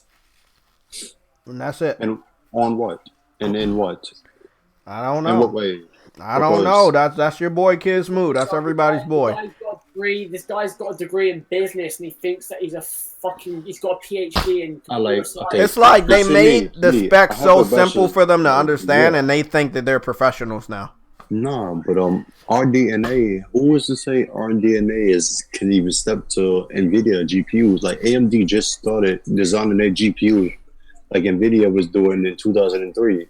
Mm-hmm. So that's 17 years ago. If you just starting now, what makes you could catch NVIDIA? Because NVIDIA, don't think just because they make hardware, don't think NVIDIA don't have. They have Microsoft still, who works on DirectX, Vulkan, and all of them. All those drives work. Like you will never beat NVIDIA, AMD. I don't know why people keep thinking it's going to work. Like their console is going to be the bread and butter. It's not going to work. They update. That's the thing about this whole narrative as well. Like graphics cards will update. Like, you know, we talk about the next gen consoles coming out. But when these consoles do come out, they'll probably say a couple months in, they'll probably be obsolete in certain areas. It's like, yeah, because that's how it goes down. Like PC parts come out every fucking year or month. You know what I mean? Like, can't, it's not like you can keep like on the same path as PC. It's just when PS4 and Xbox One came out. By the time they did, it was like that their shit was outdated before it even came out. I was like, wow, fuck. Yeah, before it came out, like, yeah, exactly. People don't realize the Jaguar was literally like 2008. Exactly, bro. Like and they're talking about 12 RDNA. I mean, they got RDNA 2, but then they talked about RDNA 3 as well, didn't they? And then you got NVIDIA. Again, they're probably going to bring out their shit as well. And they've been... I think the last one I saw on NVIDIA was with the Cyberpunk custom-made, I think it's graphics card. Like, I can see them, I'll probably say mid-year, maybe like June, July, they'll probably come out with a new graphics card before that game comes out. And they'll be like, this is going to support X, Y, and Z for that game as like a benchmark to sell it. Like, as they normally do with, they did the same thing with... Battlefield 5 with ray tracing. They used that game to promote that. So it's like, see, that's the reason why I've muted so many. I mean, it's mainly Xbox fans, but I muted them because I blocked them. I've muted them because it's just the same rebuttal shit. And I'm like, I don't want to be on Twitter arguing with these idiots. I want to be playing like Doom Eternal, and which only just started yesterday. I was like, I was talking to like idiots on Friday about this stupid crap. I was like, what am I doing? Like, fuck this, man. I'm gonna play a game because that's what these guys are doing. It's clear they're not playing games. They rather talk about shit than play. Bullcrap. So speaking of CD Projekt Red, y'all was talking about people taking advantage of the X. They definitely going to be one of them. Watch. Yeah. I mean, I see them taking advantage of both systems. Yeah. Oh no, they always been Microsoft centric. Oh yeah. Like PC wise, yeah, that's CD Projekt always been Microsoft. Not even just Xbox, always Microsoft centric. Because before CD Projekt was really like games, like the engineers at the studio are mostly software engineers. Microsoft programming language C++.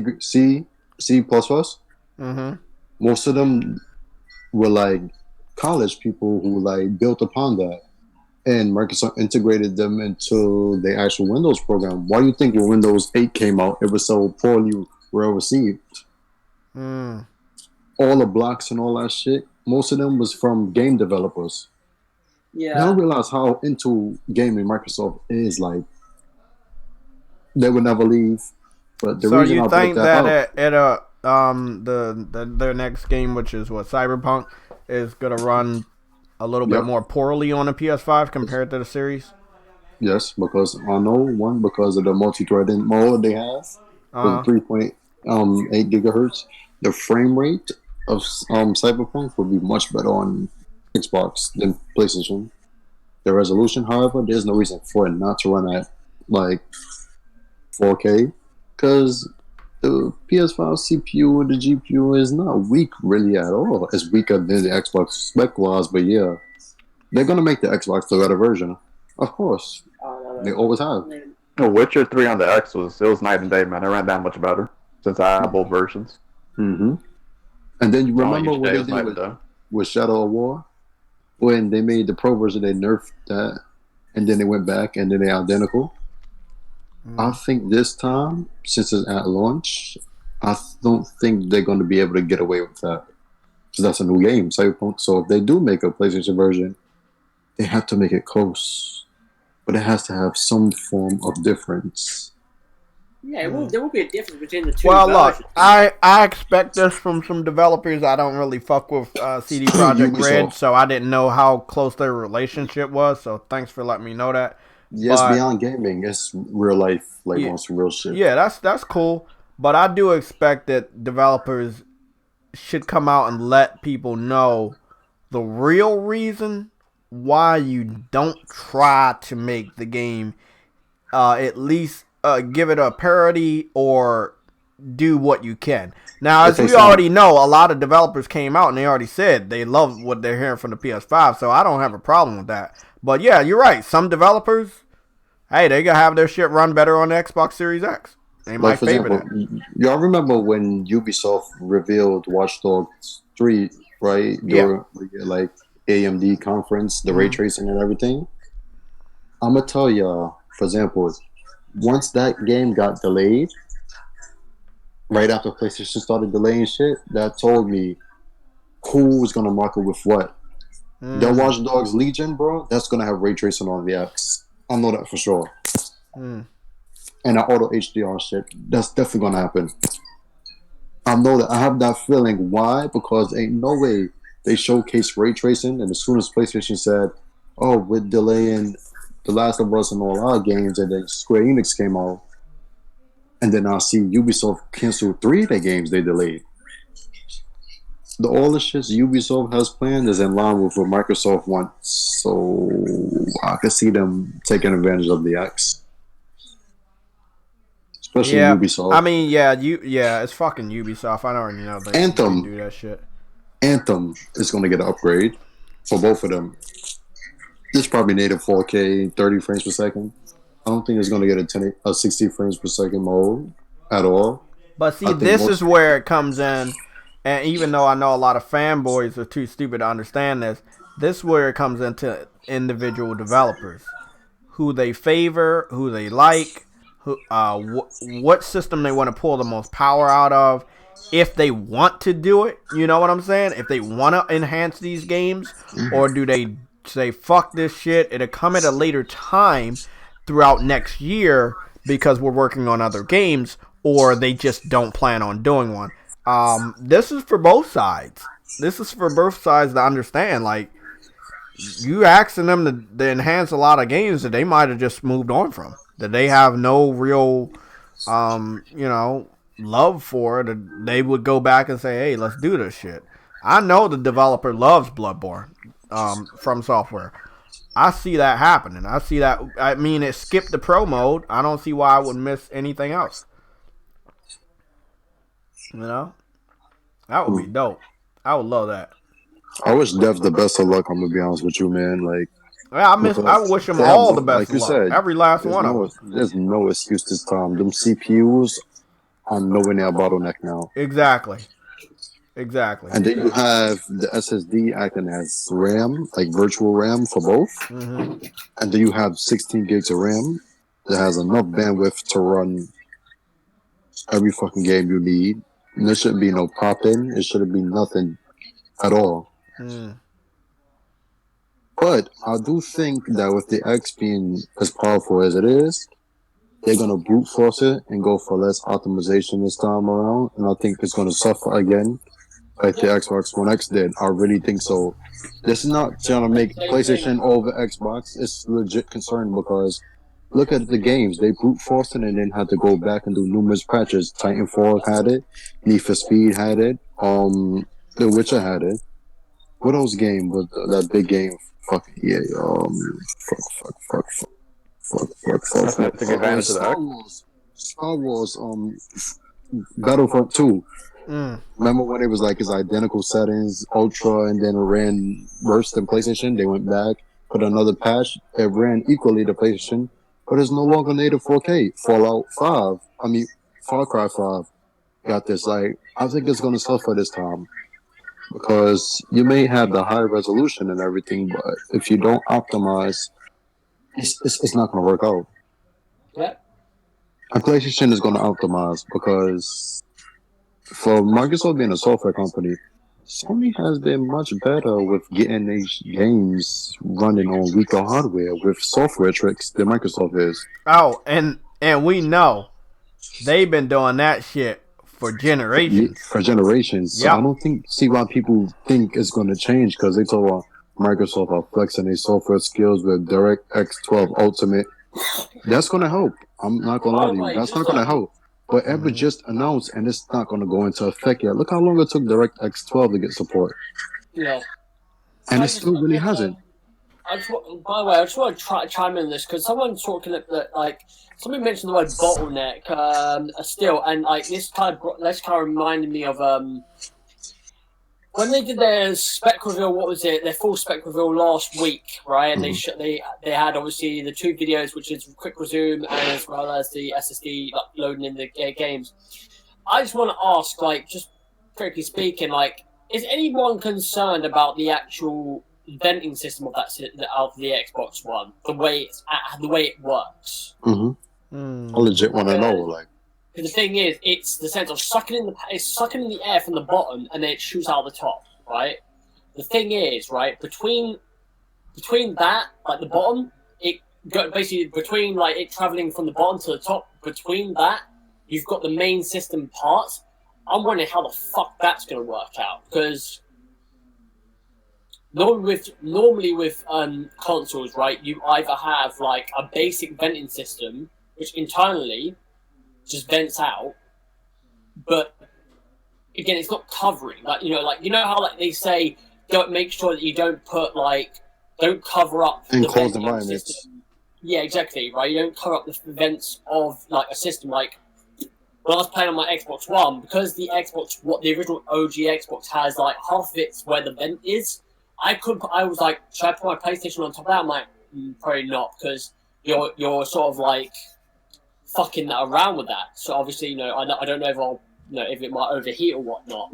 So I was like, you know what, I'm gonna just stand on my PlayStation and put that flat down. I'm thinking to myself with the X, right? I've seen how big it is, and also again how that works. I'm like, okay, but like, is that like there always is that sense where like, will these systems overheat? Like, because again, we did have that with 2013 with not this generation but the previous gen, where these things had like, you know, the yellow light and the red light, or the red circle or the red ring of death, and it's like yellow light of death. The Sony are opting to put more cooling in their system, whereas Microsoft, I read a few bits and pieces which they talked about it, but didn't sound like they're giving much notice of it. I don't know. I mean, I'm obviously might be reading too much into this, but like, I do want to know if that system is good. Like, they say it's quiet as well, which is great, but at the same time, like, the venting for me, it looks a bit weird, like the way it's acting. You know, so I saw how they pulled it out, like, you know, they opened it up, so all the modules are like kind of like a puzzle piece, right? They would like sort of like click into place, and then you slide it all out. I'm thinking to myself, if that's the case, you know, how does this air kind of travel through the system to the top? You know, again, because do the crevices of where the ports that's crevices, but like, is that enough? Nope. Exactly. Like, I want to know, because like, you know, let's just theoretically speaking, not saying it will happen, but theoretically speaking, what if the, you know, Xbox Series X comes out and the first batch, right, of that system crash, like fucking badly, right? Who are they going to point to for that problem? Because I mean, yeah, like I mean, not saying it all the time, but theoretically, most of the, like, I do like, there is that like that thing of like American architecture, like, you know, building stuff like can be rushed or can cut corners, sort of thing. So I'm like, yeah, that's true. But then again, any fucking like, anyone could do it. But theoretically, I can understand what people might say. But yeah, I just I'll bring it up because Yeah, I know that Sony's probably doing everything in their power to make sure there's not a peep from that fucking system. That was one of the things that everybody was joking about or complaining about. So I know they're gonna fix that. I just can't wait for the next phase. You know, the next phase is the consumer phase, aka the gamer phase. That's when we'll see the controller, maybe the console, see games running on there, old and new. I can't wait. I cannot wait. And we way past that 2 minutes. We way past that shit. Anybody else got anything else to say so we could get out of here and play some games? It's the 15th anniversary of Kratos. Yes. The 15th anniversary of Kratos, God of War. I can't wait to see what's gonna happen this week. All the big games are out. When does Resident Evil come out? In April? Did you speak about the Spider-Man rumors as well? Spider-Man 2 coming out as a launch title? No, Spider-Man 2 coming out in 2021. Oh, Eddie brought that back up to my attention. I already knew, but it's going to be apparently feature Venom, which we found out at the end of the thing. He's still grieving. See, this runs me into the pattern for Horizon Zero Dawn. Horizon Zero Dawn's put on PC, so it can be comparable to the PS5 version of Horizon Zero Dawn that will run that game better, and then give a teaser. Well, here's the thing, Jay, and I said this before, right? That would be smart. Yeah, that would be smart. I don't know if industry people know something that we don't. Because a lot of people, I always hear it. Horizon Zero Dawn 2 as a launch title, and I'm like, super chat. Frostbite said 24-hour live stream confirmed. Maybe we could do that if Adam's up here. Oh hell no! What would you say, Adam, about the industry people? No, it's something we don't. No, I'm just saying, a lot of people within the people that cover gaming news, they always keep on saying Horizon Zero Dawn 2, like they know something that everyone else doesn't. I'm like, I'm one of the people that thinks that it won't be a launch title, but if there is a case for it and they're releasing it for PC, I don't know. Like, it could be cool if they did it, but I'm just like, I'm up in the air about that thing. I feel like they might. My thing was that they were making a multiplayer-only Killzone game or multiplayer-only first-person shooter game because Sony are looking into wanting to get more, multiplayer into their, sort of infrastructure. Which if you can do it, great, but don't prioritize it because it works. No, man. I think like Spider-Man news. I've heard about it with Venom, Carnage. New swinging mechanics. Apparently, the animators, they've got 2 animators on certain things. They've got the whole Batman Arkham Knight system where you can switch between Spider-Man and Miles Morales, presumably. Oh. It sounds good, man. Also, they look like they're going to be adding in Brooklyn as a district. I like that. But they use them city as a district. Fuck out of here.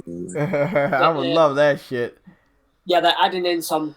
That's what I've heard thus far, and obviously some spoiler stuff about the ending of the game, like what's returning. But I mean, hey, like if it a 2021 game, bro, like isn't 2021 when the new Spider-Man film is supposed to be coming out as well? Yep, I believe so. Yep. Mm-hmm. Well, I mean, I'm not going to take that shit off the cards then. Fuck it. I mean, they did it for, what was it? Spider-Man PS4 came out the same year as Into the Spider-Verse. So, and that's both Sony as well. Sony Animation and Sony Games. Yep.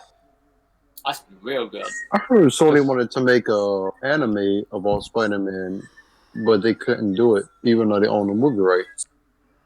I wanted Funimation to do it because they own Funimation. So oh yeah. I heard that, but instead they turned it in. That's how Into the Spider-Verse happened. It was supposed to be an anime. Damn, that would have been nice. That would have been smart. I don't know. Sony has a lot of things they could do, movie-wise. God of War and all of them. Well, I mean, see, that's what I'm saying. Not every property that Sony owns for gaming needs to be turned into a movie. It could be a CGI movie. It could be an anime. It could be anything. What you were saying, Adam? The Last of Us thing. Again, like originally it was supposed to be a film, but Neil Druckmann was a bit skeptical about it, and I think someone asked him if that was true, and he said, "Well, if it is, I'm not working on it." And then all of a sudden, was it last week or the week before, we got news that HBO were going to be doing an adaptation of it as a series, and Neil was co-writing it with the guy that wrote Chernobyl. That's true. That makes more. Again, it being a TV series makes more sense than a fucking film because, again, that's like an hour episode, maybe 8 episodes, 10 episodes for like a season, and based on Last of Us, on how you expect the writing to be and how they tell the story each episode, it's perfect. That's a perfect way of going. I don't know what it will be about, like, because have they confirmed it's Ellie and Joel, or like, that's what I'm wondering. Yeah, they confirmed Ellie and Joel will be in there. They confirmed the other female cast will be in there. They didn't confirm the main characters though. 1 second. True Witty sent $2 super chat. PC guys, go make Aloy naked as a mod. I see it. Yep, they're gonna do it. Look, they already did it. All I'm gonna say, they already did it. They did a lot of crazy shit with Aloy already. She's not even on there. I'm not joking. They already did it. It's fucked up. J-Tech, what is this Jesus95 was saying Microsoft's demonstration of the SSD? The video is fake. Oh, I don't know about that. What's that, State of Decay one?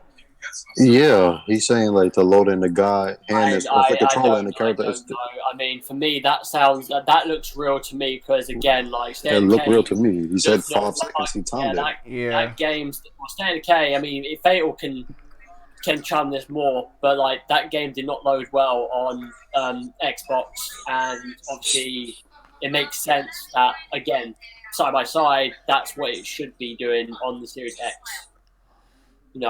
Yeah. No, that ain't fake. That's real, man. I don't know. That's not fake. No. Yeah, I don't think it's fake too. But if he's telling the truth and that, like, that I mean, but Microsoft, I love Microsoft. Actually, I hate them. But and they've done a lot of fake shit in the past where they ran games on PC for E3 conference and shit. But this time, it has to be real. They have all the power in the world. I don't know why they would fake it. The only thing will be fake is that maybe they're not running it on the Xbox hardware, like live. Maybe they could have been running off a PC that was similar to it. But let's just put it this way. Let's say they running it off the hardware and it's real. We will find out whether it's real or fake when more and more developers and gamers get their hand on it at the end of this year. So I don't want to put out there that they're fake without me looking at the video because I didn't look at none of the Xbox. I watched the video just now. I didn't see it faked at all. No, bro. I remember when the Xbox One came out on PS4, the year they were coming out. I remember going to an expo in September in the UK in 2013, and I remember lining up to play some PlayStation games, and then I went to go line up to play like Titanfall and like Battlefield, which were running on Xbox. I remember this wasn't the first time I heard about it because it was. I remember Xbox consoles were crashing majorly, but it was apparently. But that was because of how they were stored. They were stored in fucking boxes where, theoretically speaking, they would fucking crash. But then there was times where, when they crashed, it resulted in like a Windows blue screen, which it was like a buffering load. And it was like, are they running on PC or fucking Xbox? And the thing was, they were running on Xbox, but they had a PC. I think the builds of the Xbox were not like the finalization of them, which was weird. I remember that. But, I mean, they have done something like that in the past where, again, they don't run it on the actual theoretical hardware, but that's because maybe they haven't got them out yet. But they normally, if they do that, it's supposed to be running on what the actual architecture is. So it's like you said, Jay, like it's close to a PC. Like you get a PC build and they make it like a Xbox Series X build. Yeah, it's possible, but again, we'll see live shit. Don't worry, guys. We'll see live shit. So I don't That's want what to put they- out there that it's fake because I can't confirm that. No, you can't do So that. we'll Unlike see. the We'll see. Live. fuckers on Twitter, you can't do that, bro. Yep. Yeah. Apart from that, man, I mean, that's pretty much it, really, isn't it? I mean, like, you know, most of this week's been this stupidity crap about specs, really. Let me see something. Okay. That's what we've been getting, really. Specs, you know, that and that. Oh. And this and that. Question. The PS5, the games. Y'all think? I remember one of y'all said we only know 40% of what's going on. We have 60% left. Y'all think that Ghost of Tsushima and them games gonna get enhanced for PS5? I know they are, They but will like, be a part you of the boost. think Yeah, they will be a part of the 100 titles that they said Yes. will be a part of the boost. They will be a part of the boosted. But Yes. I just realized something. That Tempest engine, right? The Tempest engine has cores that, even though it's audio, it handles processing. I think that's used for VR instead of the actual GPU. So basically, the Tempest engine that they were discussing, obviously, it is a sense of also it's to do with it's kind of if you were to ask like they're using what they're doing is with this Tempest engine is that it was designed for VR, right? That's what it's designed for, but they are using it for their games as well, right? But the reason why they came about this this system was because of the VR, because like you know, again, PSVR is at a 5 million units sold, which is pretty damn good to be honest. And they want to try and make the experience of VR as good as they possibly can, with obviously making it sound good, right? But then also later on they'll probably do a VR too. But yeah, that Tempest is the priority of it is to do a VR, but they also are using it for their games as well, which is another good thing. Yeah. Okay. Yeah, I'm about to get out of here. Bro. Okay, I'm about to get the and- fuck out of here too, because I think I want to play a little bit of Neo before I head off to bed or fucking watch a movie or some shit. Get ready to stream some Doom for maybe Peace, 4 bitches. hours. Okay. And I am still on Animal Crossing. Yeah, Yeah, I figured say, that. Nobody's being quiet, and I know why. The Yeah, I'm crossing real of quiet animals. whenever I'm playing. The crossing of animals. You playing the Animal Crossing. Gee, I hope why not? everybody has a good week. Stay safe, stay clean. You guys have any problems in your city, town, or whatever, state, you want to talk to me about it, I'm free. You can go to the community section of my YouTube channel, or you can comment in the comment section of my videos. Participate in the live streams on YouTube or Twitch. Or if you feel like it, you can contact me on Twitter. We can follow each other on Twitter. And then lastly, I have a Discord for the PlayStation Legion community. That link will be posted again for you guys. Let me see if I can get that link real quick for the public one. And also, thanks to saw in the chat earlier on, we had Frostbite, we had Var, and we had Widdy donate. Thank you very much, for the donations. I mean, obviously, during these times, I think we all appreciate what you give, but also just remember, you yourself as well with your money, man. Exactly. Don't forget Badger. Well, man. So I thank you guys for all that you give. Mm-hmm. But if you feel that you don't want to give, we're gonna try to figure out a way to read out like key messages. I think Next Gen has something like that. I gotta figure out what the fuck that was. He told me. So we can, you guys can get those messages out without spending money. I mean, like Widdy's on lockdown, man. You ain't working, so yeah. Or you're gonna have to put like a symbol or something before your message, so I can like make sure I look at that shit. Like let's say 911 example. So we wanna help everybody out. Okay, let me see. Let me generate a code real quick. Is this the one? I think this is the one. Let me post that one. Again, anybody that's not a part of the public Discord, here's a link. I'll go post that same link again later on the community page of my YouTube channel.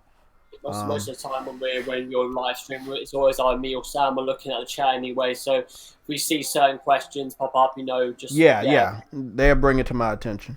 Yeah, we'll bring it to your attention. Especially from the key people. We know about Umar. We know about the moderators. Those people. We're gonna make sure we read out some of your shit. We're gonna find a method to do that. I see you got that the guy that was yesterday. What's his name? Carl something. I saw he deleted his message. I was like, nah.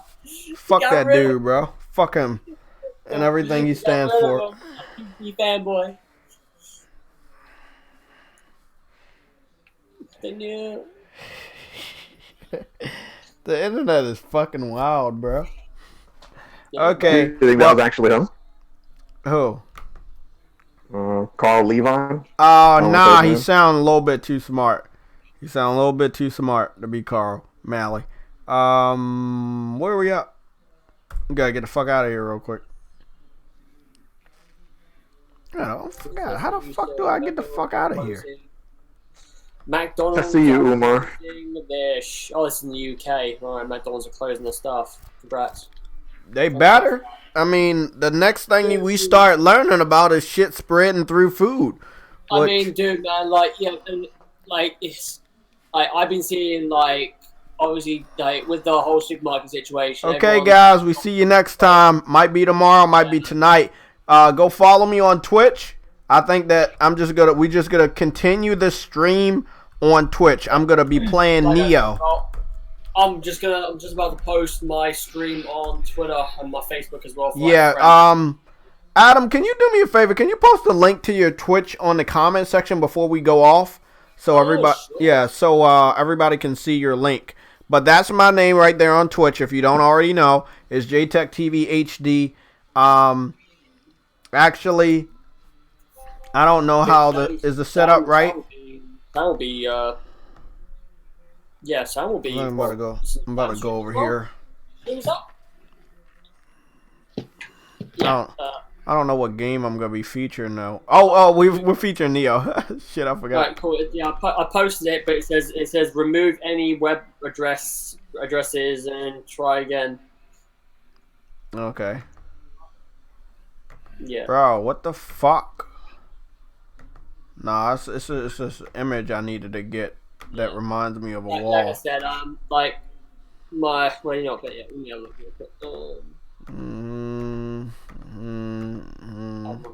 Here we go. Oh wait, no, I'll just do this instead. So when I go on my Twitch, man, what is it? Look real quick. There you go. So when I go live, I always do what's it? Oh God, that's right. Yeah. So on my Twitter, I always post up my streams. So that's my Twitter. Cool. Yeah, my Twitter. So basically, I'm about to tweet out right now. I'm just gonna get ready. Yeah, I'm about to go prepare to get ready. Go live over there. Guys, I will see you on Twitch. I'm gonna play through a couple levels of Neo, and then I am gonna probably just watch some movies on Netflix or some shit like that. But I thank you guys for all the support. Elgato doesn't seem like it's working right now, but I gotta go plug that shit back in later. Damn, motherfucker.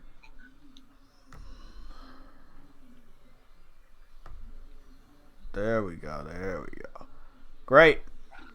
Well, that's good enough for me. I will see you guys later. Not gonna be on camera tonight for this live stream for Twitch. I'm about to just sit, lay on a bed, all that dumb shit. Yeah, I'm hoping my job just stop being selfish and just say, hey, y'all can stay the fuck home, cause it's just like they don't really give a fuck, They really don't care at all. But I just got paid, so I might just say fuck it, fuck you guys, and walk the fuck off the job. And it's nothing they could do. I know my rights, so that's cool. I know my rights. If I don't feel safe just continuing the commute back and forth to work, there's pretty much nothing they can do. Okay, guys. I think Adam put his name, his Twitter name.